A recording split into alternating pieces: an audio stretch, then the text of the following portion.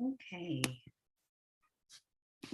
I think I'm in the wrong place. Let's try that again. But I might be in the right place. Let's see. Okay, yeah, there we are.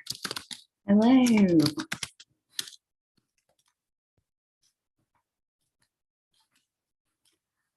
All right.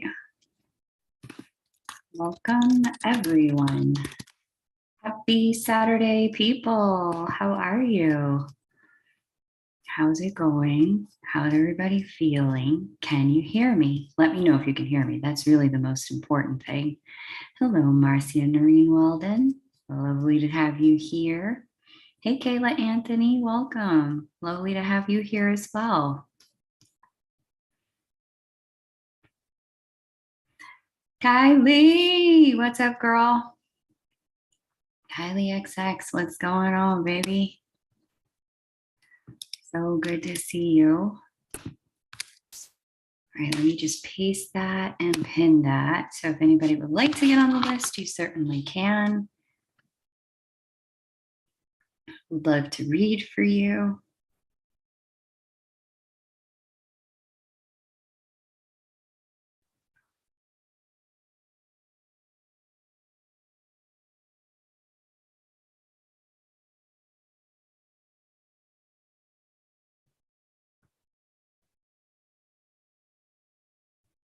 Awesome. Thanks for letting me know. Don't even get you started. Oh, Kylie, what happened? Maybe there have been some changes since the full moon. What's going on, guys?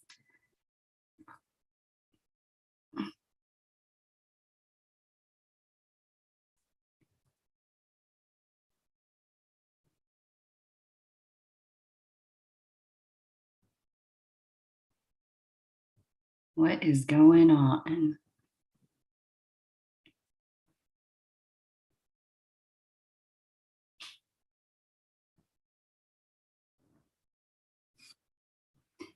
Elvin, I haven't seen you in a minute. How are you, sweetness?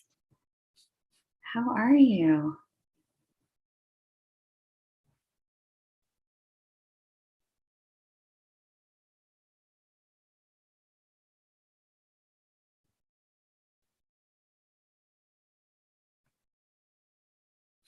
Hey, Katie, great to have you. Okay, you guys have to tell me, what was your Sagittarius full moon like? What did you guys get up to? Were there the vent? The gang's all here. All we're missing is whole glitterati, and it's a party, and maybe flour. Oh my goodness. You guys, tell me how your full moon has been. What's been going on? How have you been doing over there?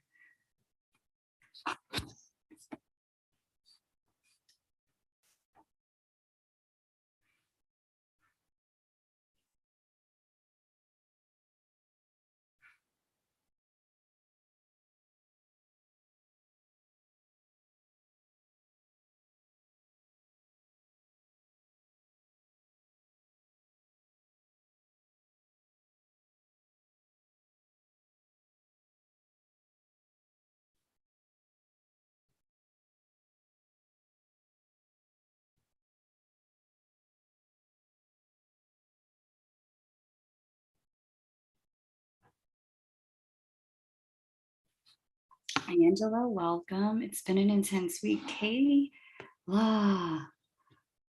what's been going on? Yes, the event. I do know.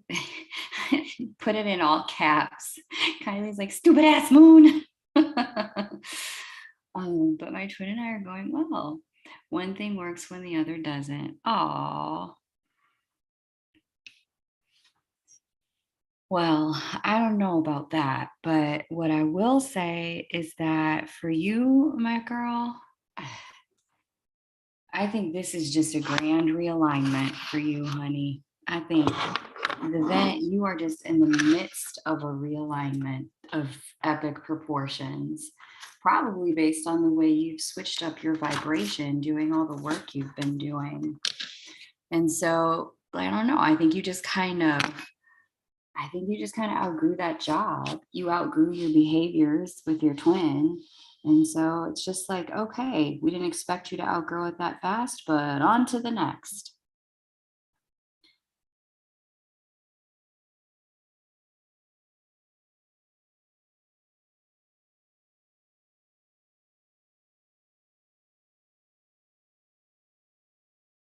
Okay, Kayla Anthony, you're on the list. I have your payment here. Thank you. What you got for the decent good news?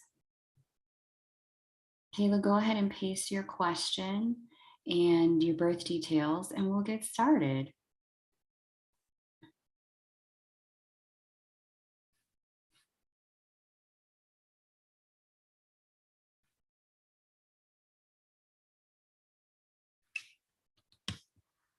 I have 2 part-time jobs. Oh, wow. I didn't realize you had a main job and 2 part-time jobs. I always had them on the low.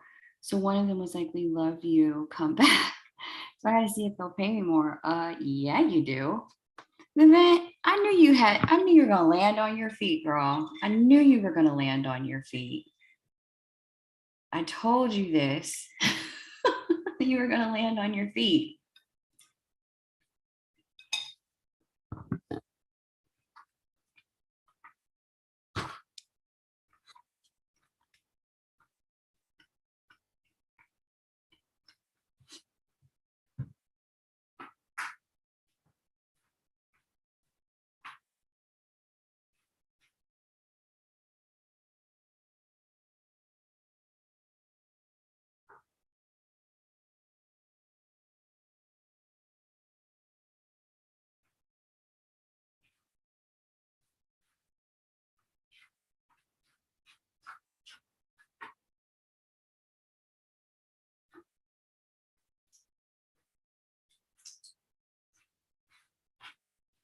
Okay, Kayla, do you have my details for me, Miss Kayla?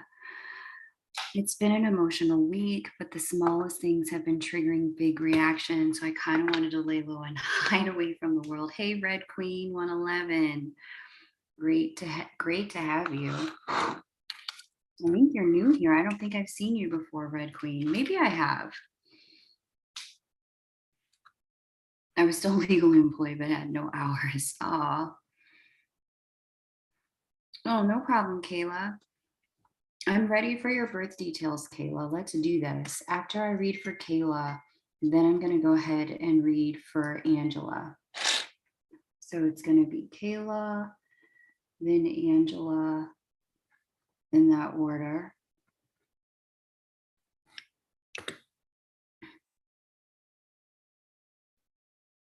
Queen of Water resigned. What does that mean she resigned? What happened to her?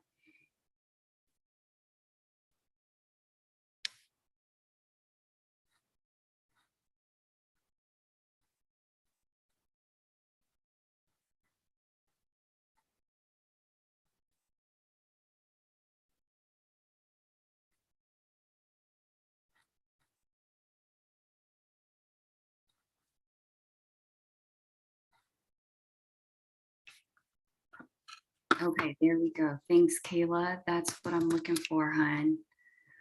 That's what I'm looking for. Let me go ahead and share the screen while I set up your chart. Thank you, my love.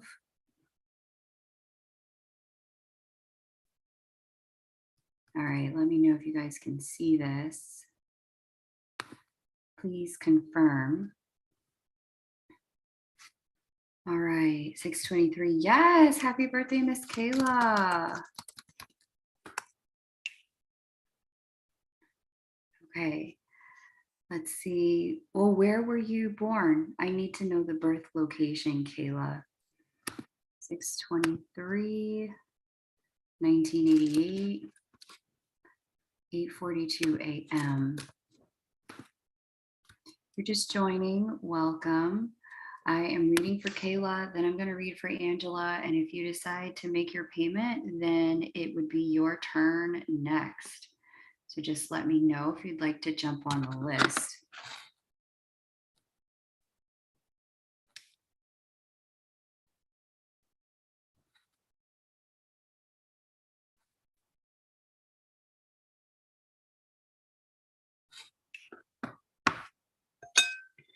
All right. Let me just see. Coming in late in the game. I'm at work when you're on. Oh, got it, Red Queen. Got it. Already has offer. Oh, Johnstown, Pennsylvania. Okay, got it. Hey, EMB, welcome. Welcome, welcome.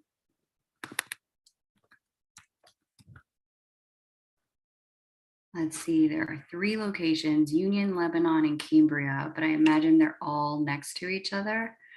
So I'm going to kind of go with Cambria since it's the first one here. If they're not all next to each other, then definitely let me know. All right. EMB, all you have to do is follow the instructions in the blue pinned comment at the top of the chat there and make your payment. And you can jump on the list. Right now I'm reading for Kayla, then I'm going to read for Angela. Okay, it is Cambria. Very good.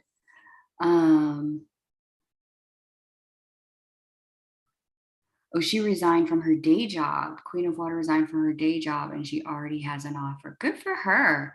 Hope she stops by to say hi today. I'd be curious for an update from Queen of Water. Okay, strong. I'd like some general advice and guidance for the strong energies right now. Okay, Kayla, let me set the timer so I don't like fly off into the wind here because I will fly off into the wind. Unfortunately, I know my ways. And I need to, try to be fair for everyone.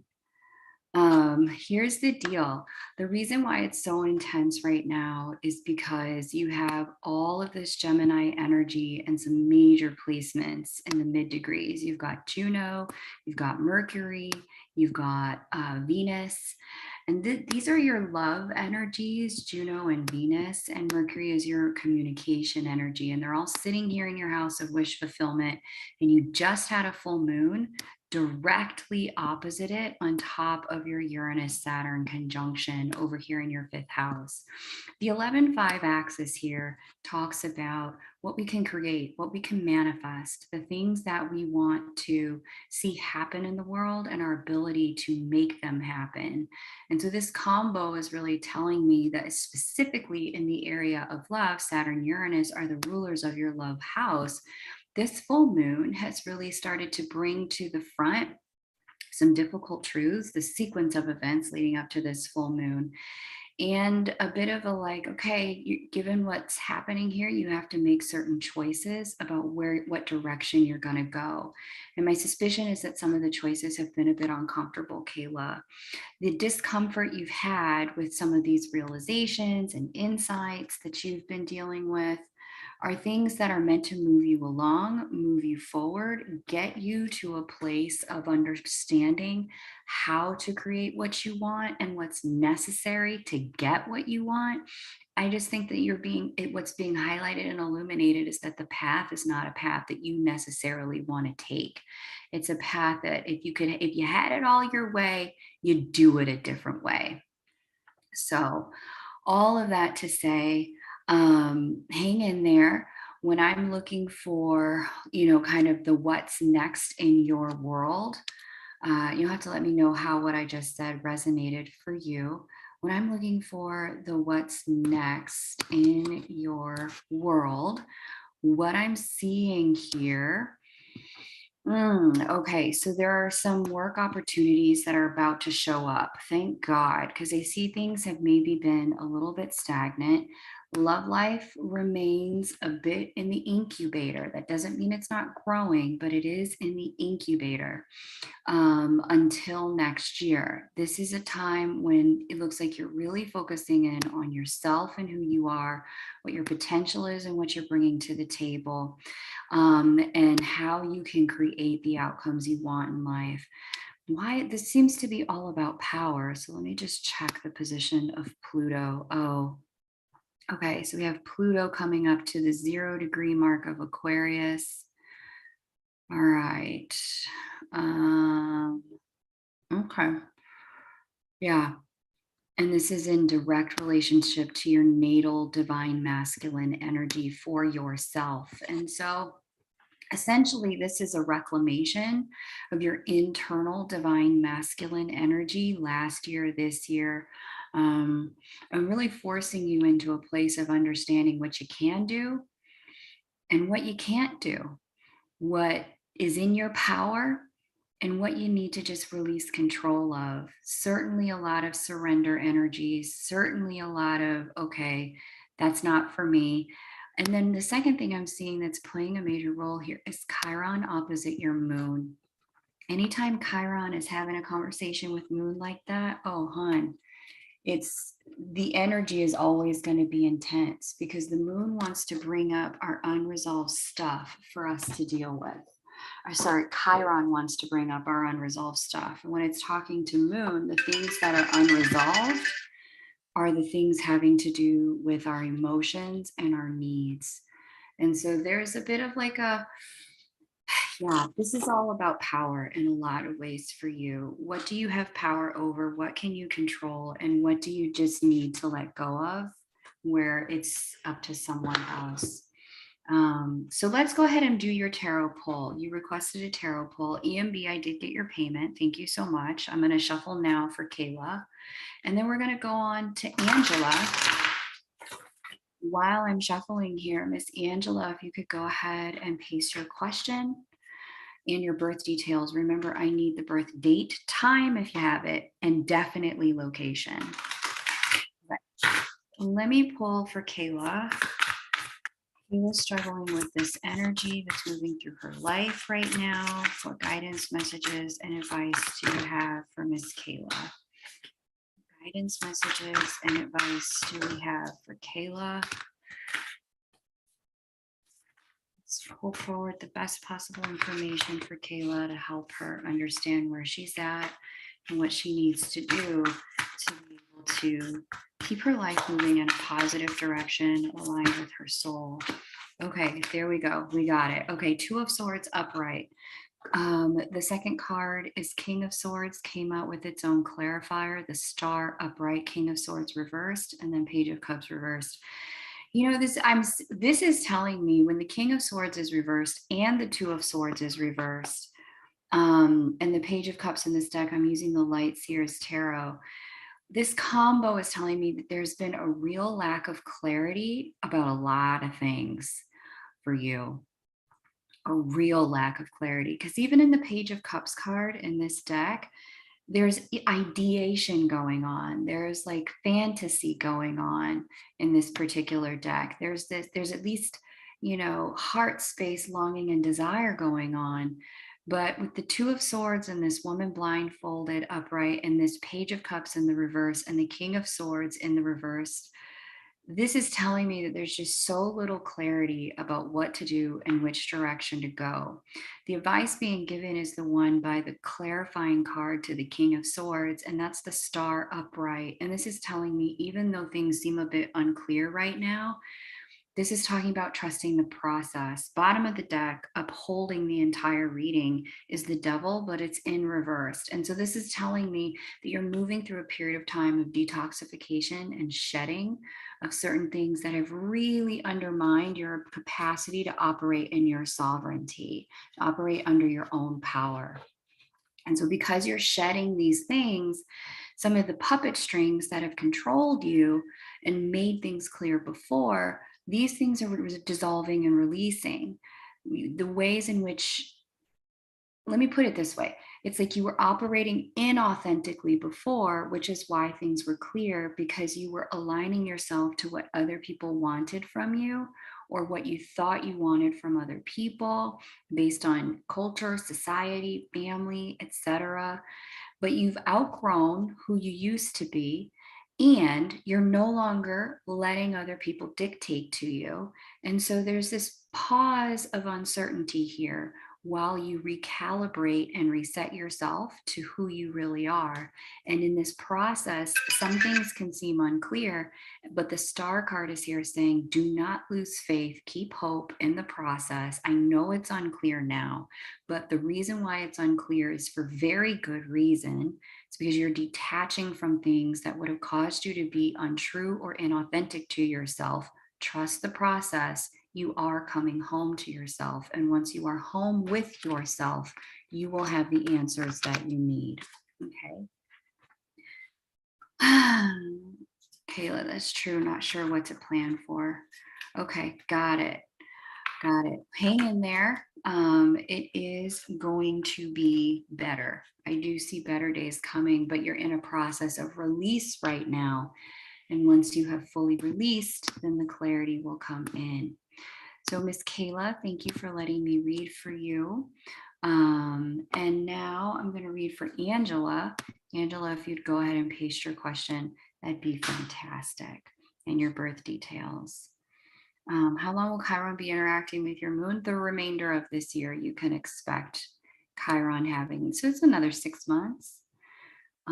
Work feels heavy. Love has been great, but it's long distance. Yeah, I see the distance there with that Saturn speaking with your 7th house. Like I said, it feels like it's in an incubation period, the love piece. The work stuff seems like it's going to start to move after you continue or finish up this release process. And it'll be even better once you get into next year. Okay, so I have EMB's payment. You went to the park to ground your energy. That's great event. I wake up literally when she starts the live. I put out my bat signal, Kylie. I put out my Kylie signal. Angela, your classes changed my world. Thank you, K Moon. Oh, Angela, I really appreciate hearing that.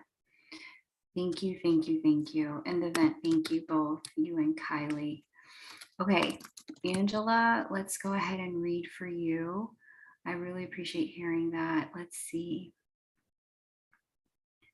Proud moderator.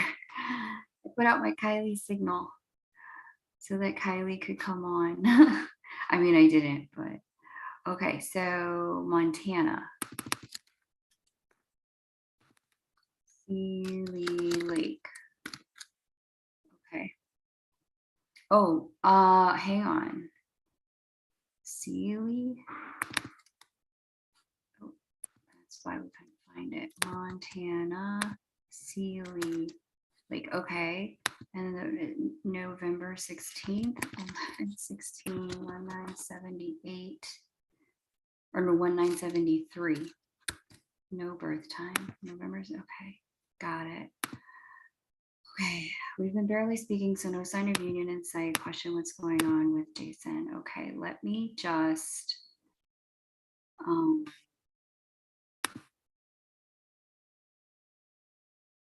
remove that. That's please never put your person's name and last name alongside all of their personal information like that, just for their own safety and protection.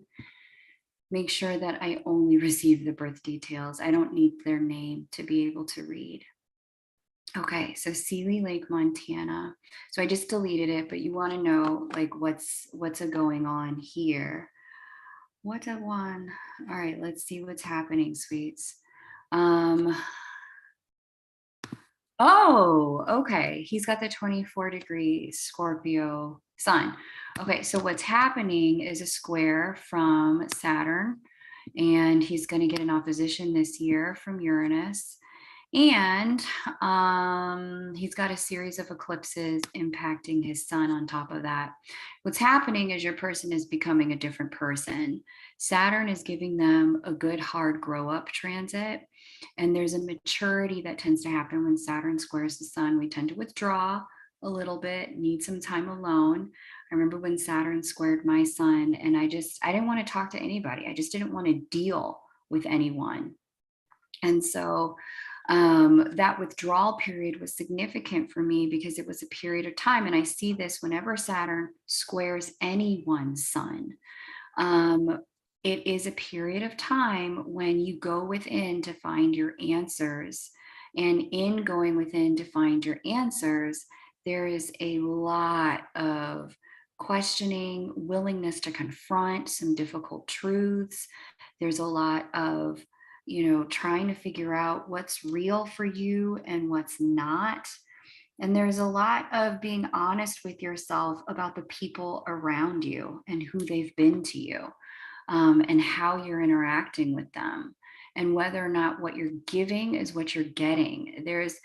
a real charge from Saturn to say, you don't have to mature yourself and mature these relationships because they cannot go on in the way that they've been going on. And with Uranus opposite his sun, he is definitely going to be becoming a different person. The height of the impact of that has not happened yet, but it will be happening as he moves further into this year. But that transformation and the eclipses are bringing some heavy hitting realities about his shadow, as the south node has crossed over his sun already and allowed him to start to detoxify some of his own shadow energy. Uranus is square his moon exact right now, and that's an electrifying period of time. When Uranus squares your moon, it's a period of time where you start to come to emotional reality about some of like how small you really are, how big life really is, the truth of what you need, the truth of what's working and what's not working in your emotional connections. This particular period of time, this is big change. I'm not surprised he's gone underground, Angela. Not at all. In fact, with these particular placements, it wouldn't shock me if you don't hear from him for a little while. With Chiron return happening, he's revisiting a lot of the wounds that have gone nowhere in his life and needing to just be present and patient with himself because they're really sensitive right now. And so, yeah, it's a time of major breakthrough and growth and major self-acceptance for him.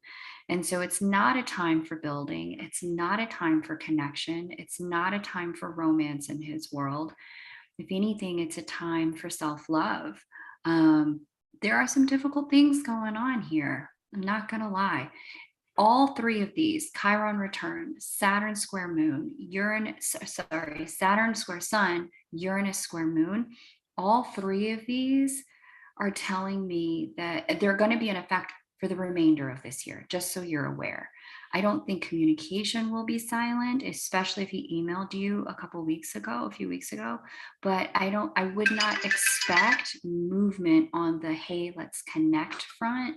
That's super deep unless you guys have already established a relationship where he feels like he can tell you anything, without you asserting your needs, your wants, your desires on the circumstance.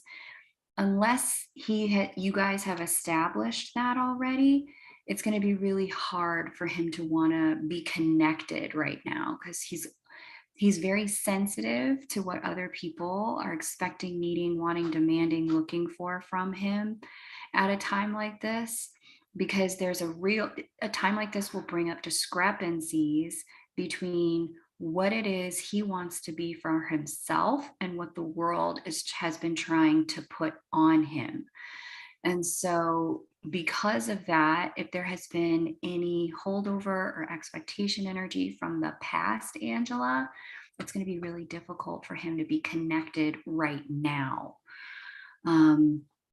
So expect that there's good. He's done that. He's told you a lot. Good. Yeah. Expect more of that kind of self-revelatory thing. If, that's what's been going on, just kind of like, it's going to sound like he's doing a life review, and it's because he is. Okay. Hey, EMB, it is your turn. So if you would go ahead and paste your question, that would be great, and your birth details. That's what I got for you, Angela. And the rest of the year kind of looks like that.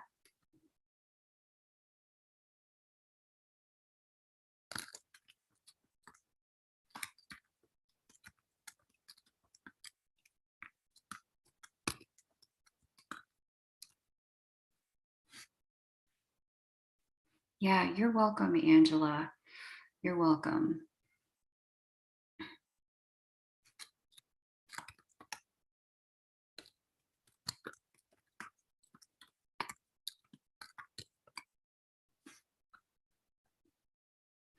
So we're going to read for EMB now.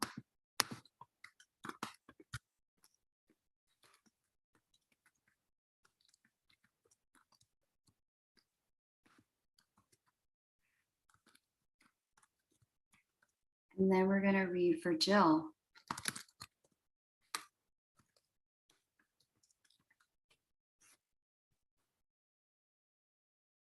Jill, don't paste yet. Just get ready, Jill. Go ahead and prepare your question. And when I call your name after EMB, then it'll be your turn. So thanks, Angela, for letting me read for you. You're going to have to let me know how that all resonates. But it's a year of really tremendous change for him. The person he was in 2021 and the person he'll be going into 2023 are two different men, for sure.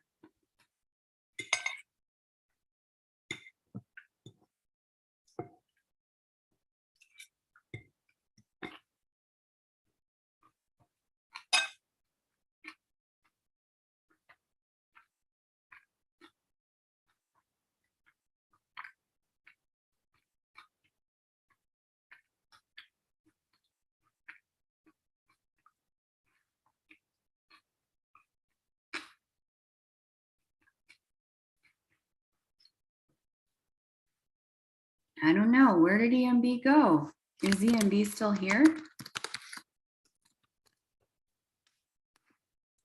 What about Jill? Oh gosh, my chewing was that loud. Damn. I was trying to make it quiet. Leftover Thai food. I had some Thai food earlier this week. I love the lunch special because the lunch special you get like an appetizer, a soup, and then you get like the meal. And I'm like, yeah, give me all the things for the lunch price so that I can have leftovers. I love ordering lunch specials because when you get the leftovers, it's always like, yes, 2 meals at a one price. Thank you. So yeah, I try to work it, but the list is open for anyone who's just joining or would like to jump on the list. You can do so. The way to do that is pinned to the blue comment at the top of the chat. I'll just repaste it for you. I can do one question, one chart mini reading for 25.25. And if you would like to go deeper than that and have me add on the information from tarot, some guidance from the tarot or from the oracle decks, I can do that for an additional $10. So it's $35.35 for both tarot and astro. Okay. You can make your payment at PayPal. You can make your payment at Venmo if you prefer. I'm good with either one.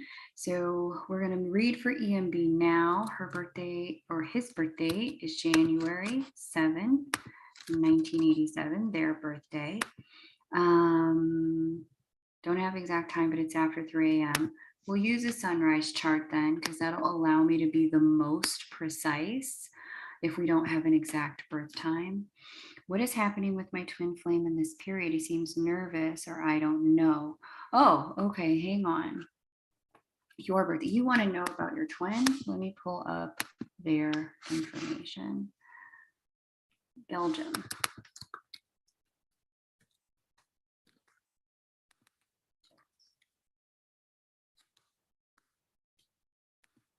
August 30th. 1987. Okay, let's see what's going on with your person, EMB. Let's take a look. Is my fork hitting the shit out of your plate? Oh, I'm sorry. It is probably sitting too close to my mic. I'll adjust that. So sorry about that, the vent. I didn't mean to hurt your ears. Okay. Here we go. What's going on with your person? He said he seems nervous at this time. He's an anxious person anyway. Yes, your person does have anxiety, Uranus square Mercury. Okay, so when I'm seeing this,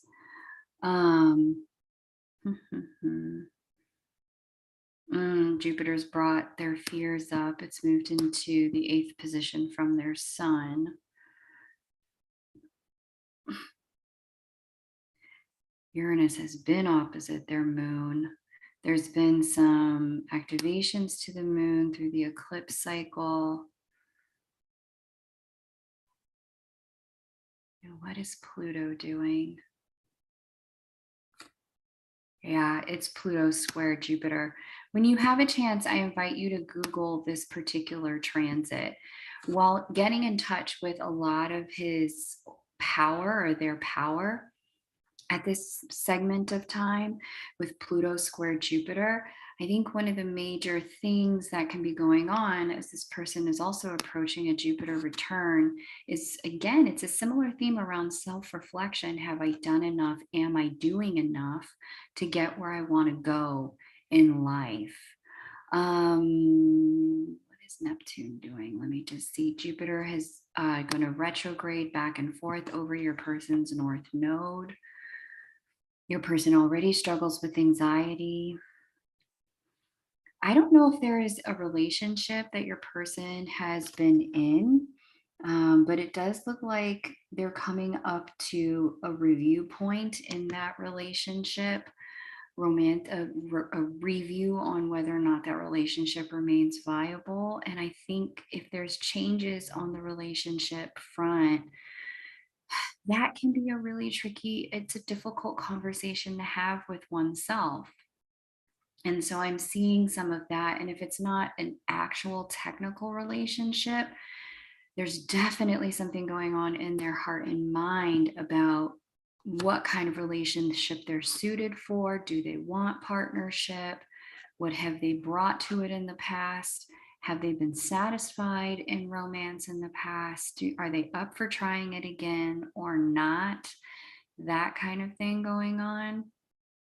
And so my suspicion with some of this is that there's just been some real, like, it looks like a lot of emotional fears in the world of relationship coming up at this time, while simultaneously a bit of like it's a small reckoning, like mini earthquakes inside, like, oh shit, if I want this, then I have to do that. It's a bit of that kind of thing with Saturn in the mix, because Saturn really does like to force us all to grow in the place it touches. And right now it's touching his Juno, his divine feminine energy, his partnership asteroid, really bringing a restoration of divine feminine energy to this person. And Saturn's also about to hit the seventh sign from their sun and oppose their sun, which is going to bring some sharper lessons in the romantic world and create some separations if there are some things in the romantic world that are just completely misaligned for your person. So it's like a energy of that's like very much the verge of breakthrough energy. Breakthrough not yet, breakthrough coming, but it's rumblings under the earth around, like, okay, what are we doing? Are we doing this? Are we not? That kind of thing. In the world of romance and emotional, like, alignment, emotional fulfillment. So a lot of growth going on for your person as well. And this, what you're seeing and what you're witnessing, is the prelude to a breakthrough happening next year, not this year. But this is what you're getting right now, is that energy of the wind up, like I said, the prelude to a breakthrough. Okay. Thank you so much, EMB. It is Jill's turn.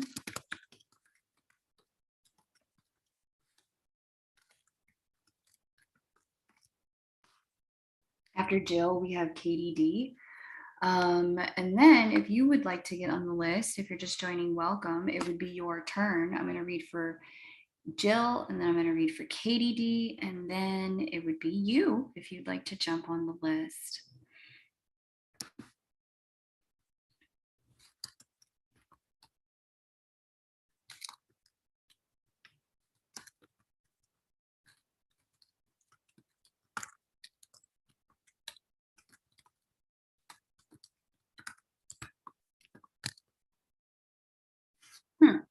Is that right, Lori? Let's see.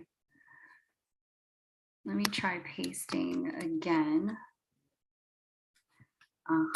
Okay, I see what's going on there. I see the issue. Try that a different way for you. Try the link in that, in what I just pasted for you, hon. I think you'll be able to find it there.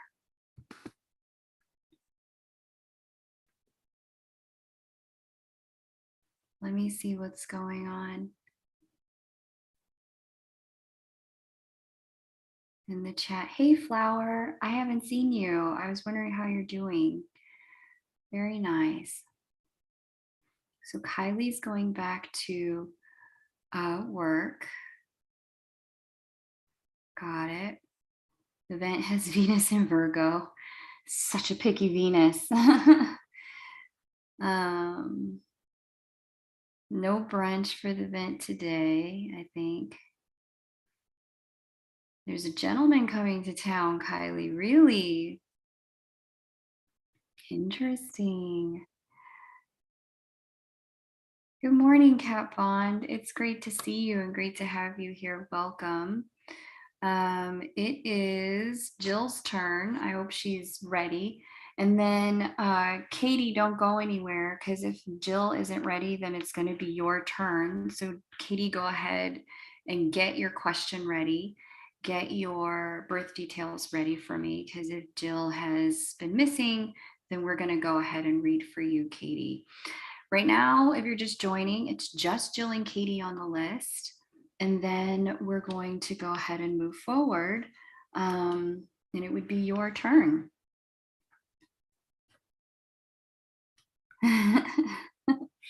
Twins of Virgo, yeah. Yeah, you can, it's funny because Venus is magnetism in a chart.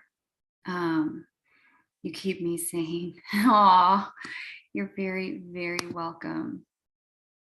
I'm glad I could keep you saying EMB. Hang in there. Hang in there. I sent a request instead of making a payment. Okay, Kate. Okay, Lori. I'll let you kind of work that out. That's too funny. And that, so Lori's gonna update her request to a payment, cancel the request to make a payment, and then we'll do Jill. I don't know where Jill went. So Katie, if you're ready, let's roll, honey. Let's go ahead and do this. Paste your information, Katie.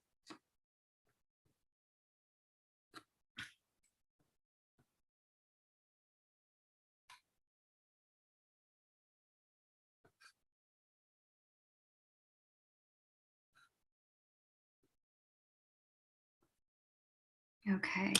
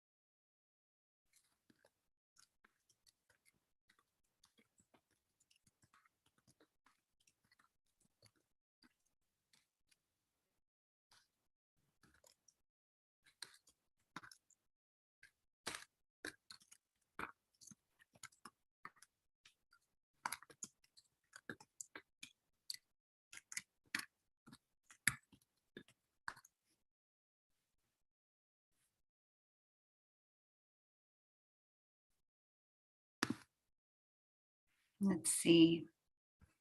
All right, let me close out of EMB's chart and go ahead and open up. Oop, what is that? Not that. I need a chart for. All right, cool. Miss Katie says, New York.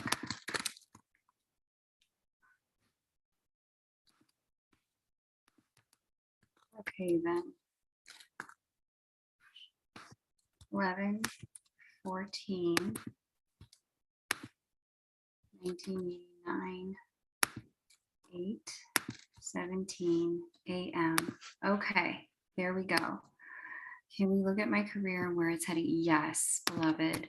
So you too have an interesting thing going on with your sun. You've got this 22 degrees Scorpio sun. And so when you have the Scorpio sun in this way, you can see the South Node transiting your sun. Your sun's got hit by a series of eclipses. And then on top of that, you've got the Saturn squaring your sun, sitting on top of your North Node, retrograding this year. You've also got Uranus opposing your sun. Because your sun is conjunct this Mercury, Mercury being the ruler of your midheaven, of your career house, a few things are going down all at the same time. Number one, I can see the reason why it feels like your career is in such transition and in so much change is because you personally are in the midst of so much transition and change.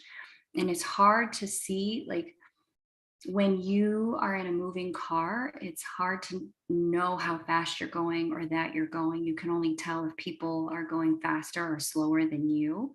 But this is essentially what's happening. Oh, what's up?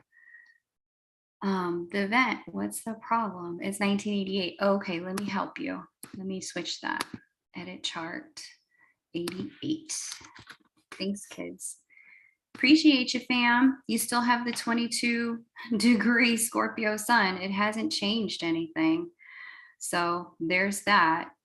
Everything remains the same. You have a midheaven that's 0 degrees Libra instead of 29 degrees Virgo. And at 0 degrees Libra, we have the Venus being the ruler. But even with that Venus being the ruler, it's these changes here to you and your personhood that are really facilitating a lot of the changes in the work world for you. This third house is thought processes and communication. This fifth house here is creativity and what you're manifesting. What's interesting, though, from this perspective and this particular vantage point is we do have Chiron opposing that Venus. And so, some of the changes are more internal. Okay, keep dragging her. Shut up, the vent. Some of the changes are more internal than external. With Chiron opposite the Venus energy, what's happening is a little bit of, am I good enough? Do they like me enough? Will this go where I want it to go? There's that internal questioning, that internal insecurity, that internal uncertainty that can come up with Chiron opposite the ruler of your midheaven. Especially when the midheaven is Venus, the two questions you're going to have is, am I good enough? Are they going to like me enough? And can I make enough money doing this? Like, I don't know if the money I'm making is going to work, if it's going to be enough. And so all of that to say, there's this beautiful energy going on here where you're reckoning with yourself, maturing yourself, growing yourself. And through this process this year, I think you're going to find that you are enough. The questioning I'm seeing you do is a bit of like, it's almost the way it's reading a little bit, Katie, is like, here's these things I want to create and manifest. Here's who I want to be. Here's what I want to do. And it's almost like you kind of like stepping up to the plate and like doing a few practice swings to prove to yourself, I still got it. And so it's a bit of that, where there's this energy of really giving yourself the permission to see what you can do, to spread your wings, to know what's possible for you if you were to really put your nose to the grindstone and really be the person that you were meant to be. And so this is a year of becoming for you, Katie, when it comes to work. And what you're becoming is the version of yourself that isn't held back or repressed or self-sabotaging due to fears or just not feeling like you're capable. Those things are going to shed and go by the wayside this year, so that in the career world you can really blossom, Katie. Let's have a look at the tarot for you. You have some questions about your work world, and I am being guided to use Friends, the Centum Muerte deck. So let's take a look at it. I'm going to shuffle for Katie. Why are y'all talking about weed? What is going on here? Lights, windows, and smoke go over. Okay. Let's see. All right. Let's go ahead and shuffle for our girl. She wants to know what's going on with work. Interesting. Okay. I'm already feeling a lot of stagnation energy with these two cards that have come out. And the final card came out with its own clarifier. Oh yeah, lots of stagnation energy. Okay. 5 of Wands, reversed. Page of Swords, reversed. Final card, the High Priestess upright with the 8 of Swords, reversed as a clarifier. This combo is telling me that there's been kind of like almost like a lack of illumination, inspiration, and insight. There's been an energy of feeling there's just, it's stagnant, it's stale, it's too routine. This energy is like, oh, Katie, this is talking about feeling like you're not living up to your potential, that there's something inside of you that you feel capable of and you're not doing it. This is in the combo of energy. What's at the bottom of the deck? Empress reversed. Okay. Yeah. So I think it's a dawning awareness that there's more in you than what you've let out of you. You like there's something in you. I don't even know if you know what the idea is. Maybe you have a business idea or an idea for something that you're not sharing with anyone, but to me it doesn't even look like the idea has fully come in yet based on this spread. It looks more like you feel like the word that I have for this when I see this energy is underutilized. Like you just don't feel like you are living up to your full potential. Like there's so much more you could be, so much more you can give, but what? That's the question.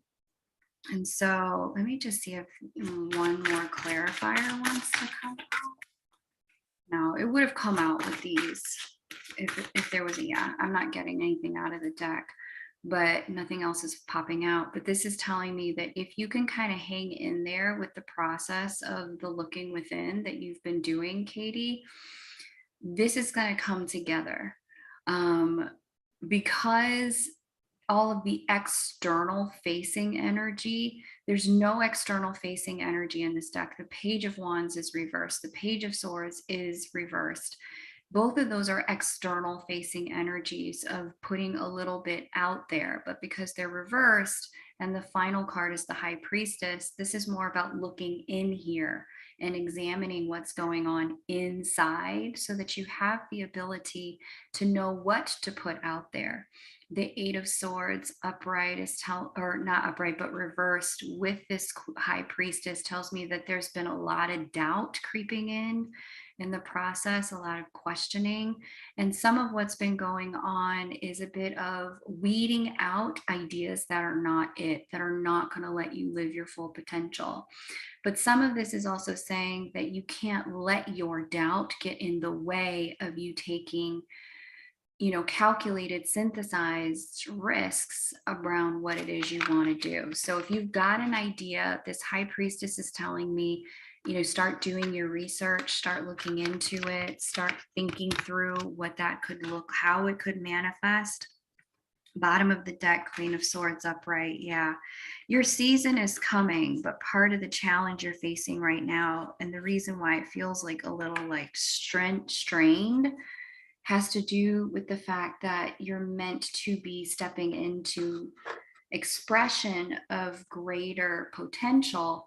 The problem is that you have to weed out a lot of the things that maybe you've been doing before that just weren't the right expression of who you really are. Okay. So, beloved, that's what I got. Let me see what else is going on here. Okay, Cat B, you are on the list. And Michelle, you are on the list. Let me see what happened with Lori. I'm not sure what happened with Lori, and I need to go look there. You have to let me know how that resonates for you, Katie. Did Jill ever come back, or did she just make her payment and dip? This is stressing me out. Let me go smoke with Flower. What are y'all doing in the chat? What are y'all up to today in this chat? I'm trying to understand. Okay, and then Lori came in right after Michelle. So Lori, I'm adding you to the list. Okay, so we have Jill, if Jill is here.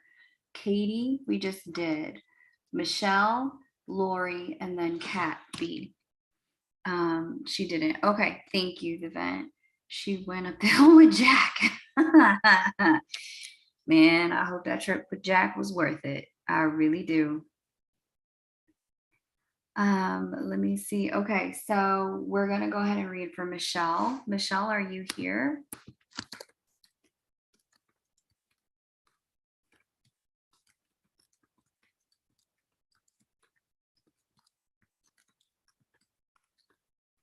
Okay. Read up important info about me and Katie was revealed. Okay, then. Oh, Jill is here. Okay, so please hold, Michelle. I'll read for you after Jill. Okay, cool. Wow, second November 14th birthday. This is crazy. Katie was just a November 14th birthday. Okay, let me go ahead and share the screen. Okay. Miss Jill.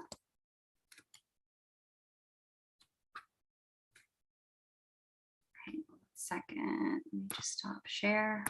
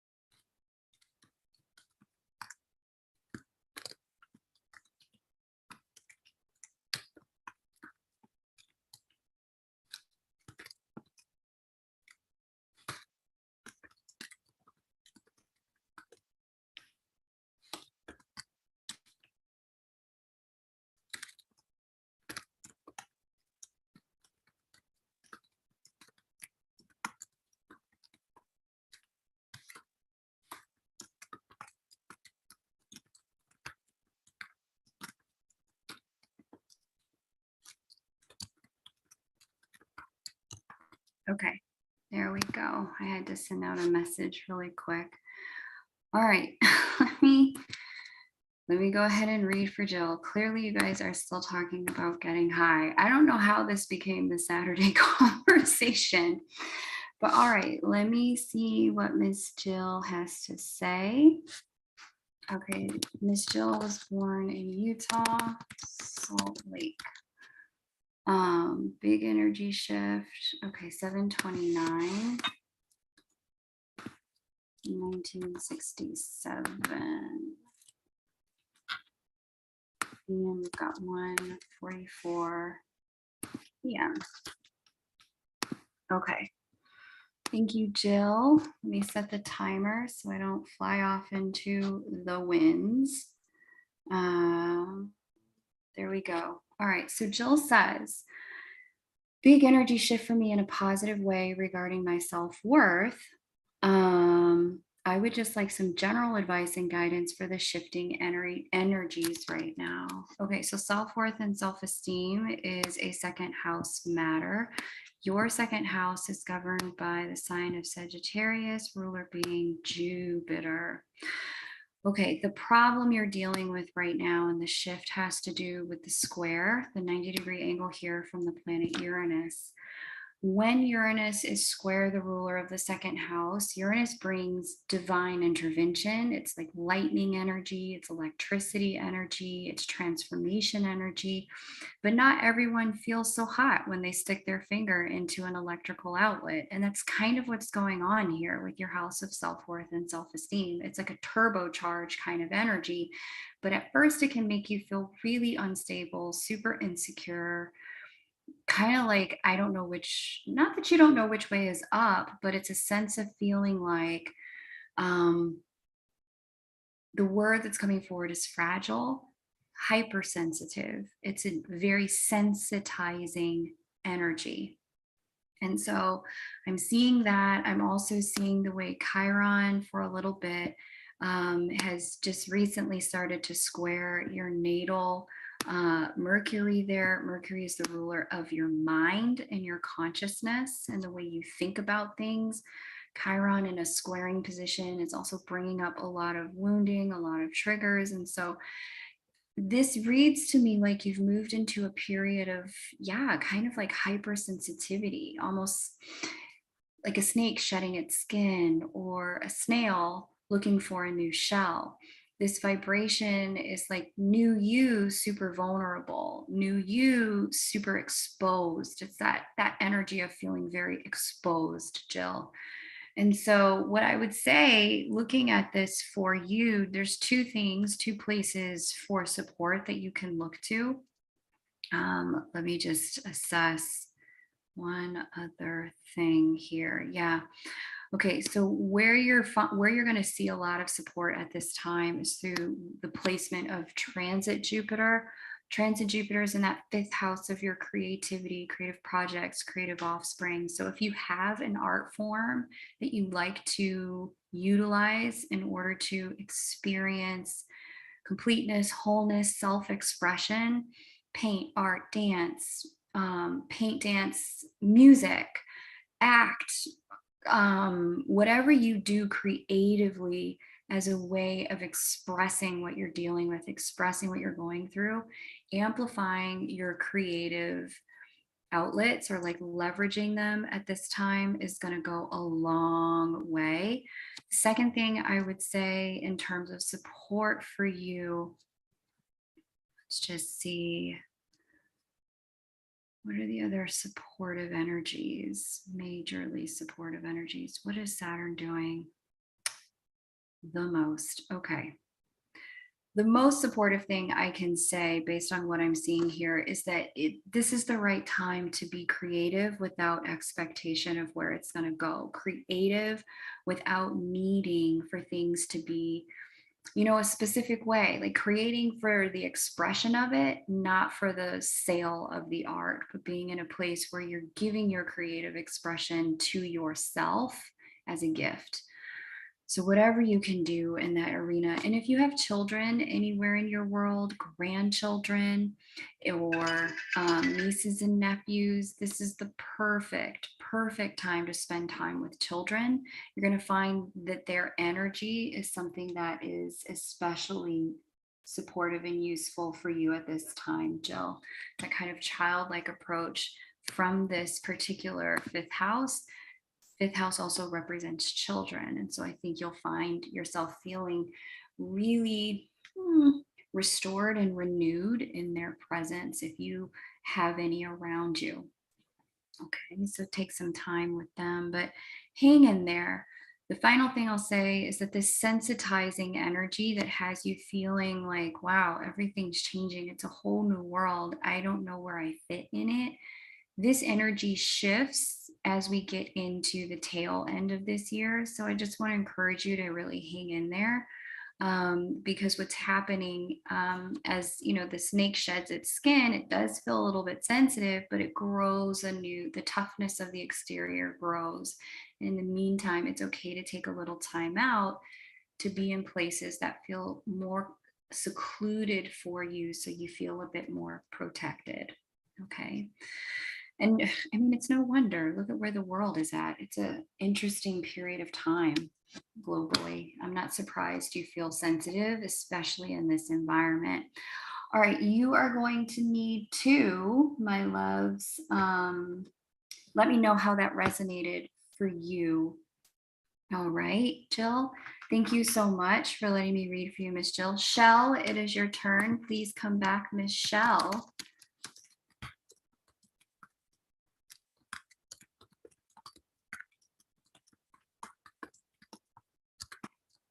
All right. And after Shell, then we have Lori, then we have Cat B. If you'd like to get on the list and you're just joining, please do.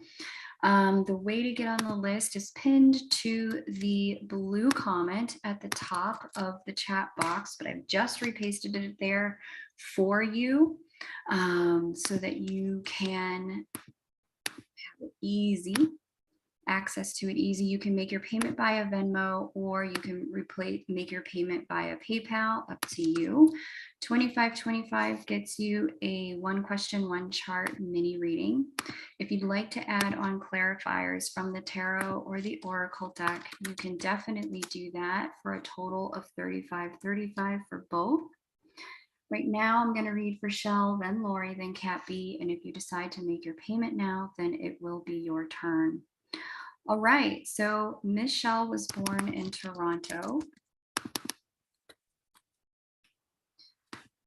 Yeah, it's interesting. I guess it is Scorpio morning. This is like the 3rd Scorpio I've read for, and I've only read for what, 6 people? 5 people? And 2 of you have been born on November 14th. This is really fascinating. I always find it interesting when little patterns like that show up in who's here. 1:14 a.m. 1972. Okay, what's coming in the love, business, money departments? All right, I can typically really only do one of those unless those departments are linked for you. I don't see that in your case. They are linked. They're not linked. So let me just see who's getting impacted the most. I can try. Let's just see what I can cover in the 4 minutes. What I'm seeing here for you in the, right, okay, I see why you're asking. Okay, so we have Saturn sitting on top of your moon. You're welcome, Jill. Thank you so much. All right, so you have Saturn sitting on top of your moon. You've got Saturn square your sun, and you've got Uranus square your moon and opposing your sun. This, wow, okay, this is a tough energy, not gonna lie. I see why you're asking. Okay, Mackenzie, I'll double check as soon as I'm done with Shell. Okay, thank you for that liberating note, Shell, because I'm seeing you move through a period of major transition. And I've seen this with everyone who is a late born Scorpio, late born Leo, late born Aquarius, late born Taurus, all the fixed signs. If you're in the 2nd month of any of those signs, because all signs are 2 months.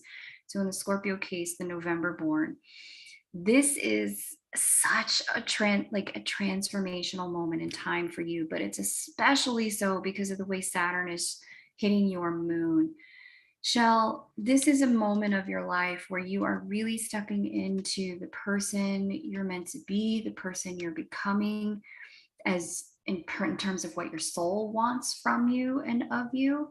It's a moment in time where there are some painful goodbyes I'm seeing here. Some painful letting goes I'm seeing here, with specifically maybe some friends, some significant women in your life are needing to relocate themselves from front row seats to potentially bleachers, or not bleachers, but nosebleed kind of seats.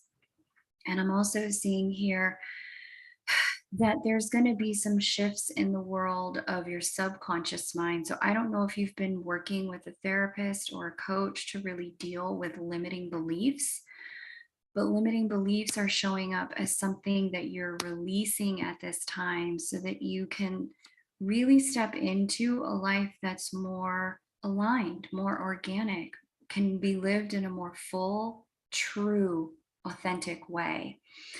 I'm also seeing with the Uranian influence, there's just Shell. It's interesting because this combo of energies is telling me that there's going to be Michelle pre 2021, and then there's going to be Michelle post 2023, and that these 2 years of time are going to so dramatically transform who you are, that in terms of what you're doing for work and what you're doing in the love arena, you're just going to be moving in different ways. And because of this, some of the people are going to need to resituate themselves around you.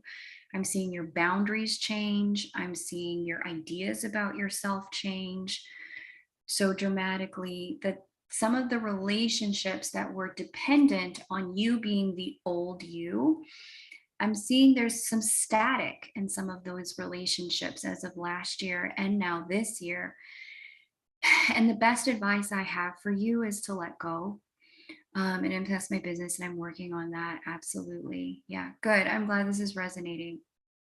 You're going to have to let, like I said, certain people, certain situations go.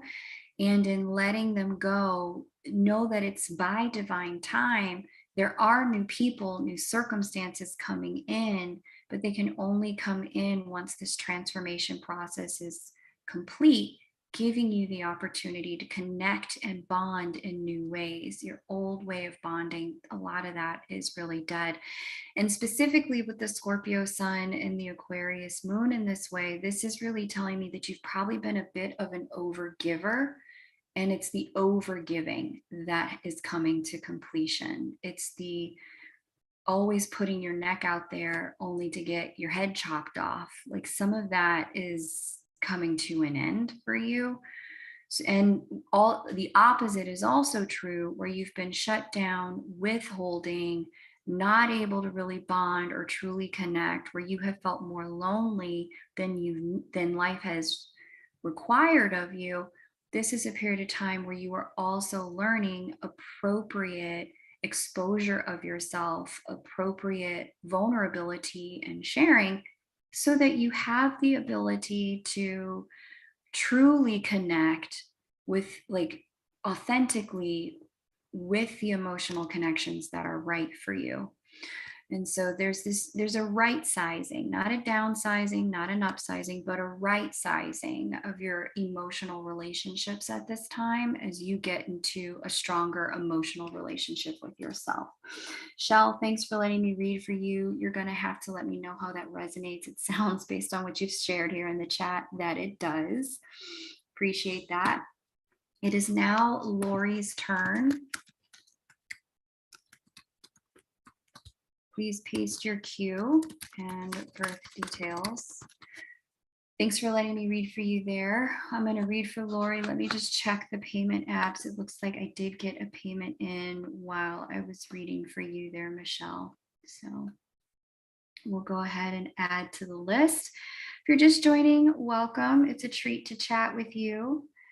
And okay, I've got Susan on the list. Susan Z.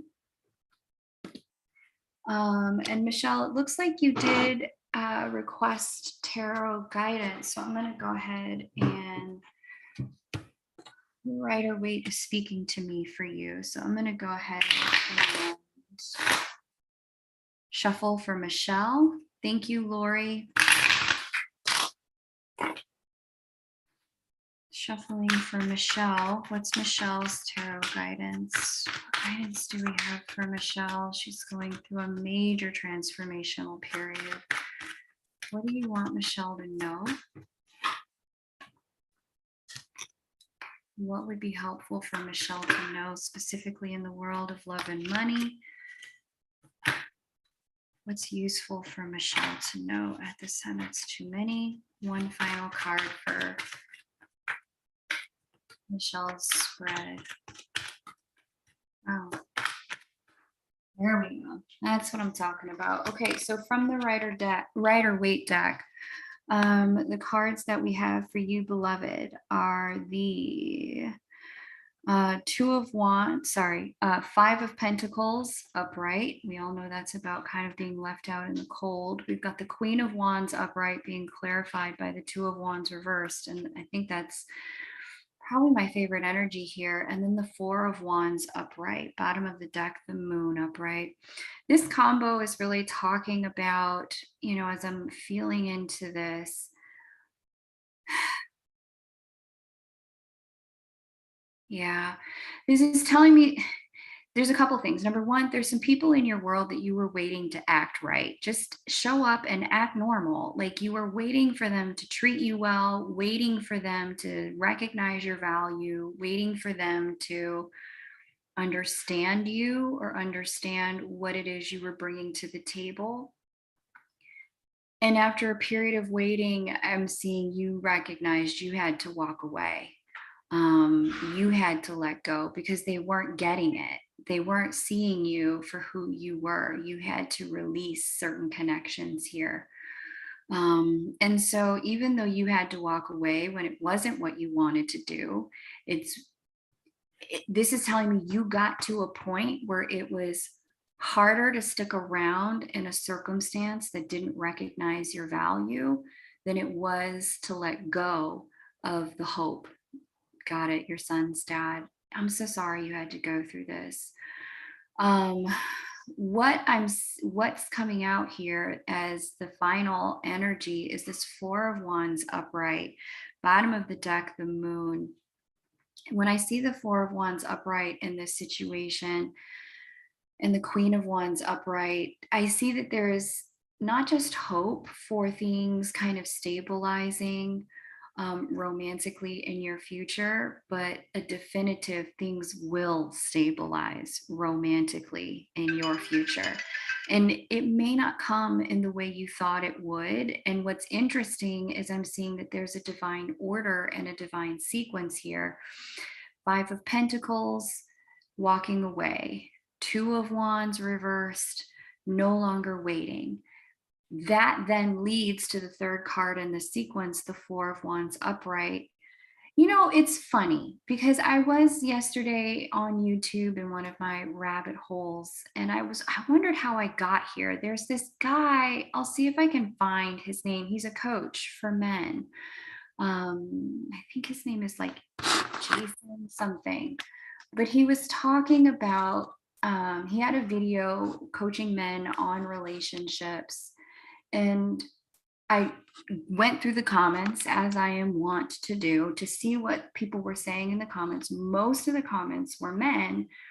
And what was fascinating to me is he was giving them advice on like how to stabilize their romantic relationships when the woman has now decided she's over it and she's walking away. What to do? What's the response? And what was interesting to me in the comments, I was like, why am I in this rabbit hole? This is not productive. And I now realize I was in that rabbit hole for you. There was comment after comment after comment of gentlemen in the comments saying, oh my God, do you think this will work? She's already told me she's walking away. She doesn't want anything to do with me. She's taken up with another man.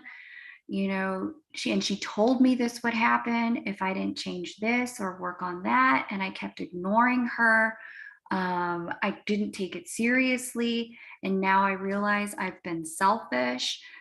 I couldn't believe the number of men who said this in the comment section underneath this video. I was flabbergasted.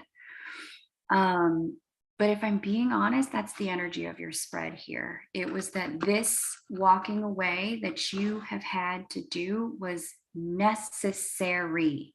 It was a necessary step in stabilizing this connection. Now, I can't say for sure that this connection is going to restabilize in a proper partnership with the Moon upright at the bottom of the deck.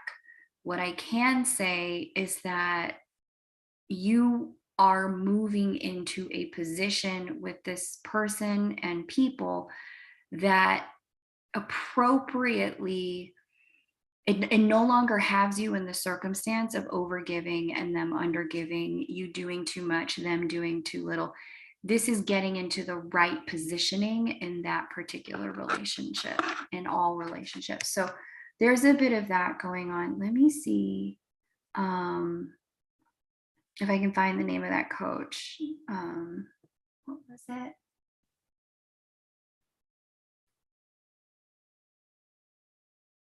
Give me 1 second, Lori. Let me see if I can find this guy. Yeah, this was his name. Jari Seti Awan. That's the coach's name. I will go have a look at some of his content.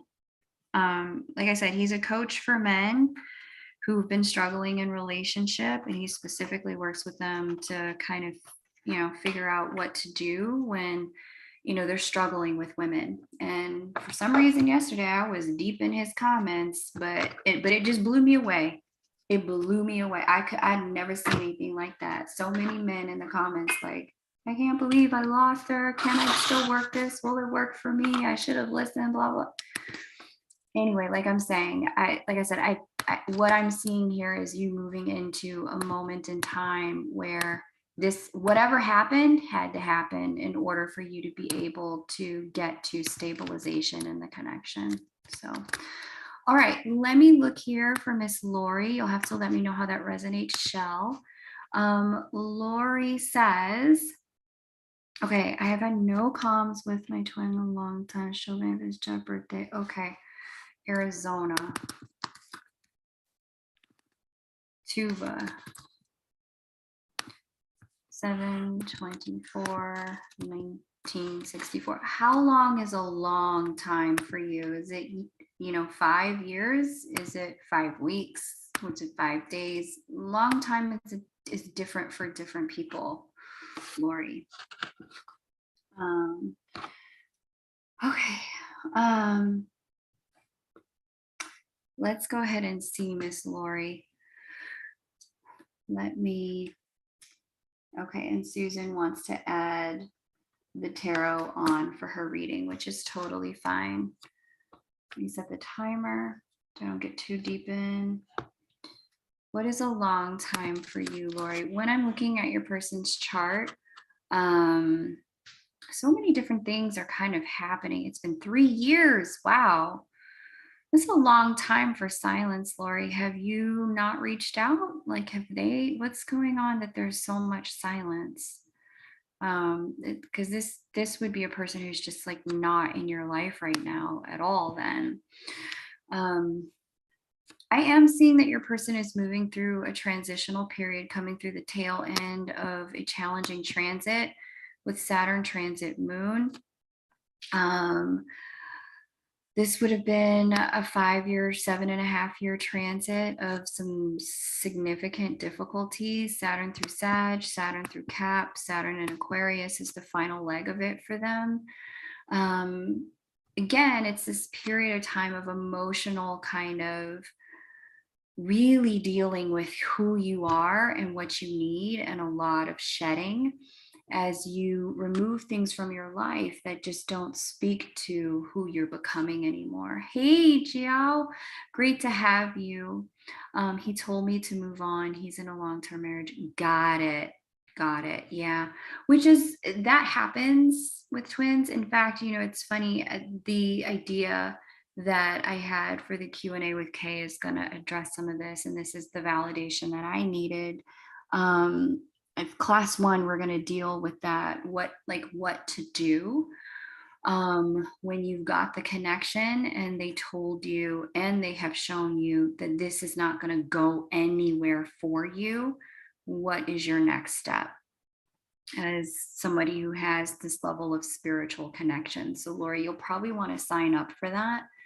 But we're going to talk about separation energies in union time periods. So all of that to say, I see your person is having that kind of like dealing with having made that decision. I see your person's also dealing with some relationship stuff with Saturn opposing their sun in this way, and they are a Saturn opposite moon person. Saturn opposite moon people tend to really struggle with coming to decisions, but once they've come to them, they do tend to stick with them. And simultaneously, Saturn transit his moon is an energy of, it's almost like a check, double check. Like, are you sure the relationship decisions are the decisions you want to make? Saturn looks for discipline and focus. And whenever you are dealing with the moon, you're talking about emotions. When you're talking about the opposite sign to the sun, you're talking about relationships. And so this combo is telling me that there's been some reckoning in the world of the choices he's making in relationship, what that means, who he is in it, what he needs, his growth and becoming. If he's told you and behaviorally has shown you, like, look, I can't make this choice to be with you in this lifetime. My choice is over here doing X. The best advice I have for you, and I'm sorry that the connection has been there, but he's actively not choosing it. I mean, clearly you're 3 years out and it's like dragging your heart in such a heavy way to be here with us today. But what this is talking about is really twofold. One, when Saturn's talking to sun and moon in any capacity, this is an integrity transit for a person. And so when a person has this kind of transit, they're really forced to do some things that force them to be whole, congruent, in alignment with themselves. And so, he's trying to figure out how to be congruent, how to be whole, how to be in alignment in, where his heart is at, where his choice and where his commitment is at. And so the one thing I can say that I always love to see when someone has said that to you, I cannot be with you, I do not choose this, and then they go away, as difficult and as painful as that is to be on the receiving end of, I prefer that the words and the actions line up so that there's no confusion on your side. Not only that, but it's a powerful thing when they have recognized, you love them deeply, you have a strong bond with them, you really have hope here, and they don't foster that hope knowing they're never going to show up at this point. That's a sign of respect. It's a sign of integrity. It's a sign of honor for what the connection is, that they wouldn't lead you to believe that something could be true, that for them at this time, in this moment in their lives, just it's not there for them for whatever reason, right? So, he is acting in alignment with this Saturnian energy that is saying, hey, act in integrity, get your words and your line, and act in congruence, get your words and your language to be congruent. Don't have these two things, be messy, because that just creates confusion for people. And simultaneously, once you are clear about where your wholeness is, stay there. Don't go, left, right, front, and center trying to poke at your own wholeness and throw yourself off kilter. Saturn talking to moon, Saturn talking to sun in the world of relationship is really facilitating that level of internal growth for him. So, Lori, my strong recommendation would be for us to actually have a look at your chart at some point. You can do it here today with another mini reading. You can actually do it at a different point in time. We can do like a private reading. I'm shuffling for you now because you did, it was Susan who added on the tarot. It wasn't Lori. Okay.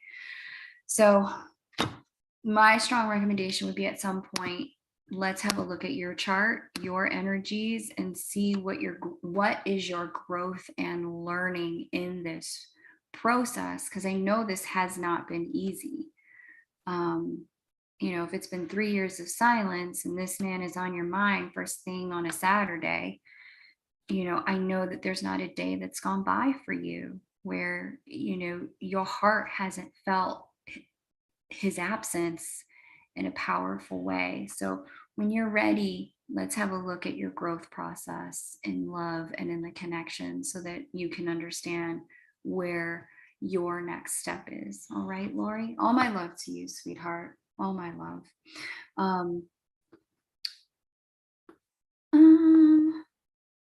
Just check the payment apps. Make sure I didn't miss anything. Okay. Catherine Bond. Okay, yes. And then Susan. Okay. Okay, Lori wants to look at hers, and then Lori is back on the list. Cool. All right, Lori, hang tight for me. Lori, I got to read the people in the order I received the payments. So cool. I'm going to read now for Kat, then Susan, then Gia. Gia, let me know if I'm spelling or pronouncing your name correctly. I'm saying Gia, but I'm not sure. Okay, cool, Lori. So I'm going to read for Kat, then Susan, then Gia, then Lori again. So Lori, hang tight, sweetheart. Hang tight. Okay, let's go ahead. Thank you so much, Miss Lori. Okay. And you'll have to let me know kind of how what I have shared resonates with some of what your intuitive guidance has been for yourself. But I mean, in all things, be true to your own intuition. Hey, Amethyst Dragonfire, welcome. Welcome, welcome. All right, let me go ahead and create chart for Miss Kat. Welcome, Amethyst. Great to have you. Amethyst says, I think I would need a full reading. Someone told me that I have been experiencing negative bad luck energy all my life because of Pluto in my chart when I was born. This has stressed me out so much. Ooh, Amethyst. Yeah. Okay, a couple of things are true, Amethyst, that I'll tell you right now. Because I'll tell you right now while I'm setting up the chart for Kat. Number one, there's no such thing as bad luck. There's no such thing as good luck. There's just your energy and your choices and what you do with your choices. I hate to say that to kind of poo-poo what that person was saying. I don't believe in luck. What happens are things that are happen. It's funny because I saw this quote recently in someone's thing, and they were saying, listen, the reality is, it's a quote from Atomic Habits, that book, which I've been dying to read, Atomic Habits. But one of the quotes from the book was, our entire lives are run by our subconscious mind. And until you can make the subconscious conscious, what's happening in your blind spots happen in front of you, until you're aware of this, what you're actually doing is moving through life and letting it happen to you. And you'll call it fate, when really what's happening is your subconscious mind is running your show. And so Pluto is a very powerful planet. I'm a very strong Plutonian person myself. I have Pluto in a prominent place in my chart. There's a lot of people here that have strong Plutonian energy as well. Kat is one of them. I'm looking at Kat's chart here. Pluto isn't anything to fear or be afraid of. So when you're ready, Amethyst, we can have a look at it.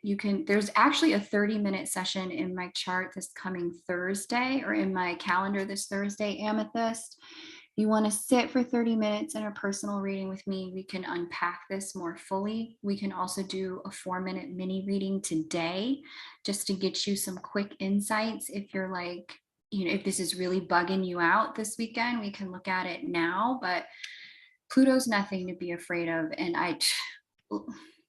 Luck is for people who don't believe in effort. And I certainly believe in putting your nose to the grindstone. And luck is for people who don't believe in their power. And I don't believe any of us are powerless. Never, never. Okay, so I just saw that and wanted to make sure that I said that to you in case you were still stressing about it. But okay, so on to Kat, my girl. Let's talk to Kat, sweetheart. Okay, Kat says, I've been finishing up my first batch of cards, woohoo, and care packages. Hey, when's the best time to launch it? You can do tarot or oracle. Let's talk about this. I love this.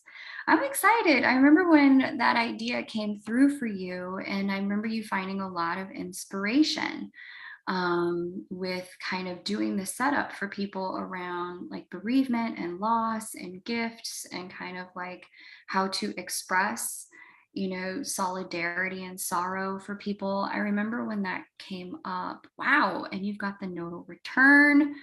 So you're moving into a new path with some new lessons in your life. It's a graduation experience for you. Very exciting. It's pronounced Yao. Okay, thank you for letting me know. From a timing perspective, I want to tell you any time this year and next year are going to be perfect for launching this. You're in a 2-year launch window that really began in March, right as Jupiter, the opportunity bringer, entered your second house of earned income, self-worth, self-esteem, value, sharing your value with the world. Once the opportunity bringer hit that house in March, you've entered into this 2-year period of time where if you choose to take advantage of this energy, you have the potential to do several things. One, there's universal energy that's just ripe for making money, that's just ripe for visibility at this time. And secondly, you have this energy that is like really opening up for the world to receive you at this time.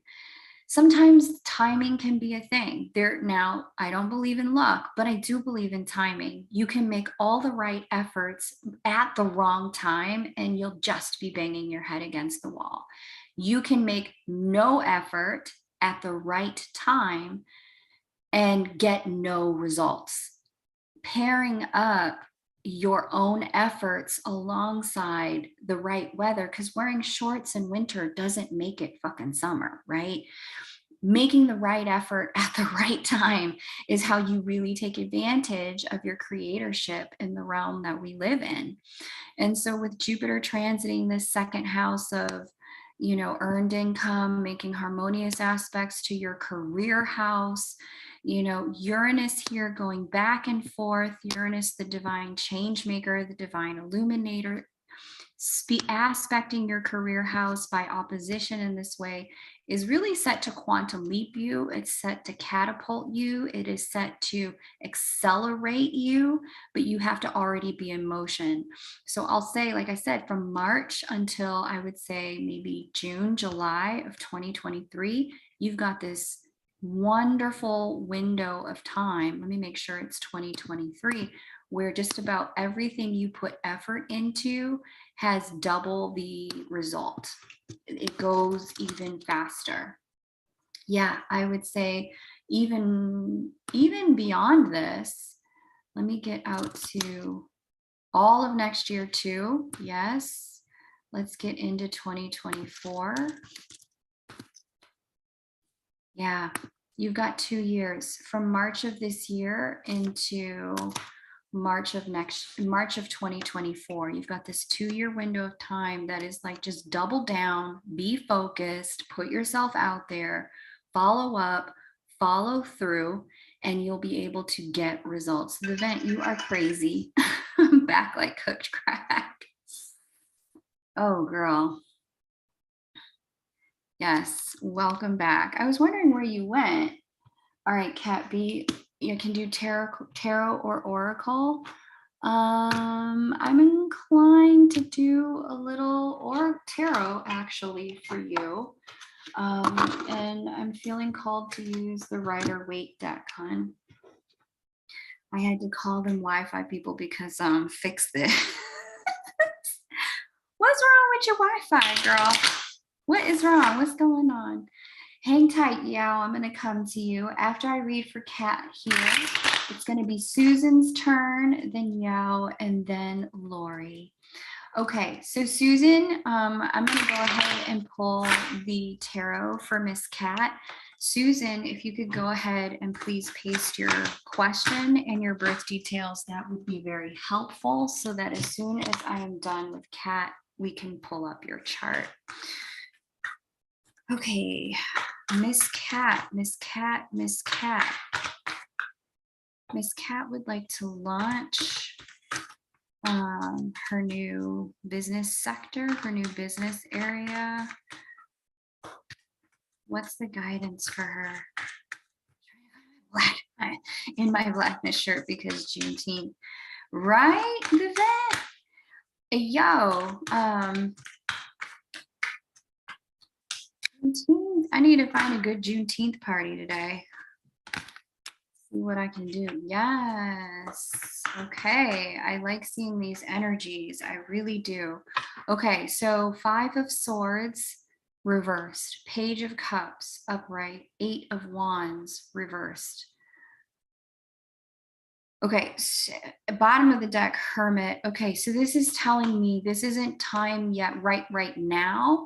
It's not time yet for full-on launch to the world. Page of Cups upright speaks of a soft launch to friends and family. This is a moment and opportunity to receive feedback, to get information from people, to among friends and family begin the process of like, hey, this is my new venture, this is what I'm working on.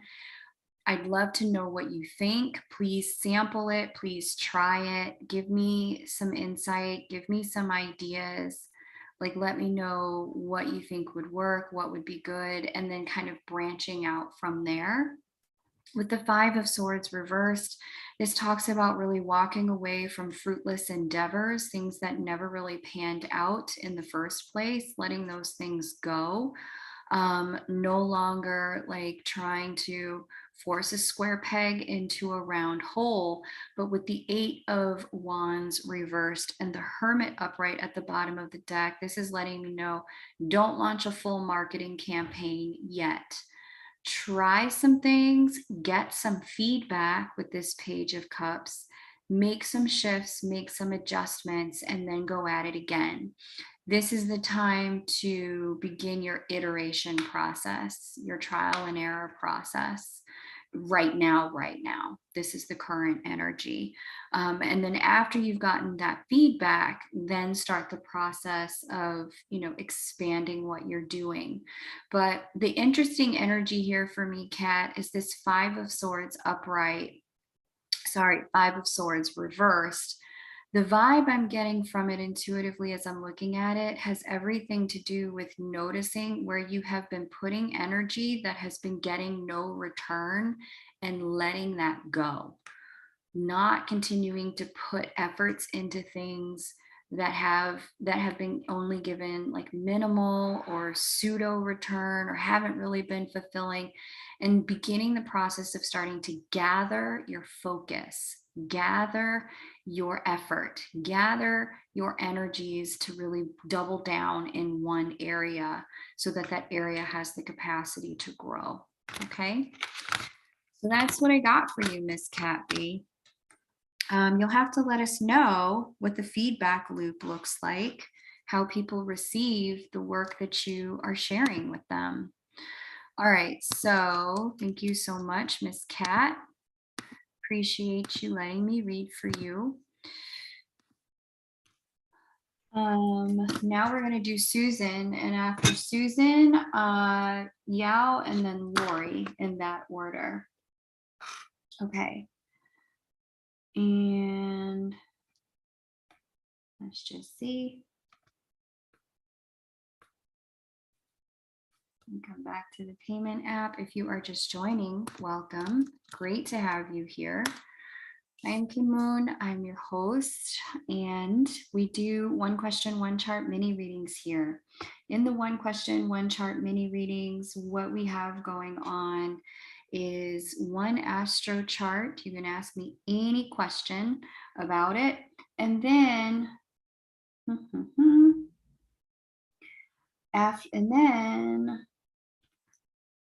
Lori 25. Okay, got it. I think I got it. Yeah, and then more. Okay, yeah. And then if you'd like me to do tarot to go with it, it's $35.35. You can make payment via PayPal or you can make payment via Venmo, up to you. I have Susan that I'm going to read for now, then Yao, then Lori, and then we'll keep moving forward.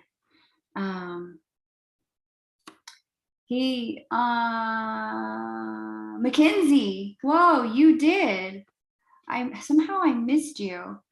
Okay, Mackenzie, is your question ready? Do you have your question here, sweetheart? Because I can do you next.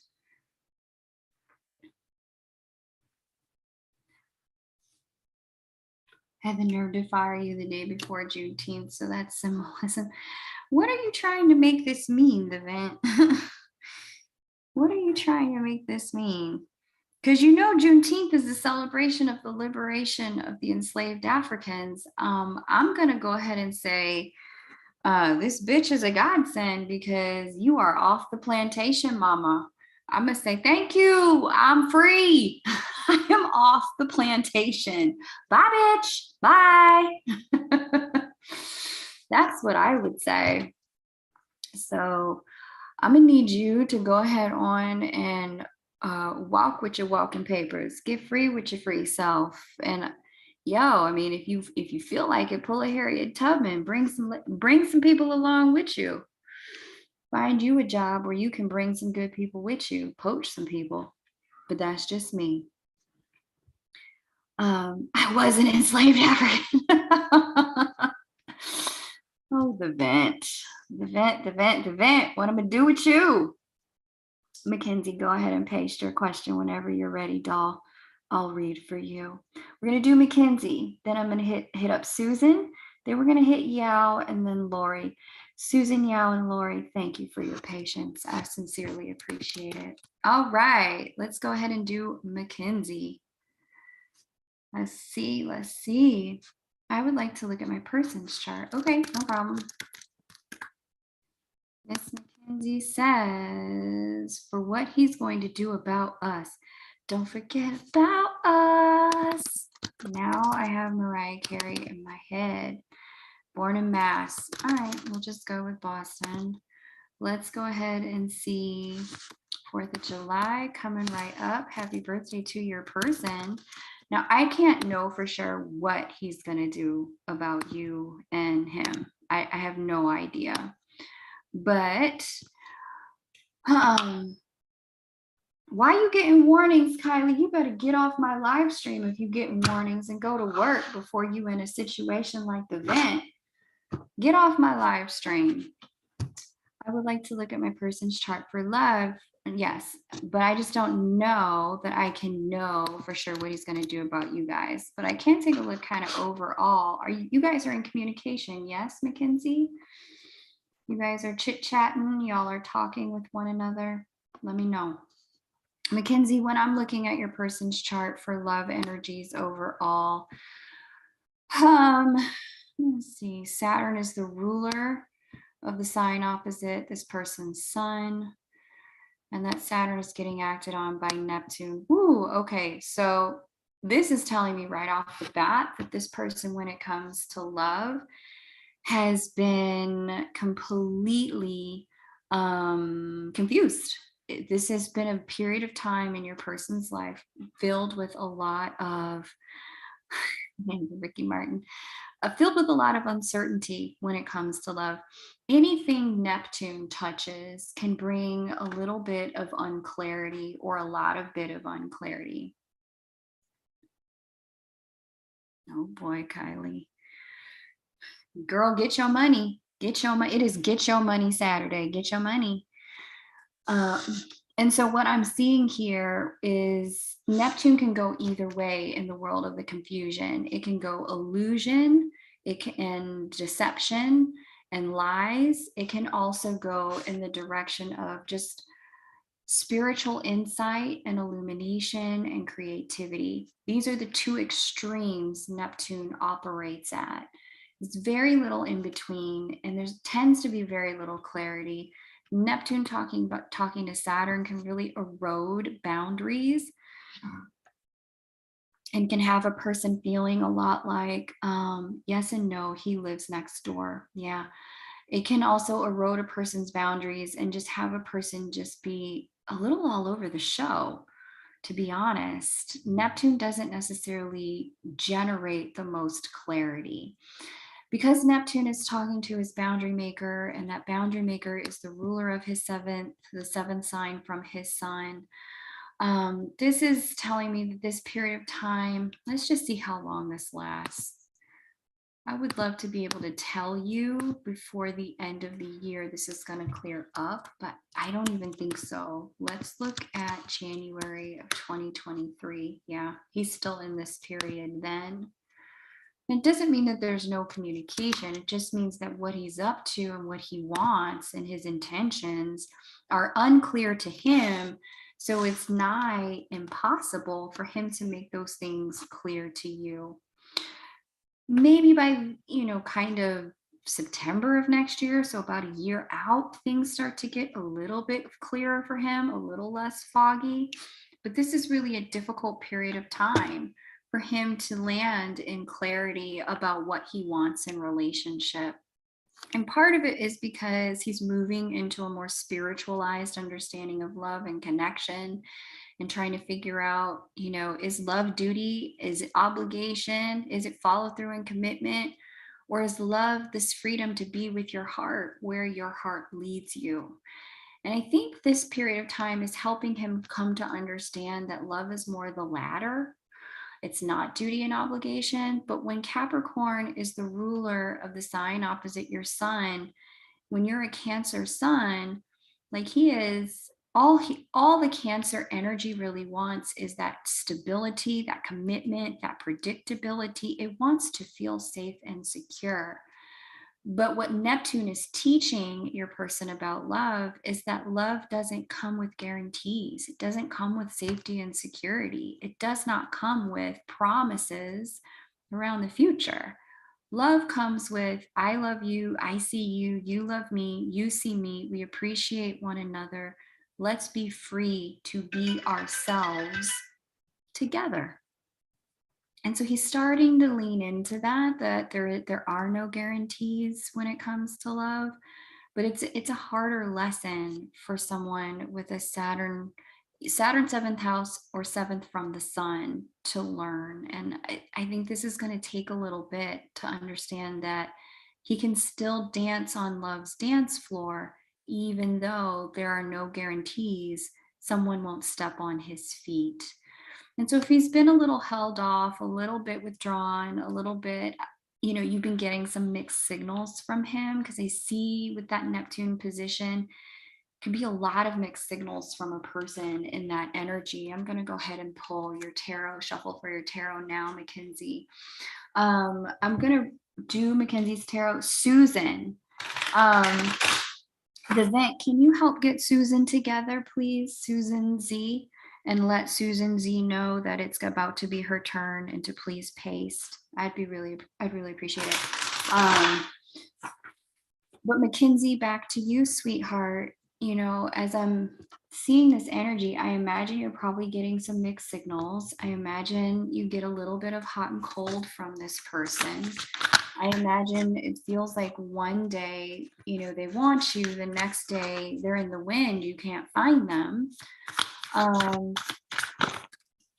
This energy is really telling me to just hang tight and let you be as consistent as possible, and give yourself whatever you need to be in the space of appreciating that this is a hard lesson for someone to learn. And there's similar for you. There's no guarantee that this is going to land in one direction or another, but both of you are going to explore vulnerability, explore connection in this more spiritualized place when it comes to love. And let love show you where this is going instead of your heads dictating where it must go. Okay, so for your 3-card spread, what I have is Ace of Pentacles upright, King of Swords reversed, Knight of Pentacles reversed. Bottom of the deck, 8 of Swords reversed. And so my suspicion as I'm looking at this, and Mackenzie, you'll have to let me know. My suspicion is he's probably told you a couple of things about where he's at and what he can offer at this time. I think the reason why it can be a little confusing with this Ace of Pentacles upright is because you do see that there is growth here. There are roots unfolding here. There is something happening here, and it's not all in your head. It's in the 3rd dimension. It is in reality. There's something growing here between the two of you. But King of Swords reversed, Knight of Pentacles reversed, I'm also seeing that he's probably been pretty clear. I have nothing to offer at this time. I appreciate that you like me. I appreciate you want to be close to me. I appreciate that you see certain things in me. But what I have on offer at this time is not what you want at this time. And so this Ace of Pentacles upright is telling me that even though that's the way he feels or the way he sees himself and where he's at, which no surprise given Neptune's action on his natal Saturn, there's still something growing here. There is still something unfolding here. There is still something moving here. And your eyes don't deceive you. You're not misinterpreting what you're seeing. This is telling me that basically there's something growing, but what it will become is something that neither you nor he has clarity about yet. It has this love, this plant, when sprouts come up out of the ground, it's really hard to be able to see the difference between, cilantro and parsley. They look kind of the same when the shoots first come up. And this is where this connection is the shoots are just coming up. So, the guidance that I'm really seeing for you is to get in alignment with what he said he can and cannot do. Accept it as the truth, capital T, capital T, and simultaneously be present with the tender sprouting shoots of what is happening here, because I certainly see it here. There's something happening. Ace of Pentacles upright. In the Light Seers Tarot, this is like a plant where we see a ton of roots and just couple little small shoots in this deck. So there's something growing here between the two of you. But the thing to do isn't to question, well, what kind of plant are you going to be? Because if you're not going to be a King of Cups upright plant, then I don't want anything to do with you. The thing to do isn't to do that, to say, tell me what kind of plant you're going to be, otherwise I'm out. Skip that. The other thing to do isn't to overwater it. Grow faster. Why aren't you growing fast enough? Don't do that either. Instead, just be like, okay, so right now you say, okay, you can't do that. No problem. No problem. The reality is he doesn't even know if he's going to be cilantro or parsley. So how can he tell you? And so in the meantime, just kick back and relax and enjoy the fact that something is growing, and in time, you'll be able to see what that is. That's the guidance there. All right, Miss Mackenzie, thank you so much for letting me read for you. You'll have to let me know how that resonated. Now for Miss Eli and Ben's world. Yes, he says one thing, but I feel something else. No problem. It's giving Violet C and what did I miss? You guys are so funny. I know a lot of things about parsley and cilantro, okay? Don't get into my plant knowledge. My plant knowledge is sufficient. I know they look the same when they coming out the ground. Okay, let's see what Susan's got for us. Thank you for your patience, Susan. After I do Susan, I'm gonna do Yao or Yao. Yao, if you could get ready, please. The way Susan was ready the minute I called her name, she had the information for me in the chat. Get yourself ready, Yao, and as soon as I call your name, I will be with you to read for you. I'm going to read for Yao after I read for Susan, and then I'm going to read for Lori. And if you're just joining and would like to get on the list, you certainly can.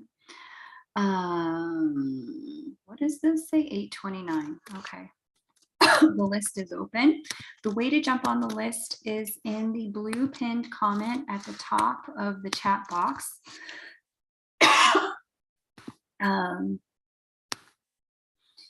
You can make your payment via PayPal or Venmo, and I'll add you to the list. And if you have any questions, you can always ask one of the moderators if you get stuck. Welcome and happy Saturday. Let's see what's going on here for Miss Susan. Susan says, I've been feeling stuck and lonely a lot. I'm sorry to hear that. Yesterday, I pulled a tarot card and said, take a nap. What is going on? I don't know. It sounds like you're tired. Maybe you need a nap. I like tarot cards that tell me to take a nap. I do not need a tarot card to tell me to take a nap. It's really unfortunate. What's going on here is Pluto conjunct your moon. What's also going on here is Saturn opposing, good God, your creation goddess, your natal Pluto, your Vesta. All right, Saturn out here doing the most, I see. What else is going on? Great. So much freaking fun. Uranus opposite your natal Saturn, 180 degrees.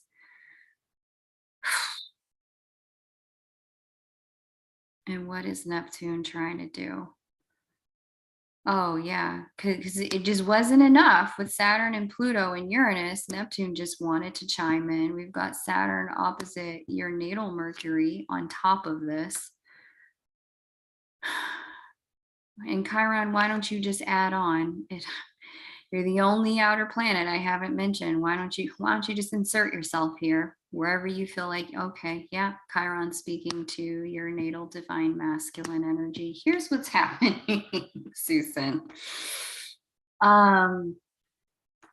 This is really talking about a season of growth, transformation, and change, where you are specifically coming into greater contact with your power. That's Plutonian energy.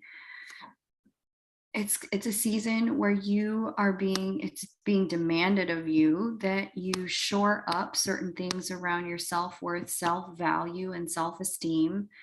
With Saturn entering your second house and moving through the sign of Aquarius, there's a real, like, you cannot overgive anymore. And this is one of the shadow sides of the Aquarius Leo energy. Leo can give to get. Aquarius can give because it's the right thing to do, but then can overdo it and then end up depleted. Aquarius and Leo are two very, very generous signs, but with Saturn opposing all your Leonine energy and stationing itself in your house of self-worth and self-esteem, you're getting some real tough lessons right now around the fact that you cannot afford to overgive. You cannot afford to be in a place where your resources are depleted. This is a period of time where if you give to anyone, you need to be giving to yourself, Susan. And that's like it. I'm also even seeing, because Leo can represent kids. I think I remember you have some kiddos at home. This is one of those periods of time where I am seeing there's a bit of kind of like supporting their independence that needs to go down. you know, giving them the support they need emotionally to feel strong and capable, but not really stepping back from doing it for them, you know, cutting up their meat for them, brushing their teeth for them. This is a period of time where you're going to really be asked, you know, as a mom with Pluto sitting on top of your son and Saturn opposing your creation goddess, this is going to be a period of time where you're really being asked, like, look, they're going to learn how to ride these bikes, but you cannot prevent them from scraping their knees. It is just part of learning how to ride a bike. And I don't see that you're a helicopter parent in that way, but I do see that you can be a very generous person. And so it's going to be important to let the people around you, including the kiddos, learn some things while under your protection without you protecting them from learning. Okay. So there's some of that going on. There's a lot of other things going on that I can't really get into because there's so much of it. We didn't even get into Neptune. We didn't fully get into Chiron. We didn't have time to get into Uranus. Like everything that I'm seeing here, Susan, is enough for me to have a full 30-minute reading with you. To really break these energies down and how to work with them given the specific challenges that you're seeing in the way that these energies are playing out. So if you want to sign up for that, then by all means, I fully encourage it. But otherwise, I would say the main takeaway, Susan, that seems really, really important for you at this time is if you're giving anywhere, be giving to yourself. If you're generous anywhere, be generous with yourself. And know that the more you come from the place of a full cup, the easier it is for other people to empower other people to fill their own cup as well and not look to you to rob from yourself just to give to them. And that's only some of what I'm seeing here. There's other stuff too, but oh, good gracious. What a time to be alive, huh, guys? What a freaking time. All right, what are our messages for Susan? Miss Susan has a lot of challenging energies going on. Let me see what the question was again. Stuck and lonely.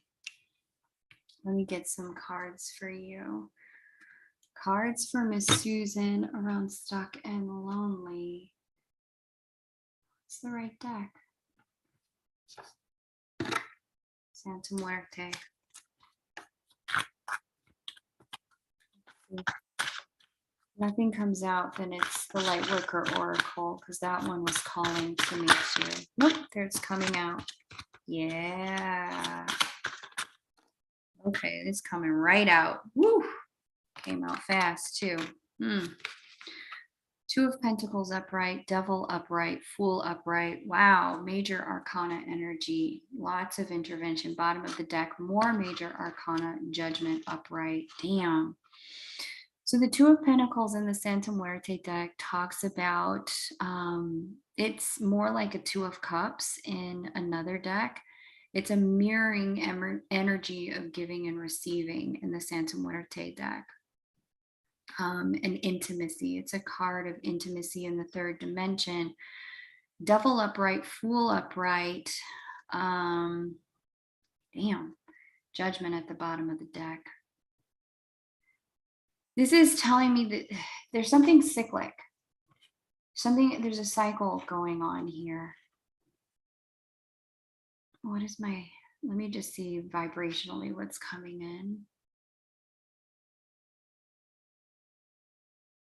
Damn. Okay. This is like warning energy, Susan.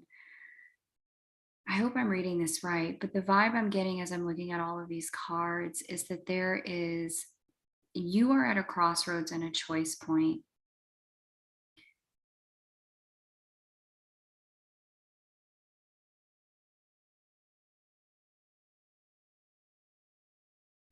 There's a cycle that you've been caught in that has had a bit of toxicity to it and some unconscious patterning to it. And this set of cards is really calling you out for your participation in the toxic cycle. And you're on the precipice of almost jumping right back into this toxic cycle with the Fool card upright, like just re-beginning the whole thing all over again with the Judgment upright at the bottom of the deck. And so this is telling me that there is a chance to change this. There is a chance to go in a new direction, because the Fool came out after the Devil. The Fool came out and is facing away from the Devil upright and facing away from this loop of giving in a way that is just not working for you. That's bringing it this toxic cycle. What is this toxic cycle?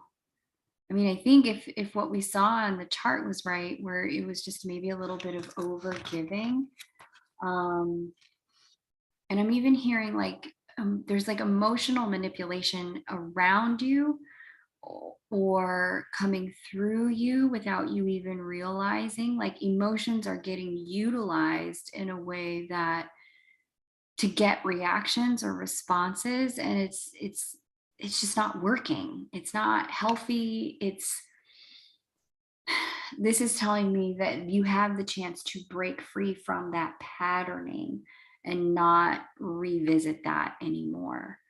Where it's like it's not even like you're being manipulative emotionally or anyone else is being emotionally manipulative of you. The vibe I'm getting looking at this is that your own emotions, your own feelings manipulate you into staying trapped in a cycle that you've outgrown.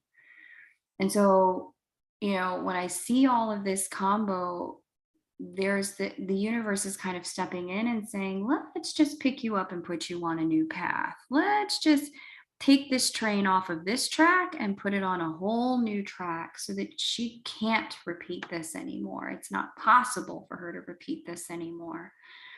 And so that energy is here, but whatever the pull is, whatever the emotions are that kept you stuck in that cycle, there needs to be some level of like self-ownership, revelation, honoring. It's because I have felt X that I have done Y.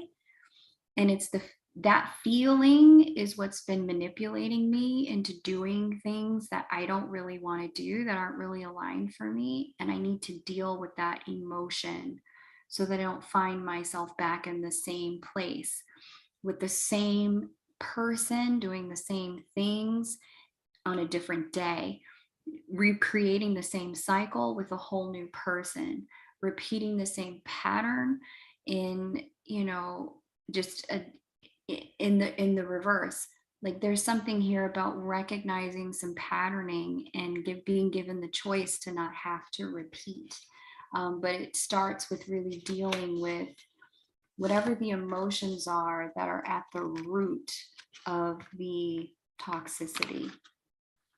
Trying to set boundaries for equal give and take. Good. Okay, good. Yeah. The problem I can see you've just been running into is that something happens then emotionally that may have you go back on your word, and have you break your own boundaries. And so what you're being guided to do is to figure out what is it that happens emotionally so that your own emotions are no longer what you trip over in trying to lead a healthy life for yourself and healthy connections. Thank you, Miss Susan. I really appreciate you letting me read for you. I hope that resonated. You'll have to let me know how it resonated there. But there's a choice point here. There's a cycle that could be repeated, or a new cycle that could begin. And I see here that you, my dear, you're at a crossroads in terms of figuring that out. Okay. Yao, it's your turn. Please, your cue and birth details. Okay.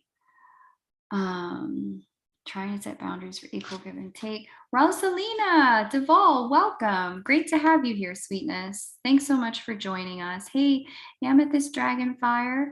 So great to have you here. The vent says, you know of Sonnet 1117. You'd really like her stuff. Not that many videos, but very genuine messages. I think you should take a look. I will make a note. I've not heard of Sonnet 1117. Okay, I wrote it down. I'll have a look. We're going to read for Yao. Kylie says she's losing her marshmallow weight. Then we'll read for Lori. And I didn't get it. I don't think any other payments came in, but let me double check. If you are just joining and you would like to be on the list, you absolutely can. I would love to read for you. The way to do that is pinned above. Let's see. 35. Okay. Rosalina has just paid for 2 questions. So we'll do Rosalina. We've added her to the list. Cool.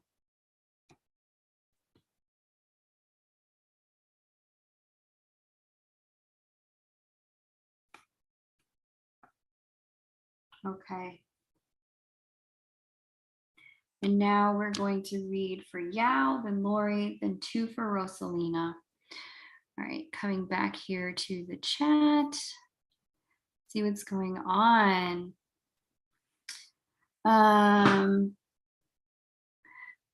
Hey, Yao. Okay, let's have a look. Let me share a screen.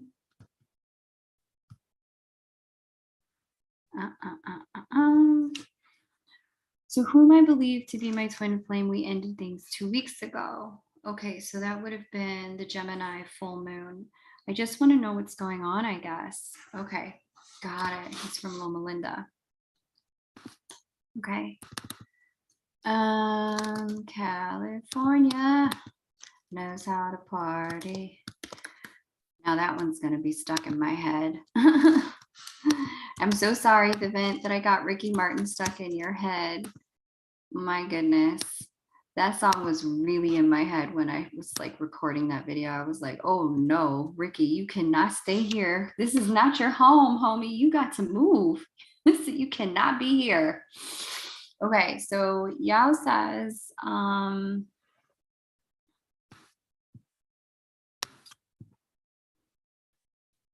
yay, and you both have soothing voices. It would be crazy if you both did a video. Interesting. All right, we'll have to see. You know, it's so funny. Over the years, I've recommended like several people who have like budding channels only for them to like disappear off YouTube. So I've realized I need to be more cautious when I expose people to my audience so that, you know, they're in a place of actual readiness. Because that's been really frustrating to recommend people and those people disappear. So you guys split 2 weeks ago at the Sag full moon or the Gemini new moon. Gemini in your person's chart is a bit of the first house, and it was at the 12th degree. What's going on at the 12th degree? Nothing. Okay. So let me just go back in time then. Let's just go back to the first week.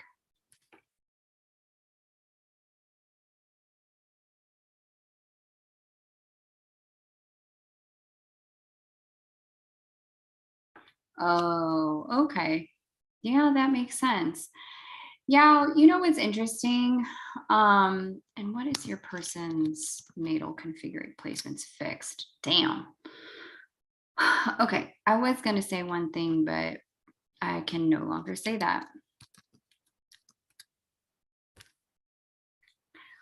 What seems to be going on is your person is going through a series of changes as the nodes cross over his Pluto Sun opposition, and speak to some of his lessons and his growth and his journey. I'm also seeing Saturn square his sun. And so, like I said this earlier, but I don't think you were here. The second month for Taurus, so that's the May born Taurus. The second month for Scorpio, that's the November born Scorpio. The second month for Aquarius, that's the February born Aquarius. And then the second month for Leo, I think that is shit. I don't know. Is it the September born Leo? No. I lie. What's before September? August. The August born Leo.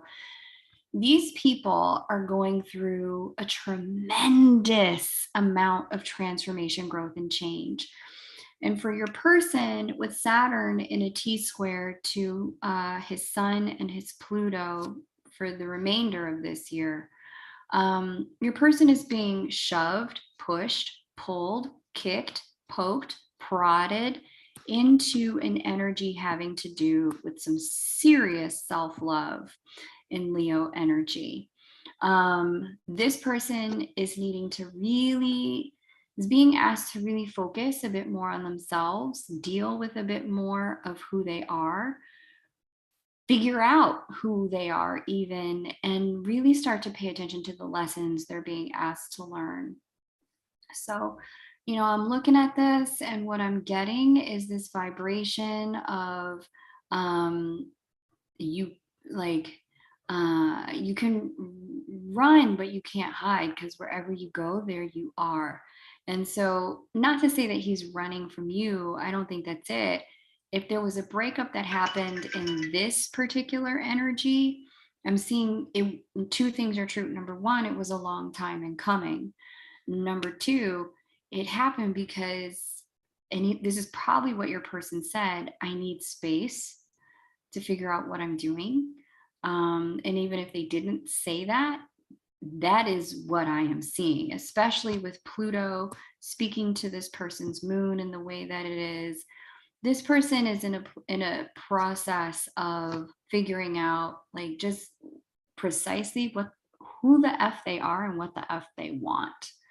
And it's just when life brings that to your door, it's just really difficult to be able to offer anything to anyone else, or for anyone else to be with you without being disappointed.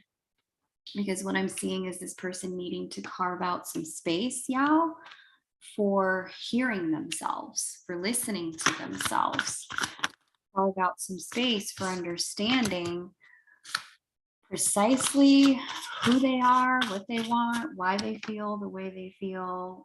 There's a lot of that kind of growth happening here. Yay, smoothie. That's like too many, but do they even make any sense?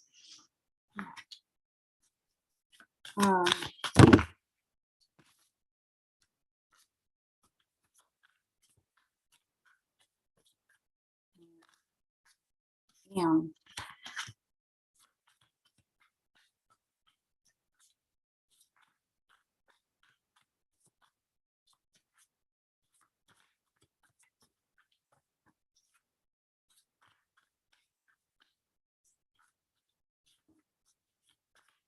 One more card for Yao, please. She wants to understand what's happening with her person. One more, please. She wants to understand what's happening in the connection. She'd like to be at peace and let this person have what they need. Just one more, please. Thank you. Okay, yeah, this is what I thought. Okay. Justice reversed, Seven of Cups reversed, Star reversed. Okay, so the thing that I'm being prompted to tell you, I don't know if this was a worry that you've had, like maybe there was somebody else in the mix, someone else in the picture. I'm not seeing that. That doesn't mean there isn't, but my intuition is saying she needs to hear that this isn't happening because he wants to be with somebody else. It's not that at all. Or because he wants to look for a better option. It's not that either. Justice reversed he's clear that what's been happening, I don't know exactly what that is, but whatever's been happening between the two of you hasn't been fair for you. So he's taken the option of you two carrying on off the table. 7 of Cups reversed. That option is no longer an option. He has removed that as an option because he recognizes at this time he cannot be fair to you. And it wouldn't be fair to ask you to hang out and wait or only get some of what he can offer, or some of what you need when it's all that he can offer. And the vibe I'm seeing here is very much like a falling on his sword type of energy. Like, she deserves more, she deserves better, I can't give it to her, so let me at least get out of the way so she can find it, so she can have it. And there's also a little bit of a vibration here of the opposite energy of that on his side of things, being like, because I also can't deal with disappointing her. I can't deal with her not having what she wants and what she needs, because who she is when she doesn't have those things, frankly, puts more pressure on me and makes it harder for me to give even the little bit that I can. With the star reversed here, and bottom of the deck, 9 of Pentacles reversed, and it's such an interesting vibe. I did notice that this breakup happened during a Mercury retrograde. Retrograde breakups are notorious for not staying broken up, but it's going to be a minute before there's any kind of talk, or even on the horizon, it even looks like a connection will rekindle. It's going to be a minute. And so I'm being guided to really tell you, with the star reversed and the 9 of Pentacles reversed, for you, this is probably going to be a period of time where there's a bit of internal soul searching, where you start to reconcile that this really wasn't about you or about another woman as much as it was about the fact that he just got really clear, like he couldn't give you what you wanted, even when he was giving it his all. And so he took it off the table to give you anything, so that the end result wouldn't have to keep being you being frustrated, you being disappointed. Essentially, it's like a mercy killing of himself here, so that he could have the freedom to just think, and you could have the freedom to actually get what you want. So, it's funny when I see that kind of energy, especially because the bottom of the deck is the 9 of Pentacles reversed. That energy is consistently, when I look at it, that 9 of Pentacles are reversed. It's a person who's single, who's trying to resist being single. It's a person who's free to do what they want, but whose heart is kind of stuck elsewhere. In an energy like this, where they have the option to go out and date, but they just won't do it. They refuse to kind of lean into that. And so, I'm looking at that, and it's a mutual energy. I don't think either one of you is done with the other. Not the way this energy is reading and feeling to me, but he's gotten really clear. It can go no further in the configuration that it's in. And so the best thing to do, so that I can get relief and so that she can get what she wants, is to let this go right now. And so if you can lean into that, that, okay, for now, this is done. If you can lean into that, it's going to allow the energy between the two of you to shift the fastest, that it's done for now. Okay. So that's what I have, Yao. You'll have to let me know how that resonates with what you witnessed and experienced in the connection, but that's what I'm seeing. And hopefully that extra message that was neither in the chart nor in the cards per se, that I just kind of channeled, that this was never about him wanting or preferring somebody else. Hopefully that extra message provided a little extra consolation and support for you about what's happening, so that you don't have to take it so personal. Hey, Lori, it's your turn. Ready for question number 2?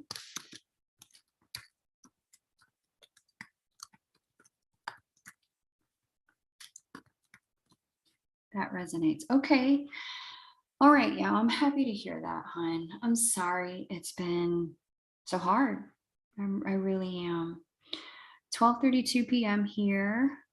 Kylie got a smoothie, strawberries, pineapple, coconut, and white chocolate. Yum, Kylie. Should I send you my address? Bring me one.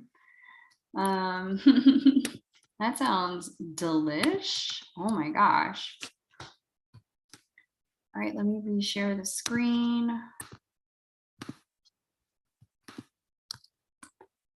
We've had our problems, but I'm on your side. All I need, please believe in.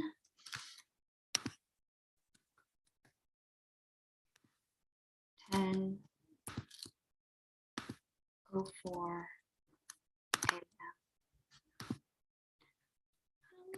Leave unless you come with me.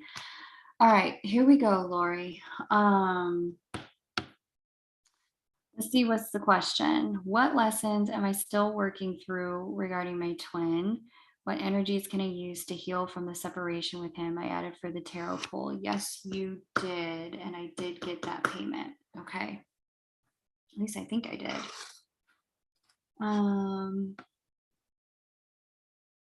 Let me just double check, make sure I got that.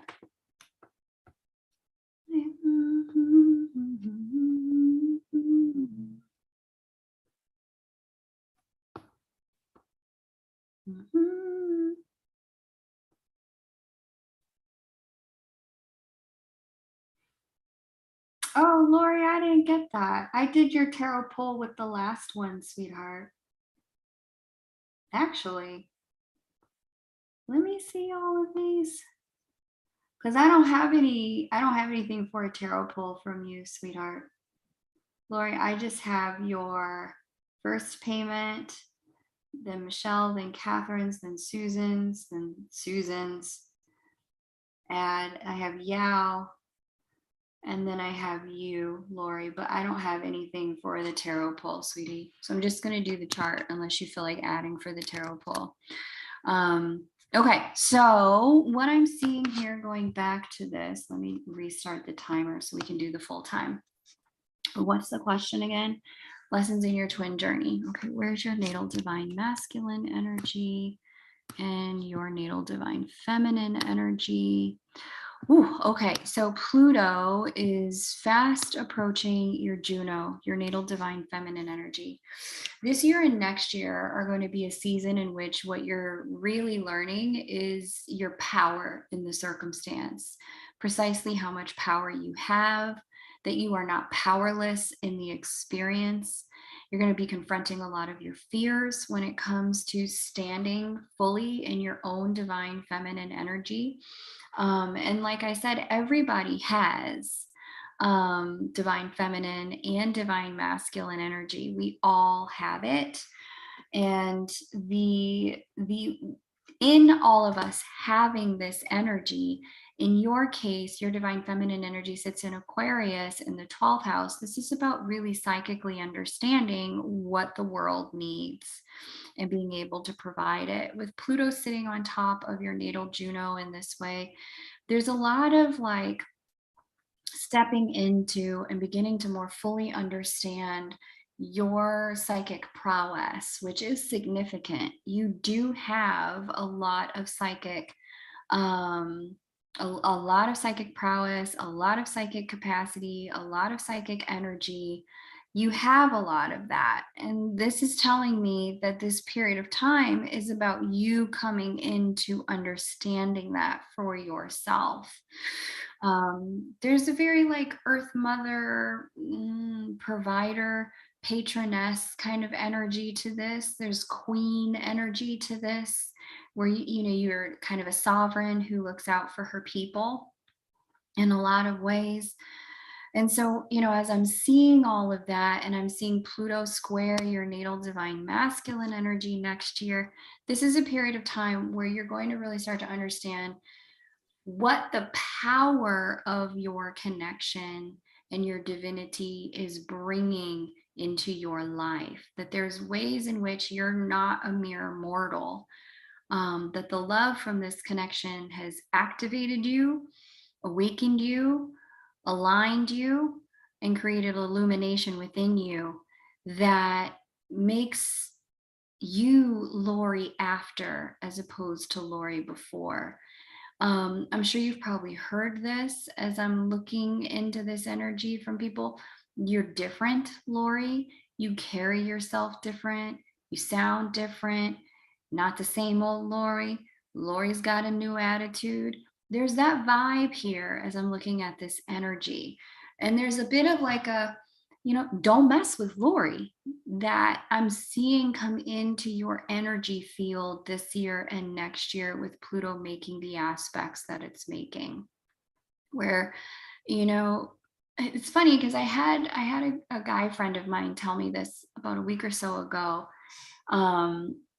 He was saying, if I was to ever have introduced you back in the day to any of my friends, I would have had to, like, you're just the kind of woman who comes with the, like, you just know not to play with you, like not to mess around with you. I would have told them that they need to act right. And I fell out laughing. I was like, act right. That's what you would have told him. And he was like, yeah, you're just not the kind of woman that people can half step with. And he's right. Like, I don't take half stepping from anyone in any capacity well at all. I was saying this earlier, I have a strong Pluto placement in my chart, and people can feel that before I even open my mouth. And this Plutonian transit that's happening in your internal divine energy from the connection itself is helping you to step into that for your own self. It's really giving you that kind of like, if you're going to come to Lori, come correct. Like, do not half step. Do not play with Lori's time, Lori's energy. Like, if you want to deal with Lori, you need to act right.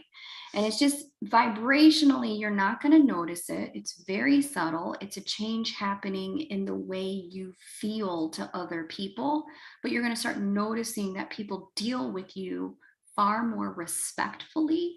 People deal with you far more, or not at all. People take your time a bit more seriously. They don't come to you with nonsense and bullshit.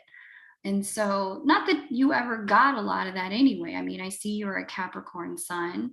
You weren't the kind of person who got a lot of nonsense in the first place, but I see you're like stepping into this new level of queen energy, Lori.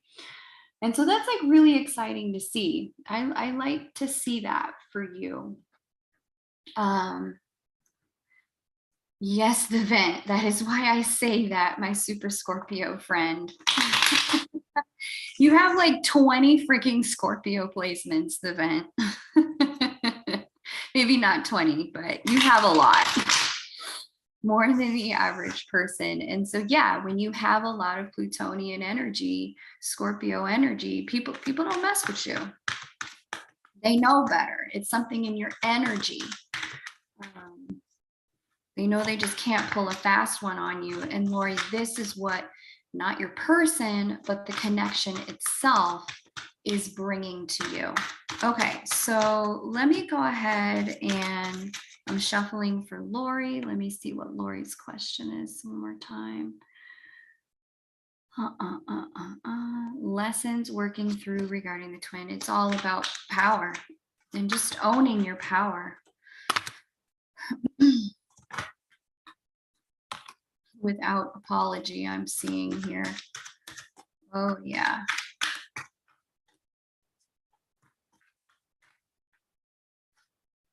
I'm not leaving. You come with me. Yeah, man. Okay, so your 3-card spread from the Rider Waite has the King of Swords upright, 9 of Wands reversed, Queen of Pentacles reversed. Yeah, I'm seeing that in the past, at times, you've really kind of tried to hide behind your power. Like instead of just wielding your power unapologetically, there has been some situations in which you have tried to people please and appease. What is your rising? Aquarius. Okay, that makes sense.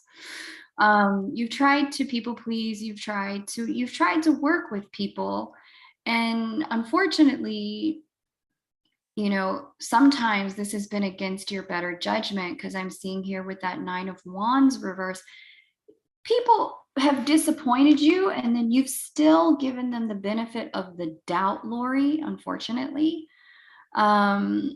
And you asked specifically about your twin connection, so I'm going to say that's the circumstance in which we're referring. And in the process of doing that, oh, that's the message. Okay. In the process of re-giving the benefit of the doubt, it's upset your apple cart. It's unbalanced you in the third dimension. This is showing me your moods have been off, which has thrown your work off, which has then thrown your money off. Or just kind of your capacity to move and groove fluidly through the third dimension. Just go to the grocery store without crying or being upset. Your version of ease in the third dimension, giving the benefit of the doubt to this person has really effed you up from time to time. And so what's interesting is the King of Swords is upright, and it was the first card out. And this is letting me know that the person that your person has been, the way he has been behaving, he's been behaving that way because he's been showing you whom you need to become with him. The strong boundaries, the clear words, I don't really care about your feelings. This is just how it is. Let's be rational and logical about this. Let's be pragmatic. You know, it's black or it's white. Proceeding with caution and wisdom and prudence in the circumstance. All of that are properties of the King of Swords energy. And this is really telling me that his behavior in the circumstance, being King of Swords, has really, while you've been Queen of Pentacles, a little bit more generous and a little bit more giving, a little bit trying to meet him halfway in the third dimension, has just upset your Pentacles, girl. And the only reason this has happened this way up until this point, oof, 2 cards fell on the floor while I was holding them. The only reason why this has happened up to this point is because he's been modeling who you need to be. He's been teaching you by showing you. And by getting into the King of Swords energy, and I'm not saying you got to be mean, but by getting into this energy, it's really going to help facilitate bringing your life back into balance. And, you know, just being pragmatic about the situation without apology. That's really what I was getting from the 9 of Wands reversed, is that there's sometimes some ways in which you want to give a second chance and then you have to apologize about, you know, leading with your head, but there's a time for that. And there's a balance to this. There's times to lead with your heart, and then there are times to integrate the head. It has to be we have both. We have to use both. And so you're moving into the period of time where you're going to really start honoring what your head is bringing to the circumstance, because ignoring that has been really painful for you. Okay, we're done here with Lori. So I'm going to move on to Rosalina, question 1. Welcome, Rosalina. Great to have you. Okay. Okay, Lori says, yes, I'm different, and I feel like I'm gaining the courage and confidence to speak up to those who do challenge me. Very good. I lost my connection right when you pulled the tarot card. I'll replay. All right, cool. You have to let me know what you hear resonates for you. Okay, so now we're going to read for Rosalina. Let me come back to the chat. Cool. Give me a minute, Rosalina. I'm just going to share this live stream with the main YouTube channel and give them the opportunity to join if they would like to do so. Welcome, everyone. Happy Saturday. How has your full moon been? We just had that full moon at the top of the week on Tuesday. I'm really curious if you enjoyed the full moon energy. Was it challenging? Was it easy? Were there revelations and insights? Was it confusing? Was there reconnection? Was there disconnection? Was it heavy? Was it light? Did you sleep? Did you play? I'm super curious. How was your full moon this week? Okay.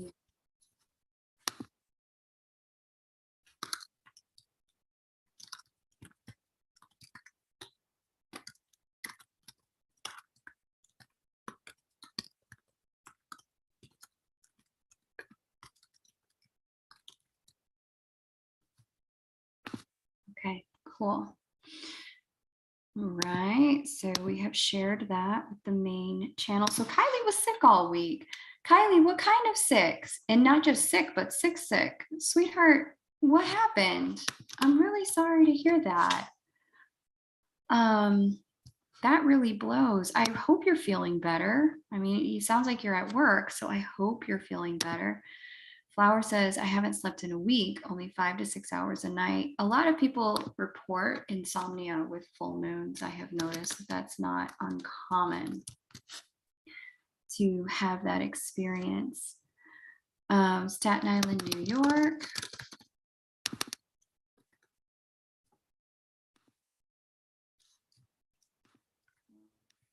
Seven. 1965. No birth time. Okay. Make sure I have this. 12/7/65, Staten Island. Okay. Okay, this is the ex-husband. He left me January of 2020. Our divorce was finalized last July. Will he ever consider coming back? I believe we're twins. Okay, interesting. Let's see. He has a lot of mutable energy, so the potential's there for sure. I'd say if he had a lot of fixed energy, kind of when he's done. But with mutable energy, their minds can be changed. It's going to be dependent on the reasons of the break. Let's just go back to those time periods and see what the conditions were.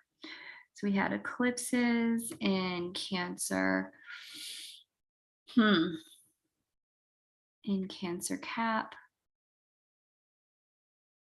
We have Saturn and Pluto conjunct on top of his Mars, Mars being the ruler of the 5th house. Interesting.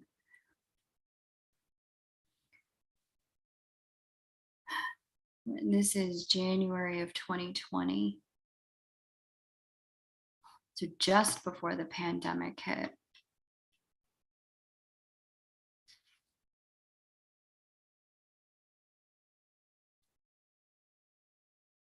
Wow. Okay. He was born in the AM. Yeah, that's okay. I'm going to use a sunrise chart because it's going to allow me to be more accurate. Neptune conjunct his natal Chiron. Gosh.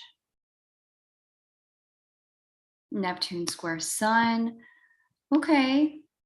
It's plausible that he would consider coming back if the decision was made under such heavy Neptunian influences, because Neptune tends to cloud things, and decisions made under heavy Neptunian influences tend to make things difficult to fully see. Divorce was final in July of that year. By that point, we were in the Sag-Gemini eclipse cycle, and that impacted his natal divine masculine energy and his sun. You know what's interesting, Rosalina? He came back during the pandemic and then left in April. Yeah. So I'm gonna say the potential's high. Let me just go back to that first one. Let me see the second one. The potential is really high. But a couple things are gonna need to happen. The problem that you're running into, or that he's running into, and it's not really a problem per se. What I'm seeing here is the fact that he's in the space of really trying, like he entered a new chapter of his life. First of all, let me go back to the way things went. This is telling me the first energy I got when I was looking at this configuration when he, separated in January of 2020 was that there was a giving up energy. And I'm not really sure what he was giving up on per se, but I see here that there's something in the world of the connection and what he thought he could bring to it. I'm seeing there's defeat, massive defeat energy here where he just didn't feel like he could do it. He could bring it. He had it to offer. Something in the world of this for him, he hit a wall. He was just like, I just can't do it anymore. And so in the second energy here, I'm seeing it's like almost the minute he did it, like by the time the divorce was finalized, I'm seeing questioning going on because there's like everything was retrograde when the divorce was finalized, like just about everything except for Mercury and Venus and Uranus. Everything else here is like pretty hardcore retrograde except for the personal planets, which lets me know that if something got finalized when these major planets were all retrograding, chances are when they go direct, then there's like a revisitation of sorts. So I'm seeing a period of time here, Rosalina, where it looks like he may need, the personal development school. I agree with that. But where he may be a little in and out of the picture, Rosalina. He asked me to see him again this last February, but felt it was a mistake because he was seeing somebody else. He's still kind of seeing her. Yeah. And that may go on for a little while, if I'm being completely honest with you, where there's just where is the natal Mercury? Yeah, it's not that there's a lack of clarity per se on his part. That season is done, but I'm not sure what was going on between the two of you that would have him get to a place of giving up. I'm not sure what that would have been. But my suspicion is this period of time of kind of reassessment, this period of time of revisitation, of rethinking things. This is going to go on, like coming in, kind of going out, trying to figure out what's right for him. This goes on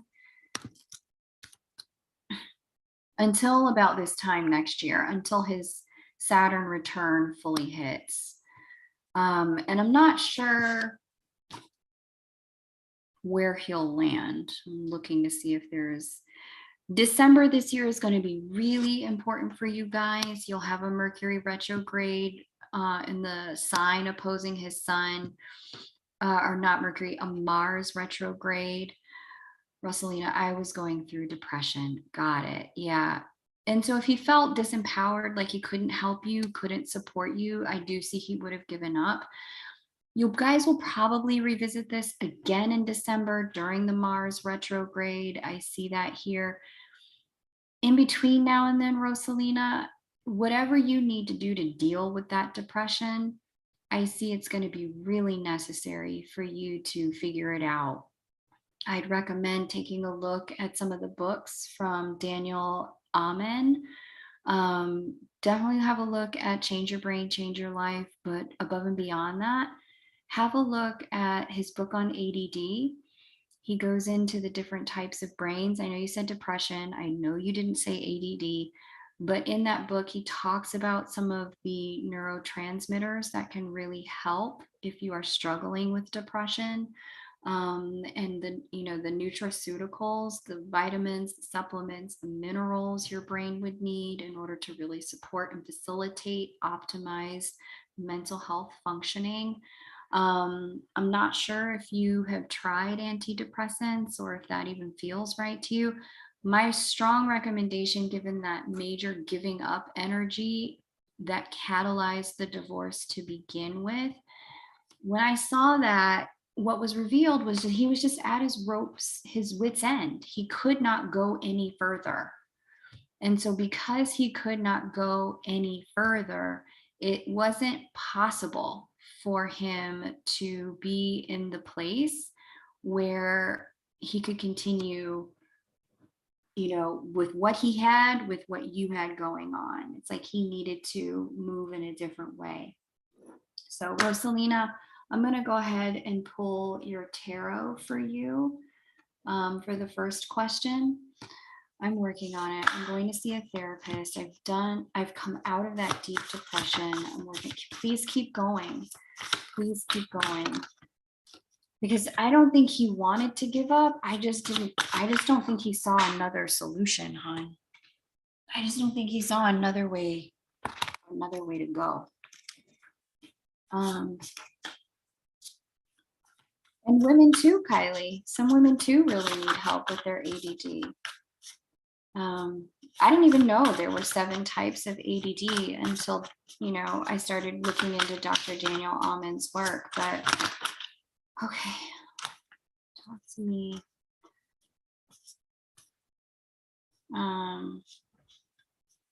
Yeah, okay. It's like way too many cards, but this story makes sense. Let me put my timer back on so I don't overdo it here. Page of Cups reversed, Page of Pentacles, sorry, Page of Cups upright, Page of Pentacles reversed, and then coming out all at the same time as the final card. Ace of Cups upright, clarified by Chariot reversed, and then the Magician.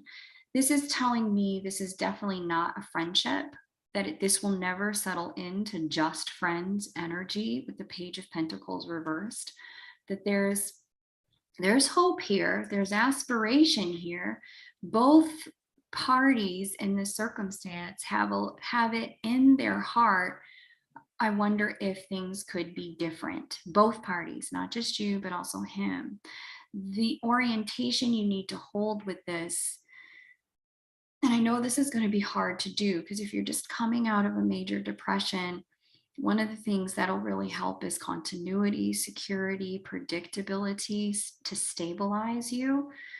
But what this is telling me with Ace of Cups upright, Chariot reversed, Magician upright, that the best way for anything to happen here is to remove expectations of forward movement, Chariot reversed, while maintaining a completely open heart, Ace of Cups upright, Magician upright.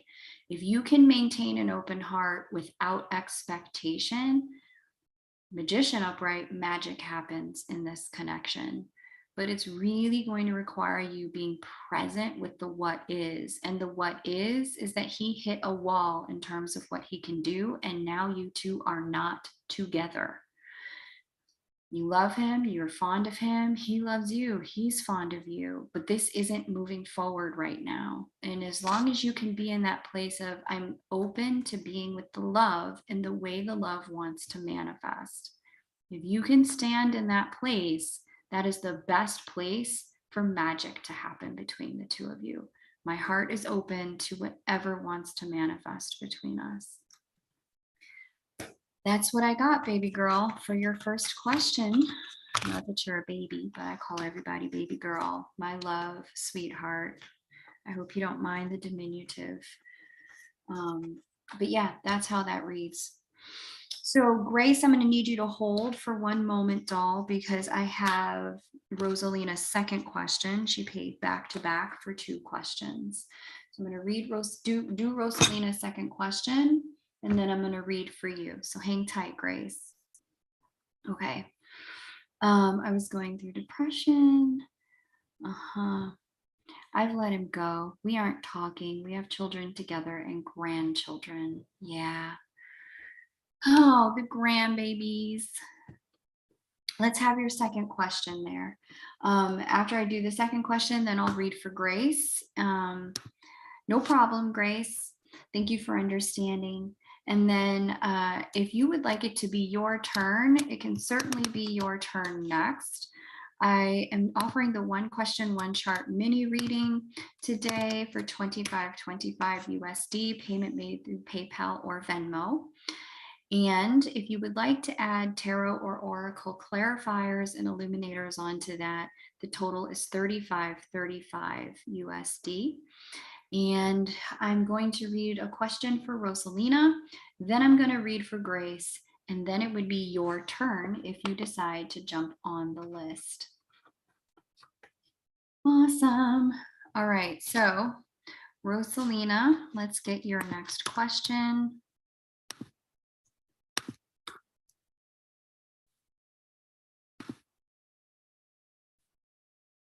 Okay, share screen.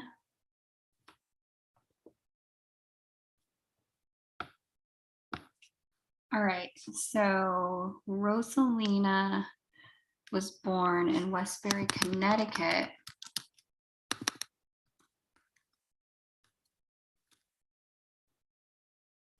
Or Waterbury, okay.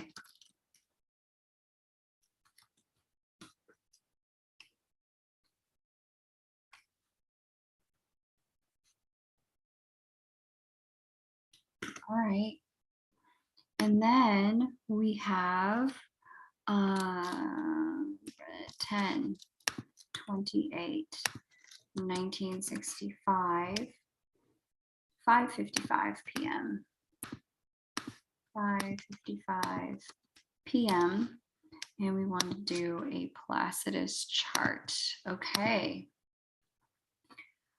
I got you, Michelle. I've added you to the list, hon. Okay, let me start the timer here for Rosalina. Second question. Am I going towards the right path in love? That's a really good question. Okay, so you, my dear, get back to now.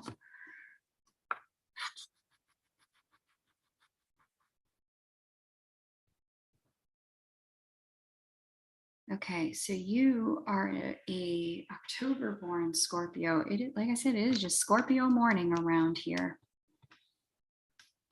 5:55 change. I have 5:55 here, 5:55 p.m.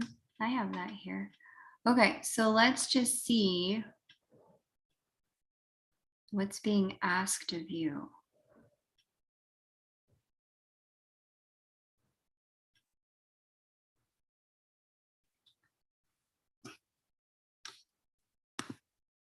You got divorced in January. Let's go back to January 2020, or separated in, okay, I see.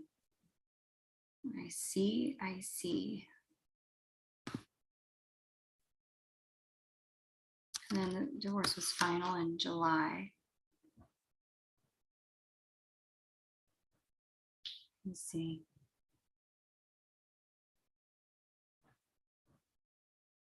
Damn. And then let's go to now.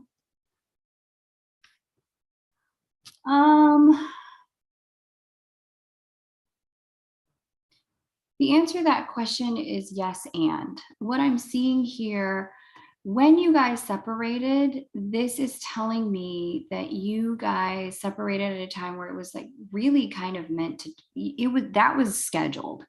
There wasn't another way for that moment in time to go. And the way it's presenting in my clairvoyance, as I'm looking at the chart and I'm kind of seeing what my guides are presenting to me around this, it's this energy of like cracking open like a dinosaur egg, and this little hatchling dinosaur coming out. And the reason I say dinosaur is because I think, if I recall the science correctly, or like a dragon egg, they can incubate for like years, like a very, very, very long time before anything hatches. And so there's like this hatchling energy that has shown up for you with the separation. It was meant to happen at that time because it was meant to crack you open, because it was meant to put you on a completely new path in your life, which you are now on, completely new path. And that new path, when you ask me, am I going in the right direction in love? I got to be honest. Two things I think are true. I don't know that in another year's time, year and a half's time, you're going to feel the same way about your husband and wanting to be back with him. That's the crazy thing. I don't know that you are going to want what you wanted when the two of you split, or that you even are going to want what you want now. That's the really crazy thing. I see you getting into like there's some things that you have desired from this connection, etc. As you continue to heal, as you continue to move forward, that's probably why the message was what it was in the last spread. As you continue to heal and move forward, your desires change. What you want, how you see things, the way in which things feel, they're going to shift, which is probably why the guidance was keep an open heart, release expectation that this is going anywhere. And if that's the place you're in, then I would say absolutely you're pointing in the right direction. But don't be surprised if you get to a point, especially with the way Saturn is working on your Mercury right now, and Uranus is about to work on your Mercury towards the end of this year into next year. Do not be surprised if the way you think about things with this man dramatically change.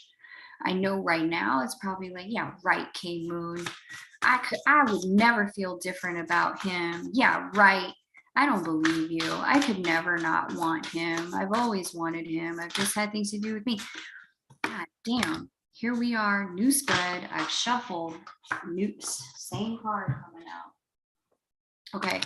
For you, with regards to this question, first card came out as Page of Cups. And like I said, that was a mutual energy between you and him. It's coming out now for you, and it came out with him. That Page of Cups energy tells me that both of you foster the potential within you, like, and I don't mean foster like, oh, there's potential. I mean, looking at this particular card from the Light Seer Oracle deck, both of you actually hold it in you that, well, I wonder if it could. Well, maybe it could. Maybe it's possible, especially if I'm seeing it come out twice, once for you and once for him.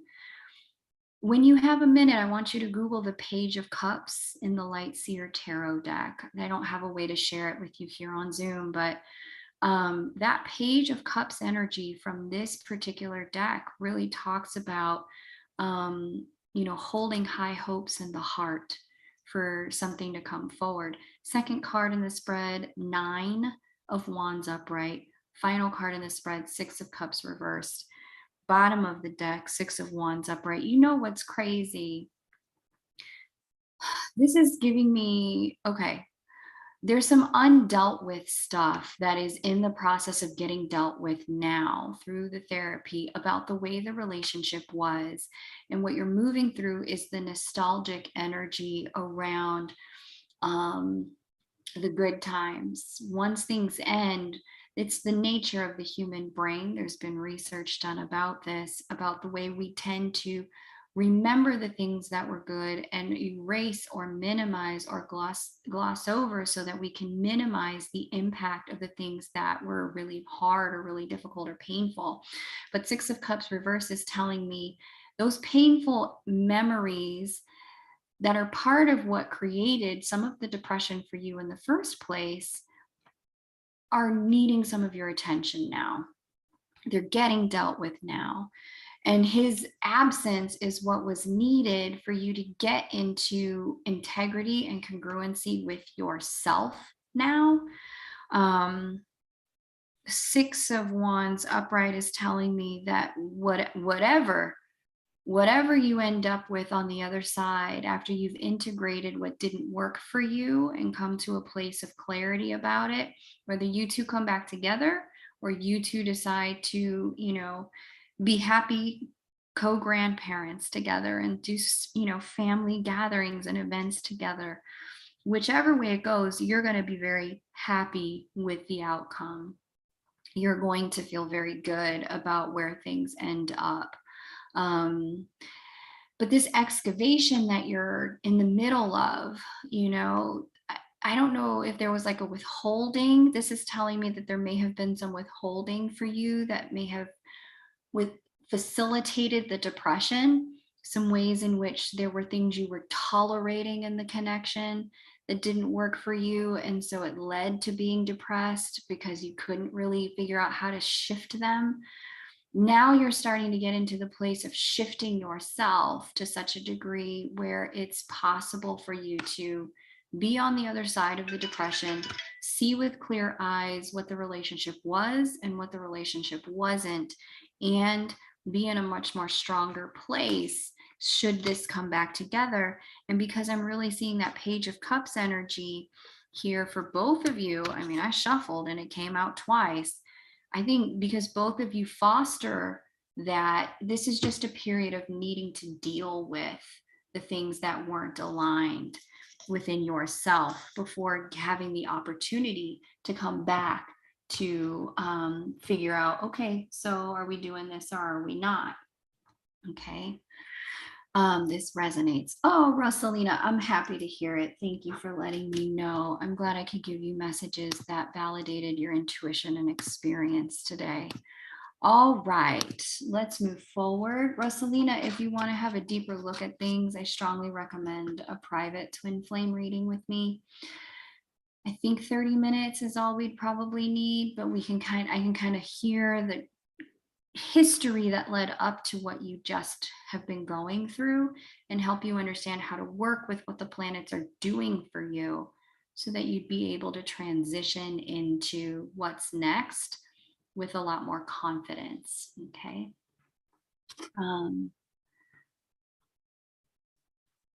Rosalina, you're welcome. You're very welcome. Okay, now it's Grace's turn.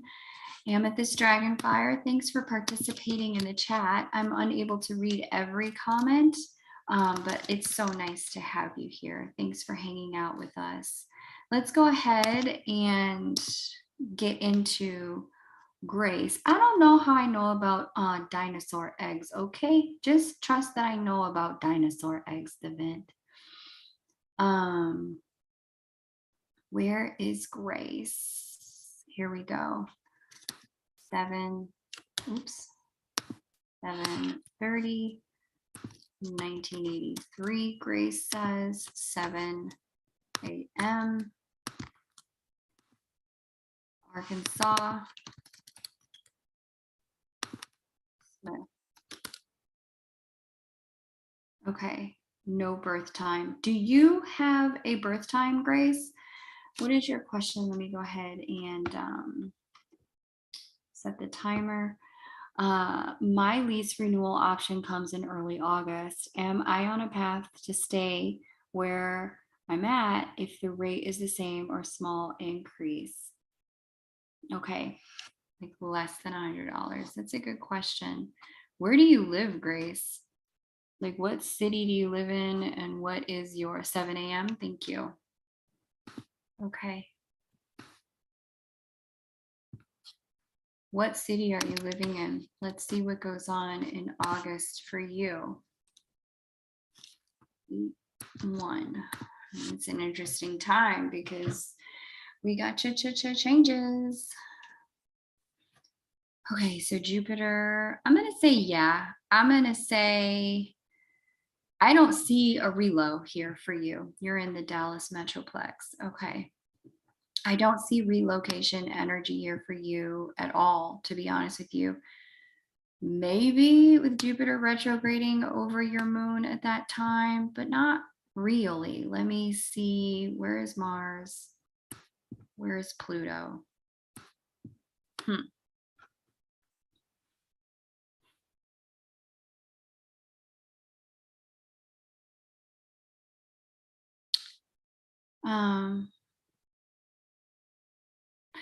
Rosalina, it's available on the site. I'll double check after I finish reading for Grace, but it's definitely there. Rates, the market's been crazy. I know the market's been crazy everywhere. I don't see move energy though. It's overwhelming thinking about moving again. My brother died the day I moved last October. I'm so sorry to hear that. So sorry to hear that, Grace. I mean, the best thing for you to do is check your lease for any fair return to fair market value statements. I mean, obviously, I'm sure you've done that, but I'm not seeing anything here about a relo or a move or the ending of a living situation that you've got. Not at all. In fact, it looks like things kind of settled down for you right after this.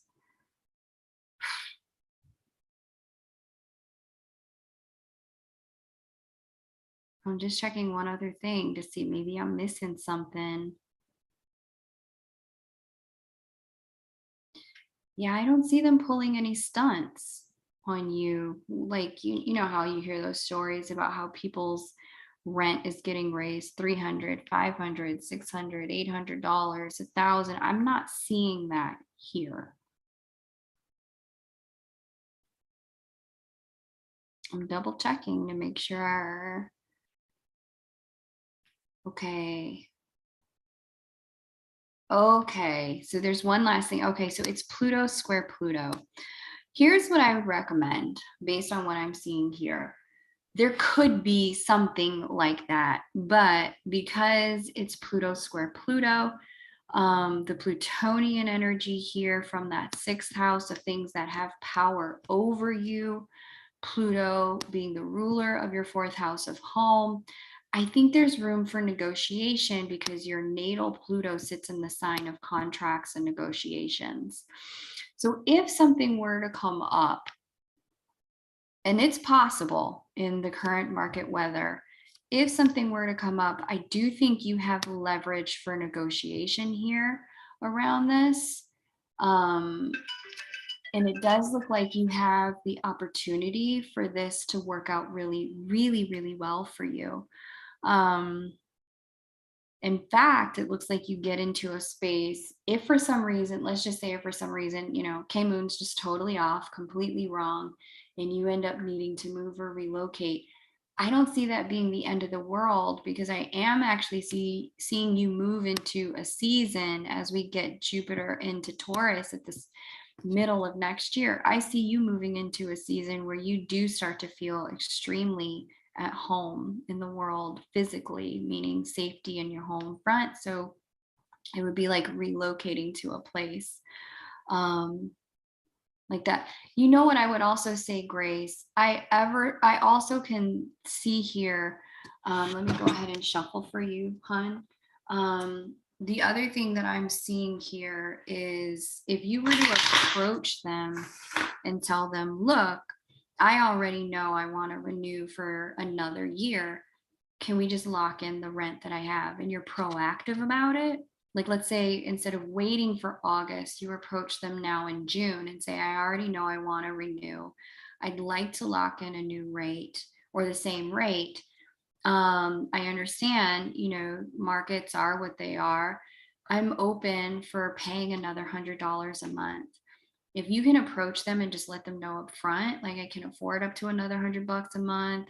I want to stay here. I want to renew, and you be proactive. You bring it up. You show up. You offer the new money, and just say, I want to lock in another year and guarantee that income for you. I think they're going to be really amenable to it. But Pluto, square Pluto, is about really standing in your power, understanding where your power is, what power you have, where you don't have power, that kind of thing. I'm going to double check, Rosalina, because the twin flame readings should be open on my website. Just double check over at K-Moon Astro. Kylie or the vent, if you have a minute, I don't know what your fingers are doing. Kylie, I know you're at work, but if you could just double check on the website that twin flame readings could be booked really quick, that would be really helpful. Shuffling here for Grace. Shuffling for Grace. She doesn't want to have to move. What's her guidance if she wants to stay in the apartment that she's got? What can she do? What can she offer? How can she work it so that she is able to stay? Interesting. Final energy in the spread. Thank you. All right. So Page of Pentacles reverse is coming up clarified by Temperance upright. Page of Cups upright is coming up clarified by the 9 of Wands reversed. And at the end of the spread, Knight of Cups reversed, bottom of the deck, Ace of Wands. Okay, interesting. Several messages are coming through right away. They may actually reject your offer.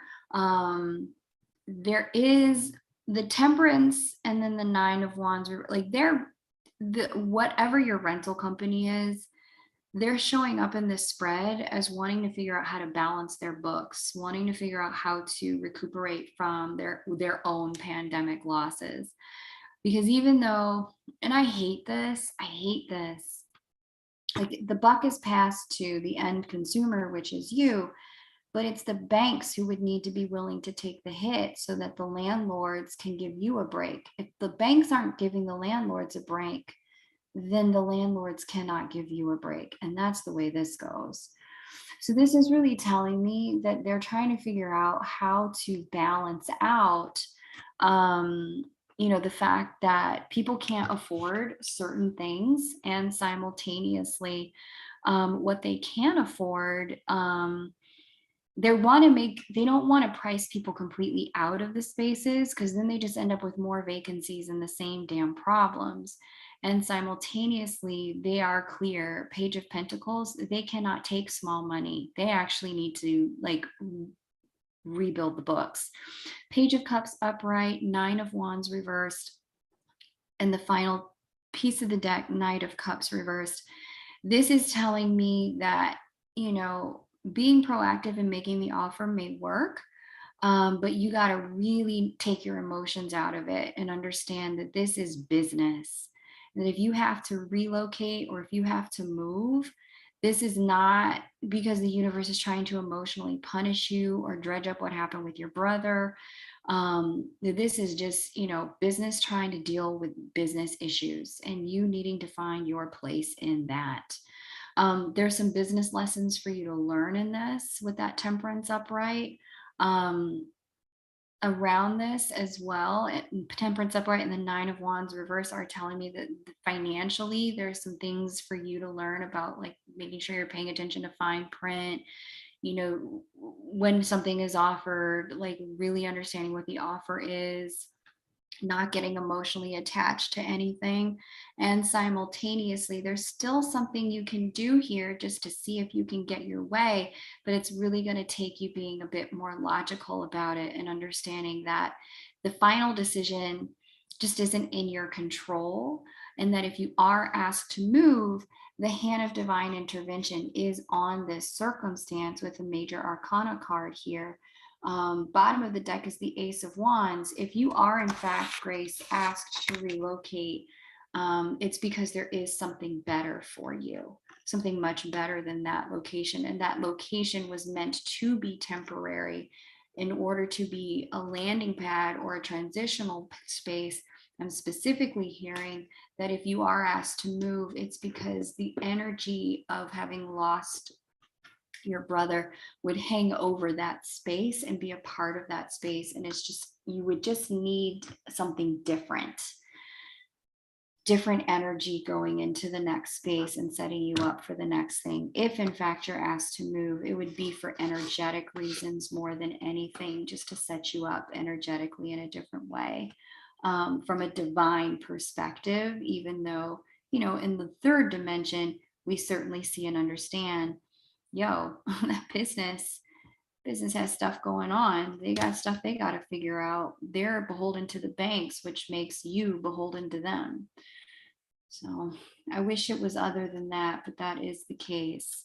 Thank you so much, Grace, for letting me work with you. You'll have to let me know what happens and how this resonates. I understand, and I'm open to move. At the end of the day, I want to be where I can flourish and grow. Right on. I see both 30-minute, 1 hour available. Thanks, Flower. Thanks for double checking. And I do see, Rosalina, that you did book. So thank you so much. I can't wait to talk to you. That resonates about my brother. Yeah, that came through very strongly when I saw the Ace of Wands upright at the bottom of the deck, that this is a vibrational thing for you. Okay, so I am curious if there's anyone else that would like to jump on the list. If so, you certainly can. That right there is how you do it. It is a 1 question, 1 chart mini reading. We've got 25 for me to look at the chart. If you have a desire or a hankering for tarot or Oracle illuminators to go along with that. Total is $35.35. You can make your payment over at PayPal or at Venmo. Be an honor to read for you. You would be what is next.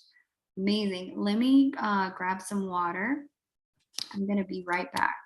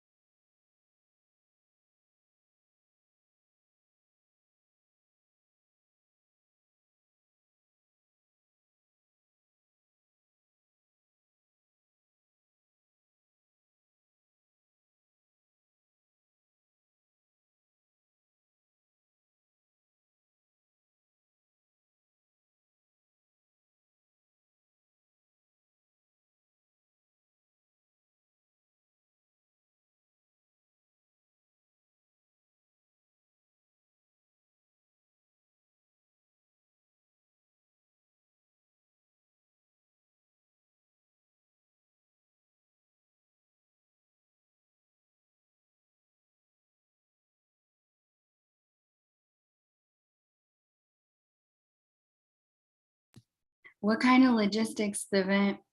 What you got going on? Super curious. All right, Michelle, let's see.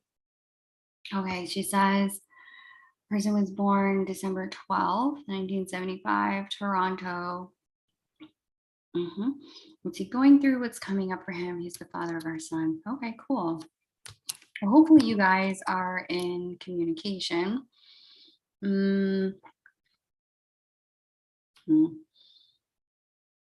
Michelle, does he have addiction issues?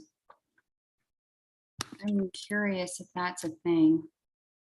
Because I'm seeing those be exacerbated at the moment. If he has addiction issues, like specifically substance was the intuitive hit that I was getting, but I'm seeing those be slightly exacerbated if he does have those. But I am seeing that he's going to be able to work through them. But at the moment, can he provide a lot of home stability, at-home stability, foundational security, and predictability? I'm not seeing that he's really able to offer that yet. I see that being something that comes next year rather than right now. Let me just look this time next year. Yeah. Even next year, it looks a little hard to come by. Okay, so let's go back here. The reason I even asked about it to begin with is this configuration here, Mercury, Sun, Neptune. And even before I saw it, the vibration around his energy was intuitive. Like for some reason, charts, the way people tap into cards and they read cards, and they get a vibe or an energy when they're looking at the cards. I get the energy when the chart pops open. And so I was like, why am I getting addiction stuff? And there it is. Neptune, Sun, and Mercury, when this combo hangs out together, these can be people who struggle or have challenges with addiction in the shadow. And I can see that that would only be exacerbated at a time like now because of the way Jupiter and Neptune have been conjunct and square, bringing out more shadow energy to this configuration. So because I am seeing this as an energy that's kind of in effect for the next 6 months at the minimum, like I said, it's certainly in effect next year for the first 6 months of next year, so a 1-year impact. I'm seeing that there's a real need for you to, especially if you guys have a son together, just be really mindful of the fact that at this moment, whatever the triggers are for his addiction are going to be very present for him. And it'll be necessary for you as, you know, the adult who, I don't know if you have addictions or not, you may, most human beings do. Some level of coping, because life can be hard. It doesn't have to be a substance. It could just be cookies, right? You would need to just be really mindful of this, Michelle, as you're thinking about where your son is at and how your son is interacting with him. It's not necessary per se that you lie about him to your son, but you certainly don't want to put your son in harm's way, obviously.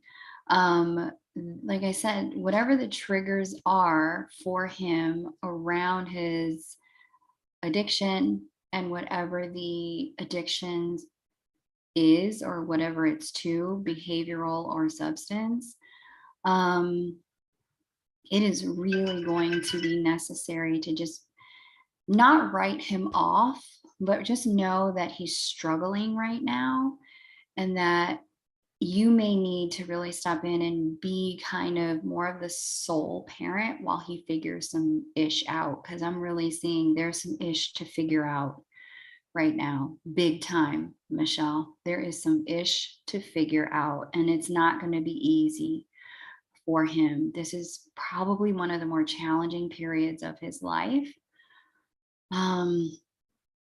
Okay, your son has not met him. Okay, I got you.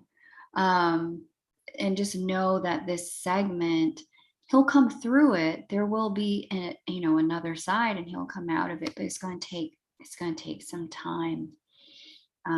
At least a 1-year period for now. Okay, Michelle, let me pull some guidance for you. I'm still feeling Lightseer Oracle. I'm not called, or Lightseer Tarot. I'm not called to the Oracle decks today. Something about the energy after the last eclipses, I really have taken a break from my Oracle decks. Like the energy has been heavy and it hasn't felt right to use them. So I'm still getting that now. Yay, Naomi. So happy to see your name. Oh my goodness. I've been wanting to read for this girl and she just booked. I've been like dying to know what happened on her journey since we last spoke, and she just booked a reading. So I'm like really pumped to get to read for her. Damn, this card is flying. Card 1, card 2. Okay, I need one more for Michelle. Talk to us about Michelle. Okay. Go ahead with the spread, giving the good news today. I like this. Okay. Flower and forgiveness. I got those cookies last night too. I'm gonna make myself a milkshake with those cookies. Those mint cookies are so good. I was thinking last night, I was thinking about you. I was like, I wonder if Flower still likes these cookies. Okay, let me just come back to what's he going through, what's up with him. Okay, so what's he going through, what's up with him? Cards came out. 9 of Swords reversed, 2 of Swords upright, King of Wands upright, bottom of the deck, 10 of Pentacles. Oof, below that, 3 of Swords reversed, or 3 of Swords upright. Yes, hon. Milkshake with Thin Mint cookies. That's what we doing out here. And if you real grown, you put some Jack in there. It's going to be great. All right. So here's what I have for you. 9 of Swords. This is telling me it's interesting because I'm getting a little bit of denial that he has a problem with this. It's like, fuck, I hate this energy. I do not like to see that there's denial, and the 2 of Swords and the 9 of Swords reversed. That this is just straight up, I'm not looking at this, I'm not dealing with this, I'm pretending it's not a problem.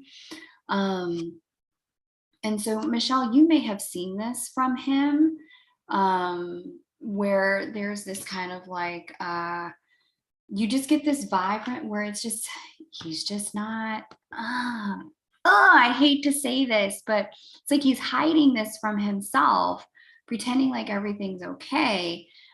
And once in a while, like, this is the kind of alcoholic who says, I'm not an alcoholic. When I drink, I just drink too much. I don't have a problem with alcohol. I just like to get drunk. And because their idea of an alcoholic is someone who is drunk every day. But in reality, you don't have to be drunk every day to be an alcoholic, to have an addiction, to have a problem with alcohol. And that's exactly what I'm seeing with at the bottom of the deck, Michelle. 10 of Pentacles followed right by the 3 of Swords. There's some kind of ending here to a relationship situation. That 10 of Pentacles has a family on it, and right below it is the heartbreak card. I see really, there's something going on here. 10 of Pentacles, 3 of Swords. I see that ending, and I'm also, like I said, I'm just seeing denial. I'm seeing a lot of denial around all of it, around the separation, around the problem that he has. And I'm not even getting that his issue is alcohol. I think it's other substances with this. It could be anything. It could also be behavioral, but there's just so much denial. So you ask what he's going through. That's what I see here. There's unfortunately some addiction stuff that is kicked up, and some denial about it and its impact, the impact that it's actually having on his life.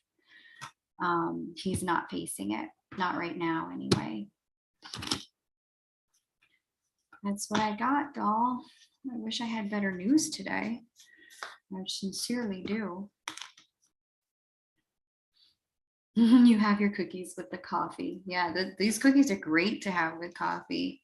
I would love to have one with a decaf latte later today. Some of those cookies are really good. Amazing. All right. Thank you guys so much.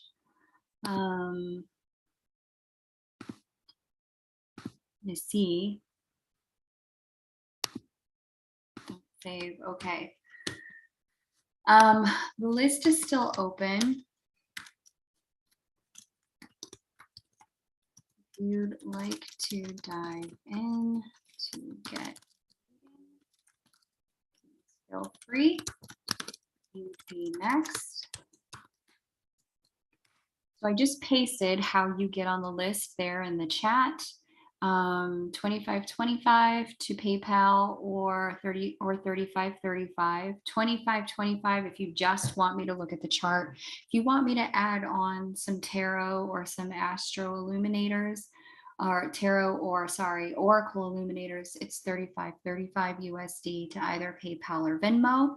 You would be what is next. I have just completed who we do have on the list. It would be your turn at this point, and I would be honored to read for you. Okay. Let me have a look here. So the event, it's not Girl Scout cookies. It is, thank you so much for this. You confirmed everything. Okay. I'm sorry it wasn't great news, Shell. I'm really sorry, but it just, like, anytime my parents, Jesus, my guides, talk about a Freudian slip, I'm gonna have to have a powwow with them later. Anytime my guides, the vent, send details. I want to know about the laser. I have been thinking about the laser, researching the laser. I'm gonna need some links and I'm gonna need a name. But yeah, anytime my guides kind of interject like right away at the start of a reading with that, like those intuitive hits, it's because I know that person really needs to know. And so that's what there is to know, that for a little bit, it might continue to be a solo parent journey. And that's not going to be the worst thing in the world. It'll be okay. So yes, the vent, these cookies that I'm telling you about, they are, there's this company, so I'm gluten-free some of the time when I'm behaving.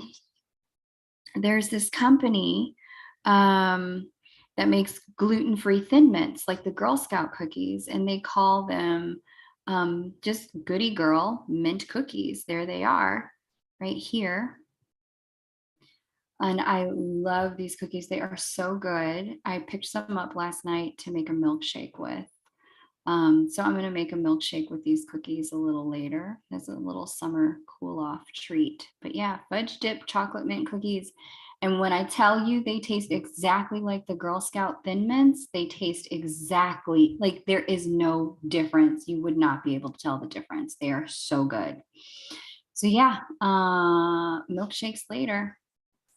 Or, you know, might have a little cocktail. Who knows? Might go there. Elvin, hi, how are you? It's so good to see you.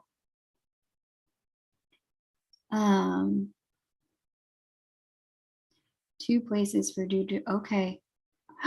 Naomi, hi. I just saw you book. I don't know if you heard what I had to say earlier, but I was like, Naomi, she just booked a reading. I got so excited when I saw that you got on my calendar because I have been trying, I've been like dying to hear your updates. I've been wanting to know what's going on. And so when I saw you book, I was like, yes, I get to hear her update. I get to talk to her again. So thank you so much for booking, Naomi. I cannot wait for our time together. I hope it's this week. Let me look at my calendar. I hope it's this week. Everybody, meet Naomi. Naomi, meet everybody. I don't know if you've been here during mini reading time before, pseudonyms, but I think you'll like the company, the Vent, Flower, Elvin. The girls are great. It's a great crowd, a really great crew. Chaos. I'm in a survival story. Oh no. Oh no. Sorry to hear that. Ugh. And simultaneously, like your emails, when you send me your emails, I'm like, okay, so she's growing. There's growth happening here. Elvin says she's doing good. I've been doing a lot of work with the Skio, a bunch of meditations and healing. This is great.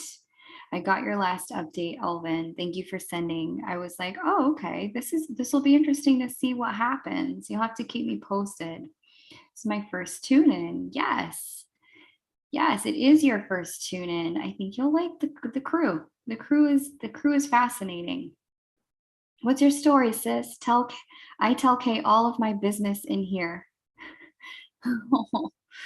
She says critical degree problems. Oh boy. So yeah, anytime you have your personal planets or any of your generational planets, it's like 27, 28, 29 degrees. Those are the critical degrees. And you're here for big spiritual growth, big spiritual lessons for sure. Oh, yes, yes, yes. You know, it's funny, Naomi, I was actually just thinking about you last night or this week. Not only because you emailed, but there's a YouTuber that I really like that just started reposting. And she had a near-death experience in 2008. And since then, like it just turned on a part of her brain and her gifts. And she like needed to go off grid. Like she left the city she was living in. She moved into like a tiny home, like in like a, not quite a trailer, but sort of a trailer, because she needed to be away from people. She needed to live more in nature. She could not be around the city anymore. And so she shares the insights from her near-death experience on YouTube, and what happened to her and what she saw and what was revealed to her and what she learned. And she ended up having this, somebody asked her in one of her more recent videos, they were like, hey, you know, what's the story with, you know, what's it like being on the side of a near-death experience that you're on and having, you know, psychic gifts, like being able to tune in psychically? What's that like? And she shared a really beautiful kind of 3-minute, 4-minute response to it, about how the energy just lives with her now, that it is not, it's not something that she ever thought that she would be away, like she doesn't turn it on and turn it off. It's always on. And it's been a multi-year process learning how to live with it, a multi-year process learning how to just be in that energy. And once she got to that place, she's like, life has been really different. There's been a lot of flow to it. But yeah, she couldn't live around humans anymore. She needed to live around animals and trees. That was a wrap for her with humanity. And I was like, you know what? I think Naomi would appreciate hearing about her NDE. Not that you've had an NDE, but you know, just when the gifts get turned on all at once, oh my gosh, it's intense. It's intense. And so her sharings have really been about how to cope, and what she has seen and experienced with, you know, all the gifts being turned on all at once. I'm trying to find her channel so I can share it with you guys. Give me 1 second. She's really cool. The stuff she says is really deep, really deep. If anyone's just joining, you can definitely get on the list. The list is open. The way to do that is pinned in the blue comment above. It's $25.25 for me to look at your chart, or someone's chart that you love. I can read children, I can read your parents, I can read a lover or a friend to help you understand them better, and why they are the way they are and how to work with, you know, the way that they're occurring in your life so you can get the best from them and understand them. But we can also look at your chart and understand where you're headed, what's happened, you know, the divine purpose of anything specifically challenging in your life, or kind of what's coming and how to prepare for it, or any significant dates you have coming up. You want to know what's coming forward.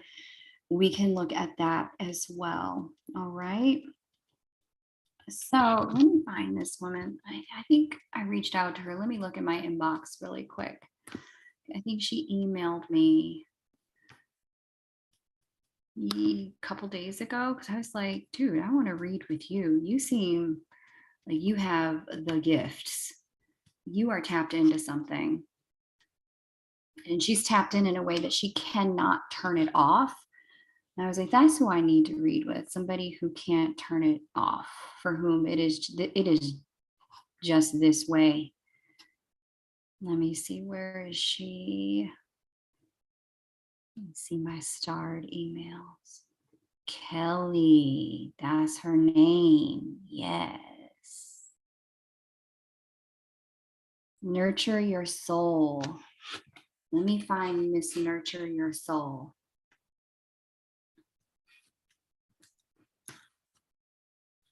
And share a screen.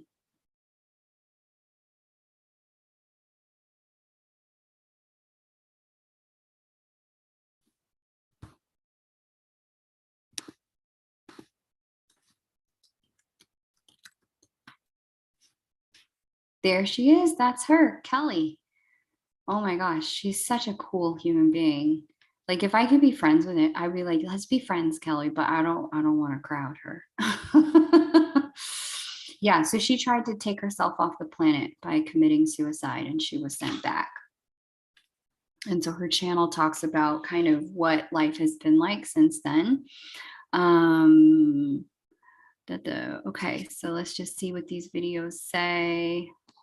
Okay, when fight or flight takes over, noticing that the metamorphosis simply does itself.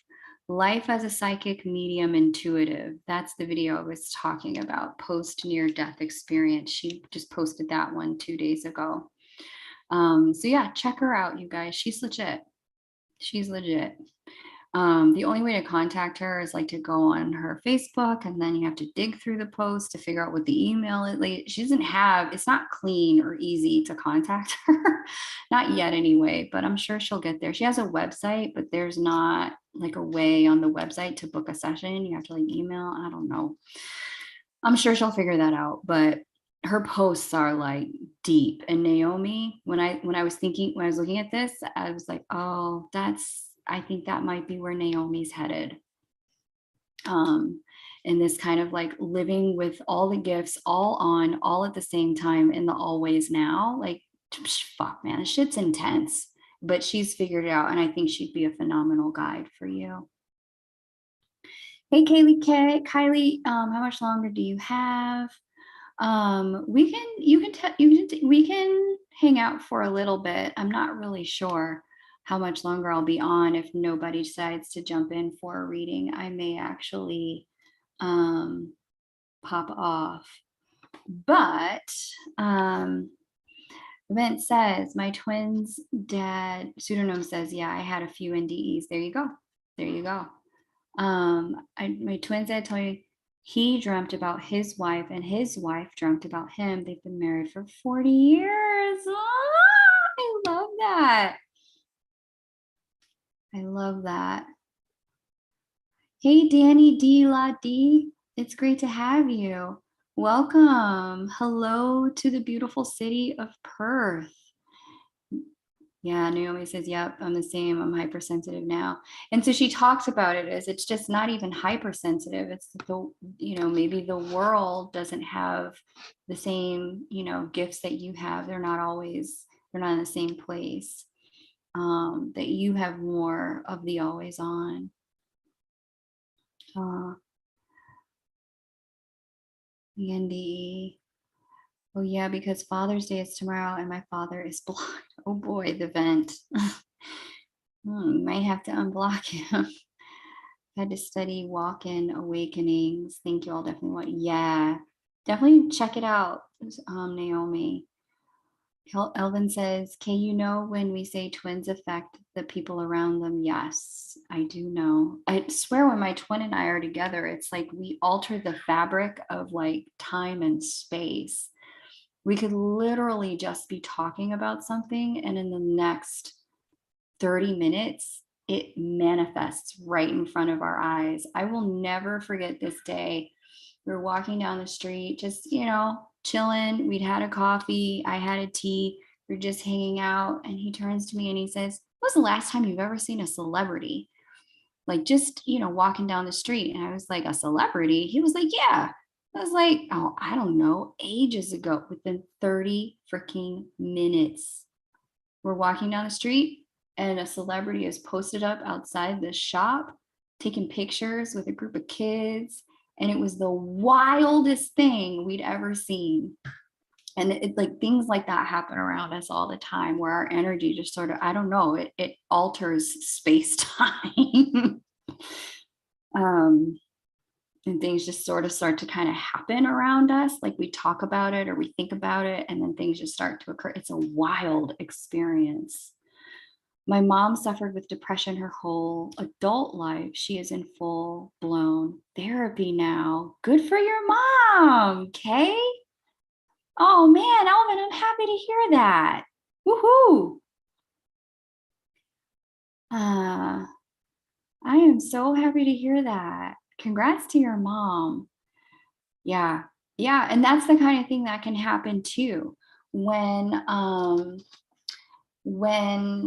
you know, you start to facilitate your own healing, there is a way that it starts to move back and forwards in the genetic line. And I think I've told you guys this, because of the quotient of light that is afforded to light workers and twin souls as divine beings. It's just a higher quotient of light. But when you change, like, it's like a sea change for everyone around you. It shifts everything. So I'm really happy to hear that. Let me see. I don't really remember this guy's name.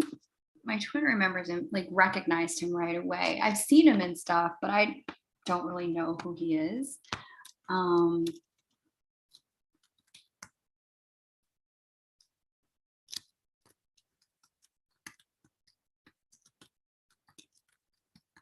Let me see if I can find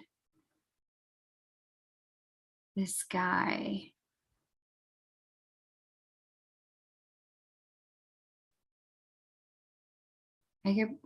Tracy Morgan, that's who it was. We saw Tracy Morgan, like just out there in the world, like literally neither one of us had ever seen him before. He doesn't live in our city. He lives elsewhere. He was born here, but that was just the wildest thing. Like, we were just like, just out of the blue. Hey, who's the last time you saw a celebrity walking down the street? Me? I don't know. It's been years. Within like literally 30 minutes, we walk across Tracy Morgan here, taking pictures outside with kids. It was just such a wild experience. So yeah, it's one of those things. One of those weird things. I'm curious if any of the others of you have had that, you've seen him on 42nd Street. Oh, that's crazy, the vent. So nuts. The vent, did you notice how close to your birthday Tracy Morgan's birthday is? Nuh-uh, Naomi. Now this is just getting weird. Are you serious? I think you're right. I think my twin told me that he like got hit by a truck or something. I think he said that Tracy got in an accident. Yeah, this is just getting really weird. I'm getting off the Zoom with y'all. This is too creepy, too wild, too weird, too wacky, too fun. I'm having such a great time with you guys. Yeah. And so that's interesting. But I'm curious. So we were talking about just now how, like, when you are a light worker, when you're a twin, when you've been starting to do the healing work, how it shifts stuff for the people around you. Like, they just start to shift. And so I'm really curious, have you guys noticed, like, in your families, the people around you starting to shift, or in your friendship groups, the people around you starting to shift? What the fuck, Elvin? Really? You were stillborn, girl? You came in with an NDE. Doggone. Hey, Natalie, it is right on time for a reading. Go ahead and make your payment and you can jump on the list. You can definitely grab a reading. Yeah, that's so crazy. I hope my father changes. I hope you guys get to have a relationship that's healthy for both of you. I think that would be really good.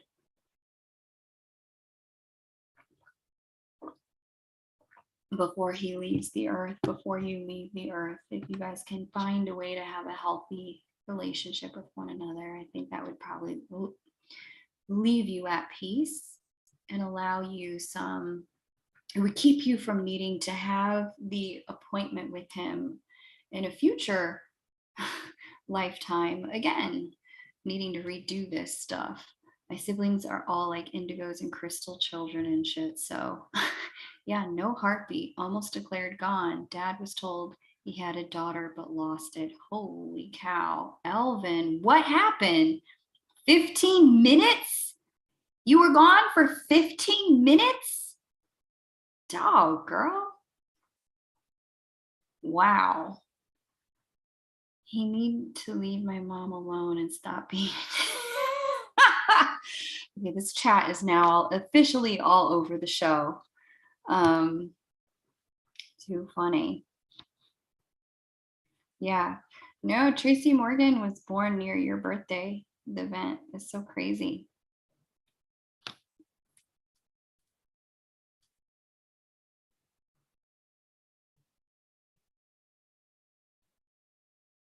Oh, the event. I'm so sorry. Yeah, so you had to make some good boundaries. I understand. I totally understand. Jeez. It's a wonder to me that people who do that think it doesn't impact their children, and it completely changes your life when that happens.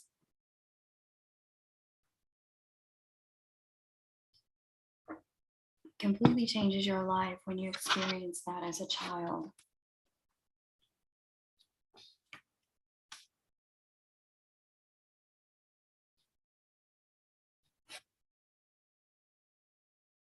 Like it's just so hard to trust people after that.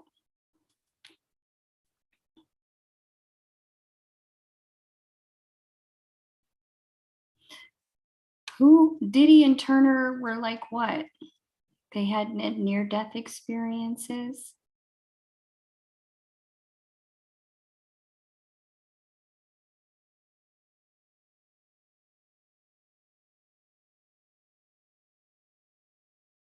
It's almost a year since I cursed him out in walking. Oh God, girl. Okay, now somebody said they wanted to make a payment, and I'm looking to see who that was. There it is, Natalie. Okay.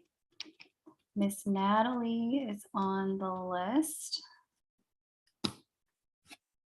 Awesome. I was supposed to be born 20 days earlier, so my body had started functioning as if I was born, but I wasn't. So my body was getting ready, eat from mouth and breathe air. Wow. Oh, Diddy was born November 1st and Ike Turner November 5th. That's so crazy. So close to your birthday. So when I started losing weight and all, and this stopped my heart. Wow, Elvin.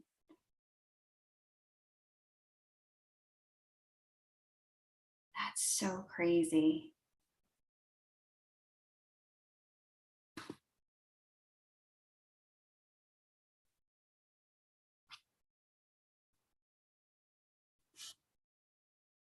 That is so crazy. All right, so Miss Natalie is next, and then I think I'm going to stop here for the day after I read for Natalie. Unless anybody else wants to jump on the list, just a gentle reminder, it is 25-25. I know some people have sent, different amounts, some a little over, some a little under. Please know that the price is the price for a very specific reason. So please make sure that if I say it's 25-25 or 35-35, you send the correct amount. But yeah, we'll let Natalie give us her birth details, and then we'll do her reading. And then I think we're going to go ahead and wrap up. Wow. So did they pump your heart, or I don't know, how did they get you to come back? Like what happened? Like did they have to like give you mouth to mouth resuscitation? Like how did you end up coming back after 15 minutes? I mean, after 15 minutes, I'm sure they probably declared you gone. It's probably why they told your father that you were gone. So how did you end up coming back? They just put you to the side and bam, like so out of nowhere, you start breathing and crying. Like what happened, Elvin? I'm gonna need the details.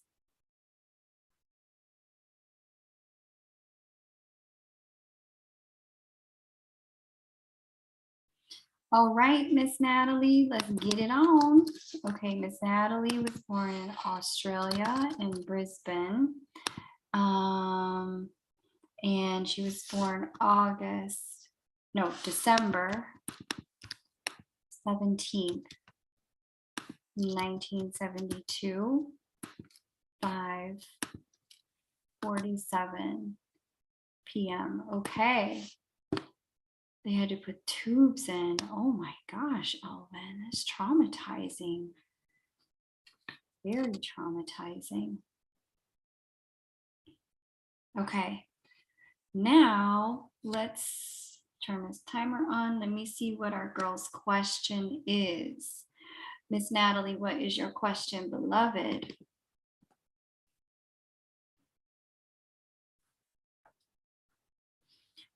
Alvin, we don't know because my mom almost died too. What? Alvin, this story just keeps getting wilder. Welcome back, Katie. Welcome back. We're being taken through the harrowing birth experience of Alvin, who died upon arrival, was BOA, and then came back to life. My mom almost died too, so they took me away and later said I was hooked on tubes and my heart had stopped and I was throwing up and everything. Wow. Wow. Oh, Miss Elvin. I'm so happy that you came back. I'm so happy that we get to experience you. This is wonderful that you're here with us. Thank you for coming back and being with us. I'm glad your mom came back too to be with you, to raise you. This is great. Sorry it was such a bad experience coming in. Like the landing was definitely rough. Okay, so we're waiting on Natalie's question and then we'll read for her and then we'll wrap up.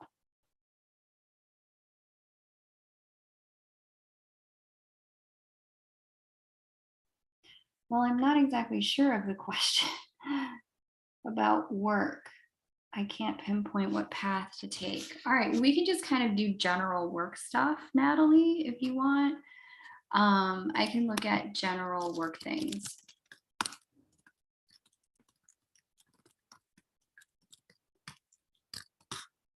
What was all this noise?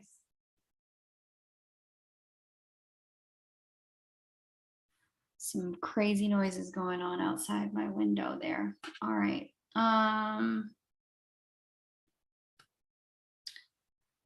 Alvin goes on to say, my mama was so traumatized, she didn't want to have another kid, but I wanted a sister. So I got one. 7 years later, she's the best thing that happened. Wow. Wow. Wow. Wow. Wow. Wow. Wow. What a story. What an experience. All right, let's take a look at what's coming up in the world of work for Miss Natalie. I understand, Natalie, why you would be confused looking at this chart. We have Neptune just arriving at the 25th degree here at your midheaven. Neptune creates fog. It creates a lack of clarity. It creates the energy of not being able to see clearly. It's our connection to the void and the beyond. What is going on out there? And so when Neptune literally is sitting right here at the entry point to your career house as we speak, and Neptune's a slow moving energy, it brings the energy of confusion, of uncertainty. It brings the energy of, question marks and which way do I go? And so when I see Neptune in this position, it lets me know the person is about to be moved by faith. The person is about to be moved in their career world by spirit. And spirit is about to move you along a path that you're not going to be able to see or understand with your eyes or conscious mind, but you're about to be placed where you are most needed for the benefits of other people. And so what's happening here is this period of time where it's time for you to be in the place of just being open to what spirit is showing you, even if it doesn't fully make sense. We have the great benefactor, the bringer of opportunities in harmonious aspect to the ruler of your midheaven, and that's Neptune there.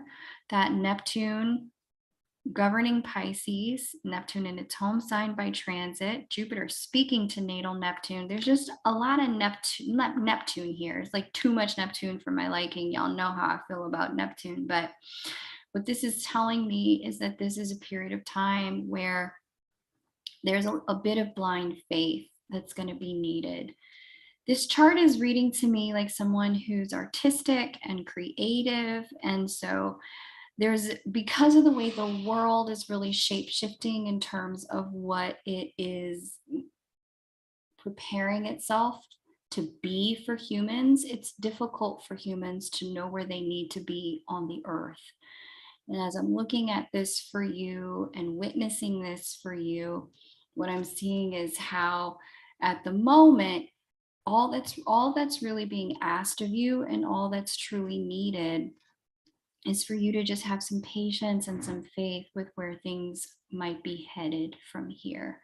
Stay creative, stay open, stay in the flow of contribution as best as you can. Keep contributing to people wherever you can be of service, wherever you can be of support. But know that you're about to be moved like a piece on a chessboard. And if you've ever seen the way chess pieces move, they don't move linearly. They don't move in a way. I see you want to do something creative, but what? I'm not sure. I don't know what your gift is, but I'd certainly see something in the arts. But chess pieces don't move linearly. In fact, some pieces, in order to go forward, have to move left or right first. Once some pieces have moved forward, the best thing that they're going to be able to do in order to keep moving forward is to first move back. And then they can move forward in a different direction. And so when I see this for you, obviously you have to do what you have to do to keep a roof over your head, keep yourself fed and clothed. And so the spirit isn't asking you to go without that recompense. But what spirit is saying is expect that it's going to come in some non-traditional ways. Expect that it's going to come in some ways that just don't fully make sense to you, to your conscious mind, and to your eyes. But it's going to show up in a way that is 100% where you're supposed to be at the right time in order to be of major benefit to other people and for life to give you major benefits in return. Your chart doesn't tell me what type of creativity you have. If you with this kind of chart, I certainly see the capacity for song, for the visual arts, for the entertainment arts, for dance. I see all of it here. So I'm not sure what your creative gifts are, but this is really speaking about leveraging them to be able to share with other people and know that you're going to be placed where you're most needed in order to be able to take care of the most people and for life to take the best care of you, Miss Natalie. This transit where things seem to be a little unclear goes on into next year. Let me just give you a timeline at least, since that's like the only thing I can really give you.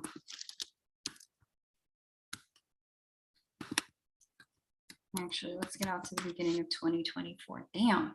So you see here, I just changed to the very beginning of 2024, January of 2024. Look at where Neptune still is. It's in the same, this is how slow Neptune moves. It's going to retrograde back, then it's going to go forward again before it's done with your midheaven. This is a period of time where you're coming into a far more spiritual understanding of the world of work and your place in it and where you're supposed to be. And it's a period of time where you're going to get to a lot of accessing and letting spirit come through you in service of other people. By the time we get to the middle of 2024, you'll be done with this and you'll have some clarity. But in between now and then, expect this to feel a little bit like you're being moved like a chess piece across the board and things being just slightly unclear. Okay. All right, Miss Natalie, if you want to dig deeper into that and really have, like, you want to chat with me, which would be helpful, I can kind of hear your career path up until this point, ask you some questions, match it with what I'm seeing in your chart in terms of your gifts and some timing. I might be able to give you some more clarity in a private reading one-on-one where we can look at what are the options given where you're at so that you can move out of stagnancy and at least be in surrender as life is moving you across the chessboard.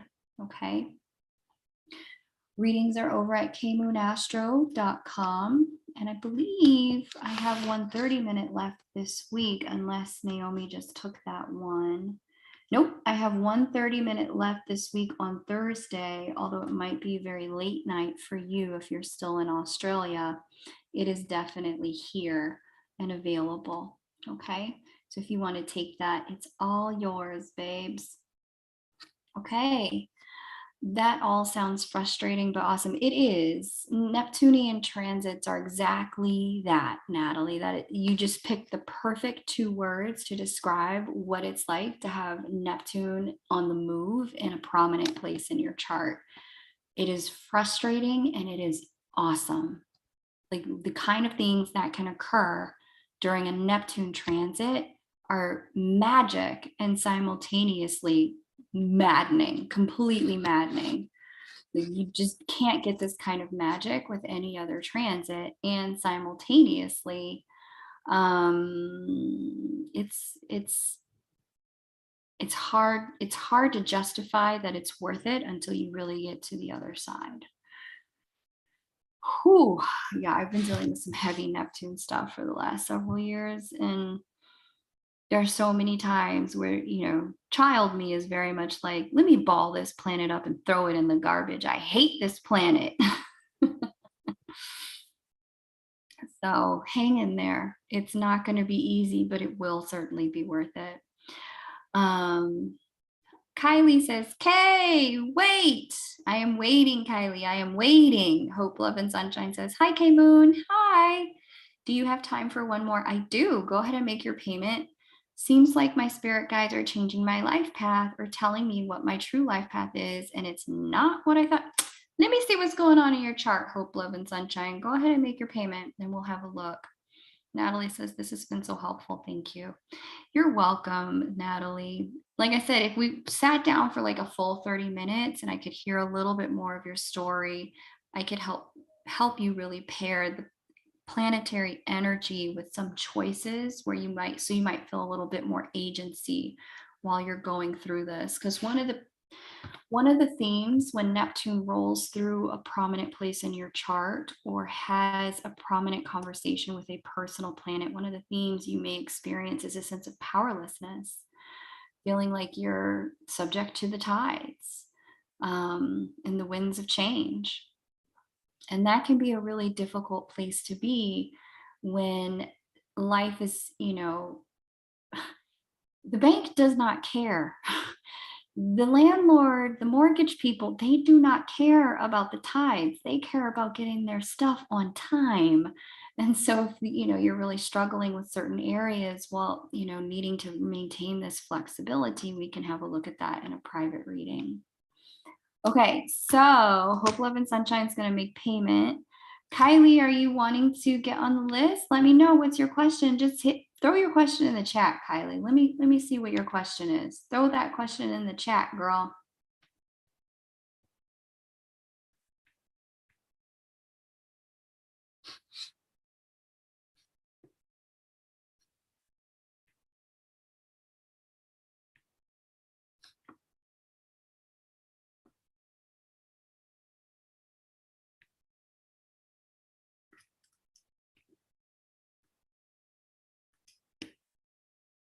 Okay.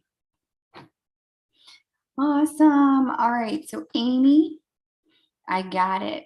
A private reading sounds great. I will check the budget. Cool. There's definitely availability this week and next week for 30-minute sessions. And they'll appear on the website in your time zone. So just know that when you see it, what you see there is the appropriate time. All right, Hope, Love, and Sunshine, let's have it. That's okay. I knew it was you. And then as soon as I finish with Hope, Love, and Sunshine, Kylie, we're going to read for you. So get your question ready, beloved.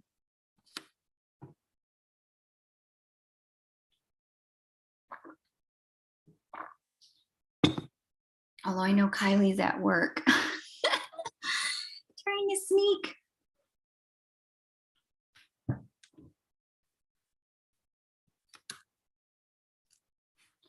All right. Let's see. Awesome. Okay. No problem.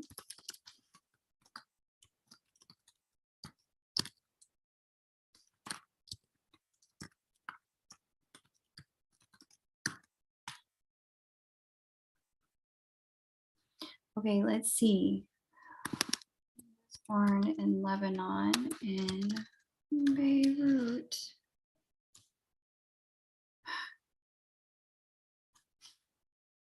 So sick of the way my country destroys beautiful cities like Lebanon. 1970. 6:25 p.m. Okay. All right, let's do this, girl. Let me hear what Amy's question is, and then we will read for Miss Kylie.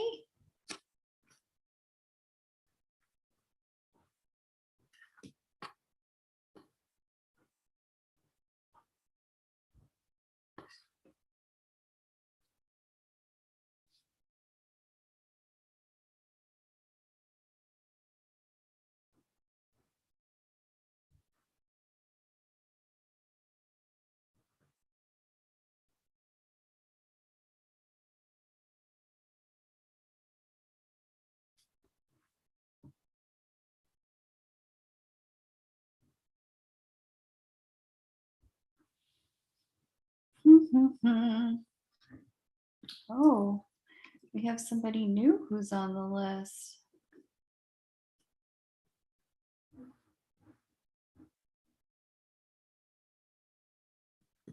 Okay.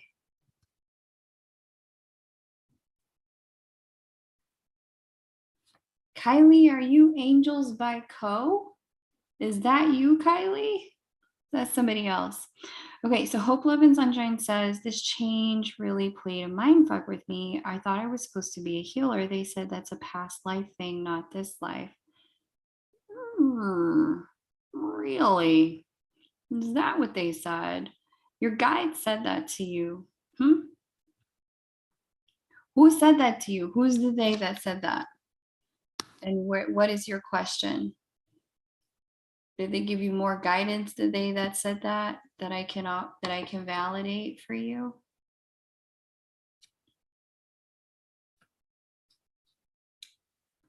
Oh, did I pay for business account? My bad, BSB. Okay, no problem, Kylie.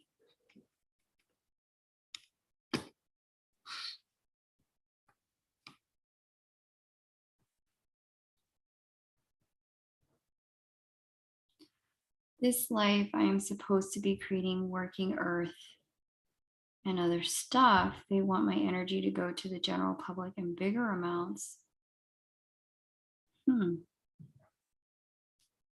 Interesting. Kylie, did you ever see what's it called?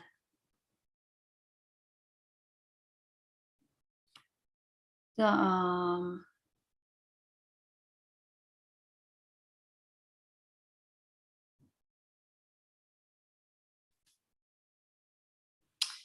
Kylie, did you ever see Avatar, The Last Airbender? They have that that character on there, Ko, the face stealer. That's what I think of every time I see the name Ko. Ko, the face stealer.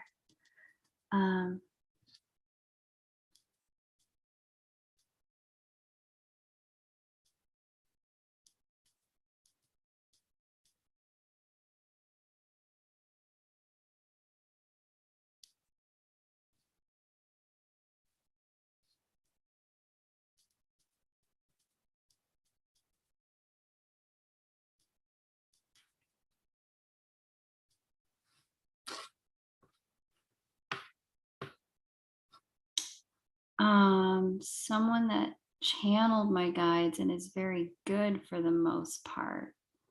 Okay, got it. So what's the question then, Hope, Love, and Sunshine? Like, how can I be supportive to you?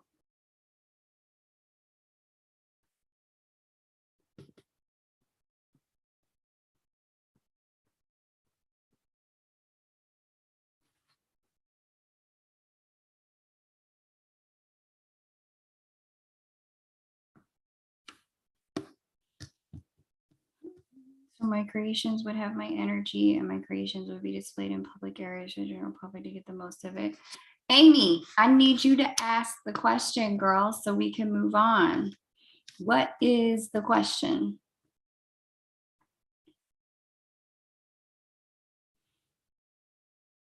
Does any of this show up? I got, thank you. Thank you for getting around there. Got it. Okay.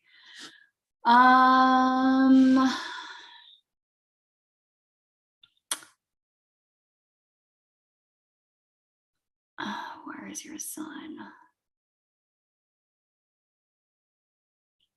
I see. Oof.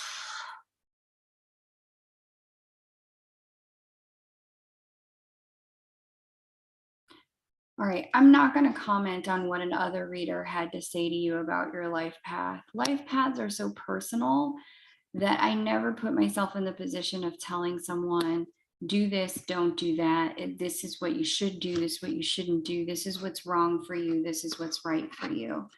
The reality is we all have a purpose, right? But purpose and passion are two different things. Purpose is a driver. Passion is the vehicle.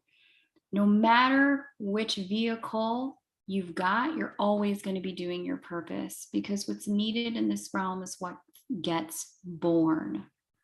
Meaning there's nothing here on earth that is here by accident. There is nothing here on earth that hasn't been created that isn't needed. And so if you're here by divine design, you're here because you were needed in some format or capacity. But the way in which you express your purpose, whether it's healing, whether it's art, whether it's something else, that will change and it will evolve over the course of your lifetime. It won't be one specific thing, but will you be giving the same purpose from every avenue? Yeah, because you are the driver of that vehicle. But every once in a while, yeah, you do need to upgrade your vehicle. And so what's really interesting is I am seeing that you are in the midst of a change career-wise at this time, and a path change specifically due to the influence of Saturn, which is now retrograde, hitting the bottommost part of your chart in Aquarius, right there, 25 and 26 degrees, which then has an impact on the career house. What Saturn does when it talks to anything is Saturn says, hey, listen up. If what you're doing is incongruent with who you really are in your soul, if the way you're behaving, the way you're being treated is incongruent, what's going to happen is I'm going to put you in a timeout and start you on a new course so that you can understand how to be a more whole, more congruent version of yourself.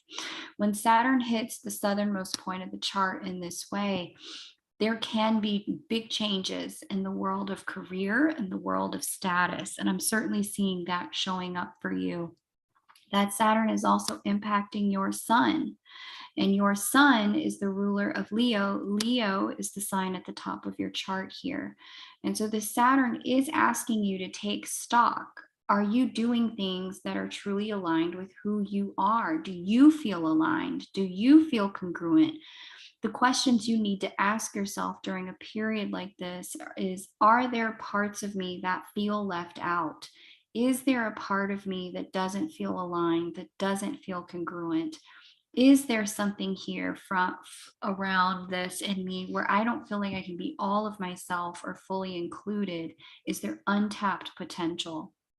If there is, what you're going to find during a time like this is Saturn's going to bring it out, and it's going to start the process of sealing off actions in a direction that would undermine you being your wholest, truest self, reaching that fullest potential. If you're asking me, do I see healership here? Do I see something else here? It could be any of the things that you just mentioned. The strongest thing that I'm seeing here when I look at a chart like this that has Leo and then Virgo at the midheaven, I'm seeing teacher and guide energy here. I'm seeing coaching energy here. I'm seeing the energy of leading other people with Leo starting all the way back here in the 9th house of where guidance lives, and then heading up at the top of your chart where your reputation is built. I'm seeing that energy.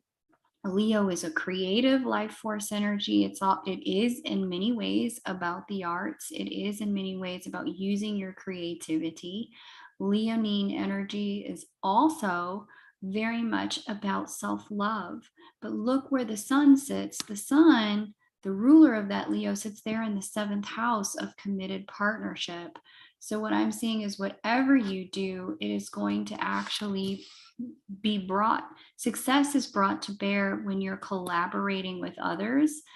Sun sits in the 2nd sign of self-love. That's Taurus. Taurus is all about valuing ourselves and beauty. And so creating art that really values yourself in some way. Could you do that? Absolutely. I also see the Virgo energy here covering the majority of your 10th house of career, fame, and reputation. Whenever Virgo is in the house in that way, Virgo does talk about being a healer. Virgo does talk about bringing healing energy to others.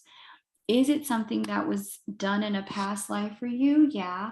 But I'm also seeing here that even though it was done in a past life, I see the past life influence with the South Node in Virgo.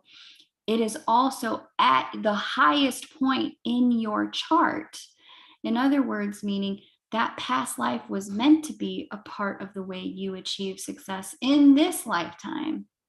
So if I had to be honest, this looks like a both and. It doesn't look like an either or to me.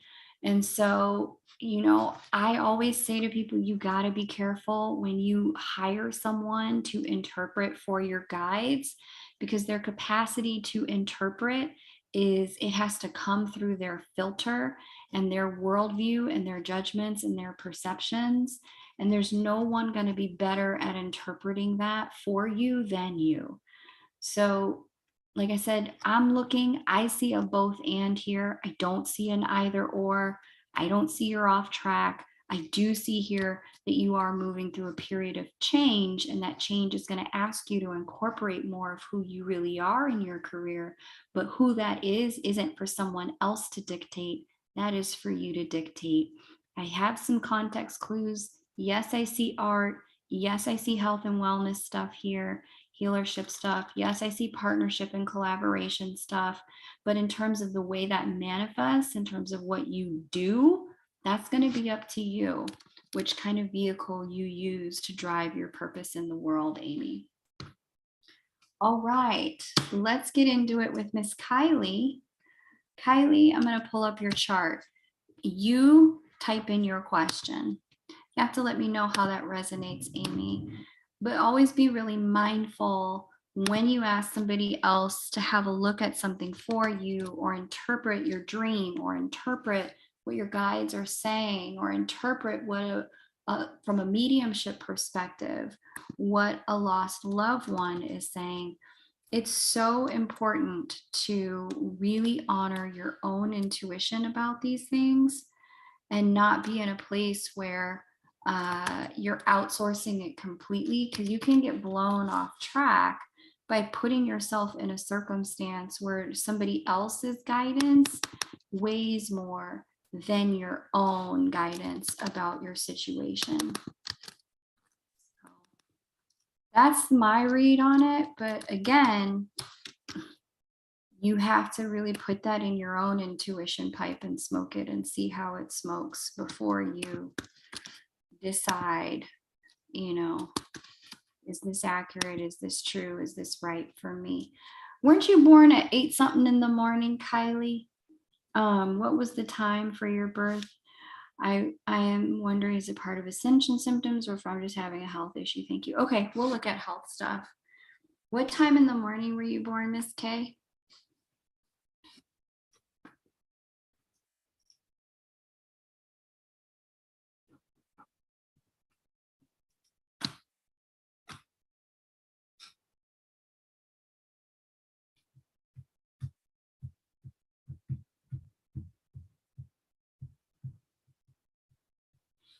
$2:15. Got it.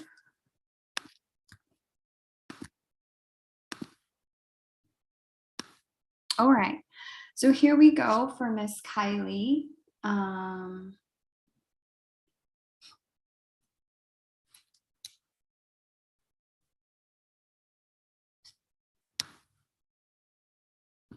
right, sweets. House of Health and Wellness is house 6. It is a Gemini ruled house. It is a house that is a Gemini house. So that's a Mercury. Who's talking to your natal Mercury? What are you saying to Miss Kylie's Mercury? Okay. So we had Mercury retrograde, sextile Mercury. Mercury conjunct Sun. Is a good question. Is it ascension symptoms? We've got Jupiter having crossed over your Sun. And it was just this week, which is a moon thing. And this week we would have had moon in Aquarius, moon in Cap, moon in Sag, and moon in Scorpio. I'm gonna go with a little combination. This looks to me like there's some detoxification that's kind of going on. An energy of like, hey, let's deal with some of your it's like a purge. I definitely see purging. Was it stomach sick that you got where you had to like poop out or like throw up, like a bunch of stuff? Because I'm seeing a release here with this. Even if it was sinus sick, like the sinuses kind of coagulating irritants and then purging them out.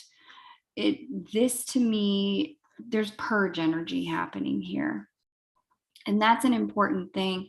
It looks to be a combination of psychosomatic, maybe a little ascension stuff, maybe some environmental irritants going on. And then because all of it kind of coalesced in this way where there's an emotional detox. That's a big part of this. I'm seeing much of this was brought on through the moon's movements, moon being the secondary ruler of this second house. Yeah, I threw up on the driveway since Saturday. I've been having issues. Keep an eye on it, Kylie. If you're still purging physically like that, and it was since last Saturday, and we're a week later on Saturday, it's time to see a doctor. It's time to have them have a look because you might have gotten a bug that needs some antibiotics or maybe an antiparasitic or something. But yeah, there is a real need for the purging. Like I said, I'm seeing some purging energy here. It looks like you're just trying to throw off some things that you just needed to get rid of. And it was just like, okay, let's ball this up and then let's throw it out. Is the way this is reading for me, just to kind of clear out some space. But it looks like a combination of environmental, emotional, like psychosomatic emotions that just need to get rid of. And then it also looks like ascension stuff as well. So if I had to make a guess, I would say today you're probably feeling better. Fingers crossed, you tell me. With moon now moving into fellow water sign, and maybe last night you were feeling better with moon in air sign Aquarius. You talked to the doctor already. Okay, good. What did they say? And tell me you're taking the medicine. But yeah, I would say if you haven't felt better by today and tomorrow, certainly next week as we get the moon and a fire sign Aries seems to kind of be a turning point for you as the moon gets into fire sign Aries, and then Mercury starts to move on past the retrograde zone, past your sun. It looks like you start to pull out of this. Now, the one thing I would say, if you haven't done it already, your mind is very deeply connected to your health personally. Everyone's mind is, but for you in particular, with Mercury being the ruler of your house of health and well-being, I want you to take some time to revisit the thoughts you were having leading up to being sick, just so that you can be conscientious of what maybe the body was trying to ball up and detoxify, Were there any thoughts that weren't helpful? Thinking processes that don't work, those kinds of things. Communications with people that may have really triggered you. Your body was like, yeah, I cannot accept that. I'm out of here. Like, just get this out of me. If there was anything like that, it's one of the lessons around all of this, especially because of the time we're reading this now, Saturn and Moon conjunct by transit. Some of this is about having some better boundaries, and it could even just be like straight up, if the food is older than a week, I'm not fucking eating it. And having like that kind of boundaries, like paying attention to food labels. It could be something as simple as that. But the questions here in the chat are really good ones. What if I have a gluten allergy?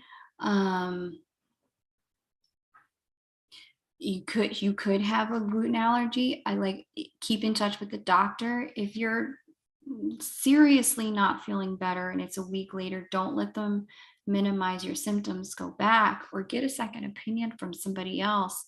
There needs to be, somebody needs to give you better support. Kylie says more issues at home again. Okay, so this is probably anxiety related to some degree, given the mental health pieces of this. Yeah. And I know you've been trying to move, but for now, it's been like a really safe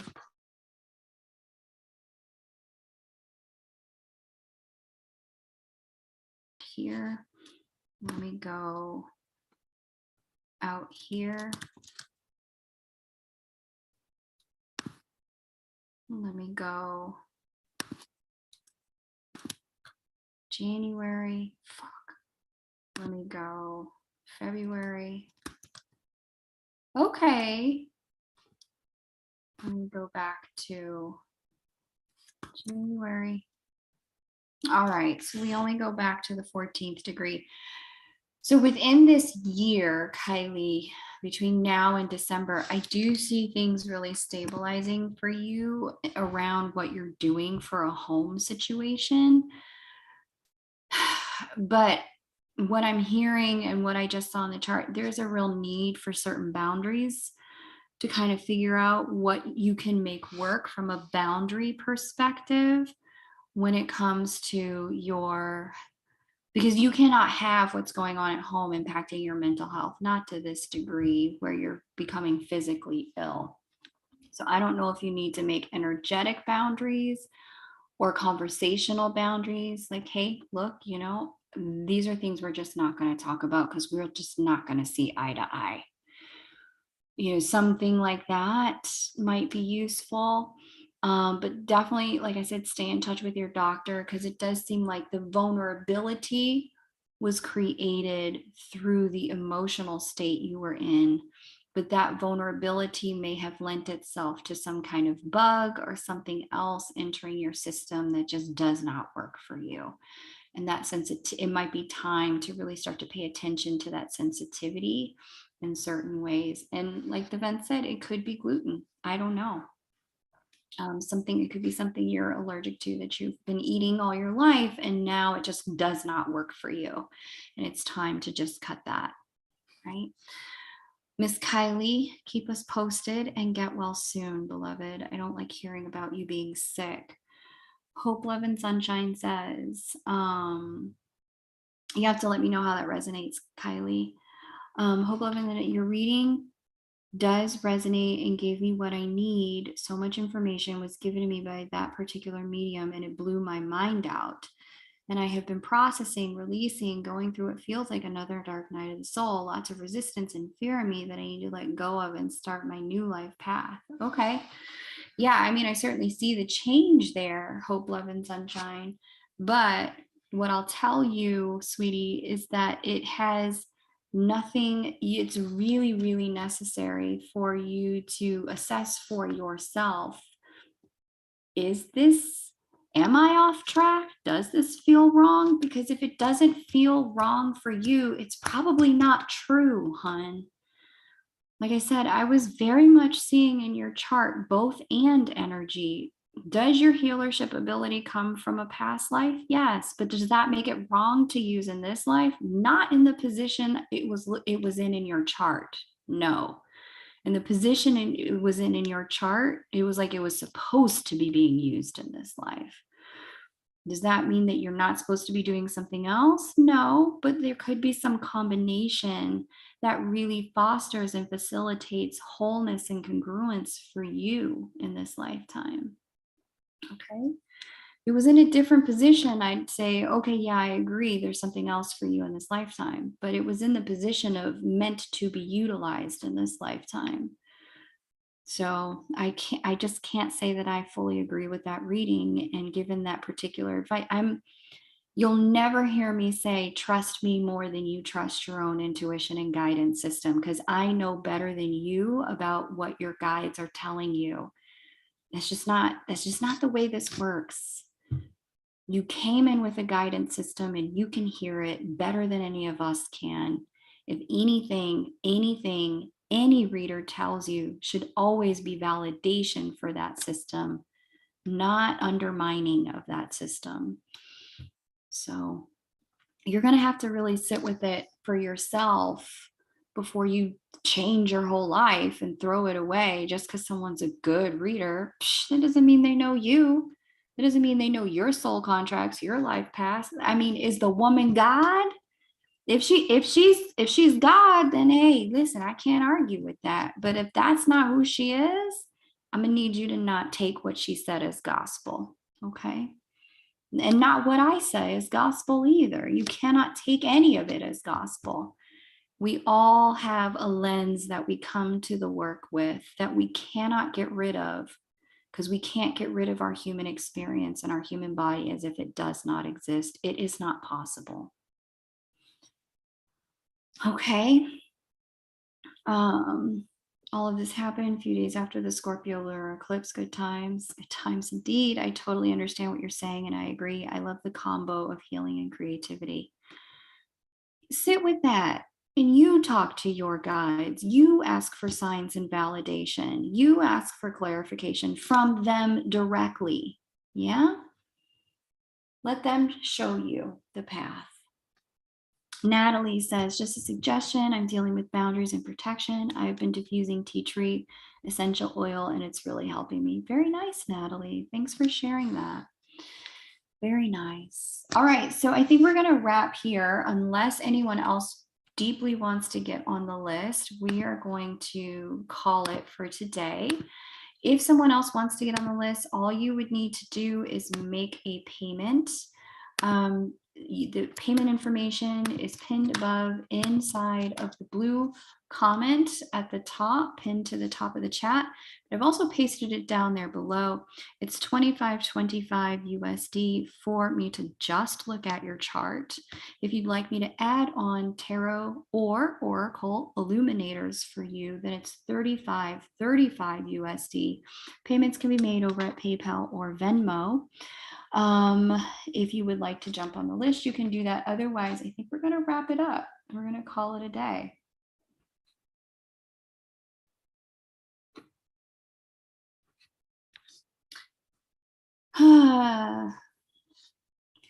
Now I have another rando song in my head. It's one of the church songs I grew up with. I grew up Catholic, you guys. They used to have these like little hymn songs that you had to sing at certain intervals during Mass. And this one is like, beloved, let us love one another. For love is of God. I don't know the other lyrics. Let me see what else happens with that song. Beloved, let us love one another. Yes, it's 1 John 4, 7 and 8. And it's a song by Debbie Kerner and Ernie Rattino. Let's see what this song, what these lyrics say. Oh, it makes me want to cry. It's such a beautiful song. Okay, let me get these lyrics together so I can share them with you, because this is just stuck in my head. And then after I share these lyrics with you, we're going to wrap up. Beloved, let us love one another, for love is of God, and everyone that loves is born of God and knows God. He that loves not doesn't know God, for God is love. Beloved, let us love one another. Oh, I love that song. That's such a nice song. Ah, it just makes my heart explode a little bit. I don't know why that song popped in my head, but one of y'all needs to hear that. Maybe it was me. Hee hee. Y'all, I hope you're having a good time and a happy Saturday and a beautiful week. I know this energy for some has been really challenging with the Sag full moon. The upcoming Cancer new moon is going to bring a little bit more illumination and some new beginnings for some of you, especially those of you who had some endings with the Sag full moon. There's going to be some new things opening up. Mostly through your creativity and from following your own intuition and guidance with the Cancer new moon. So hang in there for those of you who have been struggling through this period. I know it has not been easy, but I also know that change is afoot. And if you just trust the process, you will be guided to where you most need to be. I absolutely adore and love each and every one of you. It's been a treat to hang out with you with my Saturday. If you were wanting to get a reading, but you missed your opportunity during this live, you can always book one with me over at kmoonastro.com. I have some 30 minutes available. In fact, one available this Thursday, and then 2 available, one next Monday, and then the following Tuesday. So we could speak in a relatively quick period of time. If you'd like to grab one of those 30 minutes, you can certainly do so. It would be an honor to chat with you. My name is Kay Moon, and if you're new here, please subscribe. I pop up and do these live mini readings, sometimes 2 to 3 times a month, depending upon what's going on, sometimes less. But if you're on my private list, then you'll always be the first to know, because I email the private list 24 hours before. So if they know they need a reading, they can always just grab one or make time in their calendar to check me out the following day. There's how you get on the private list. Just click that link that I put in the chat. And then you can go ahead and get on the list. Thank you guys so much. Once again, it was fun to be here. And I will talk to you soon. Have a beautiful and blessed weekend, everybody. Take care and bye for now. You're welcome, Alvin. And I can't wait to talk to you soon, Naomi. I don't know what might hop on a short means, but I really hope that you are having a great Saturday.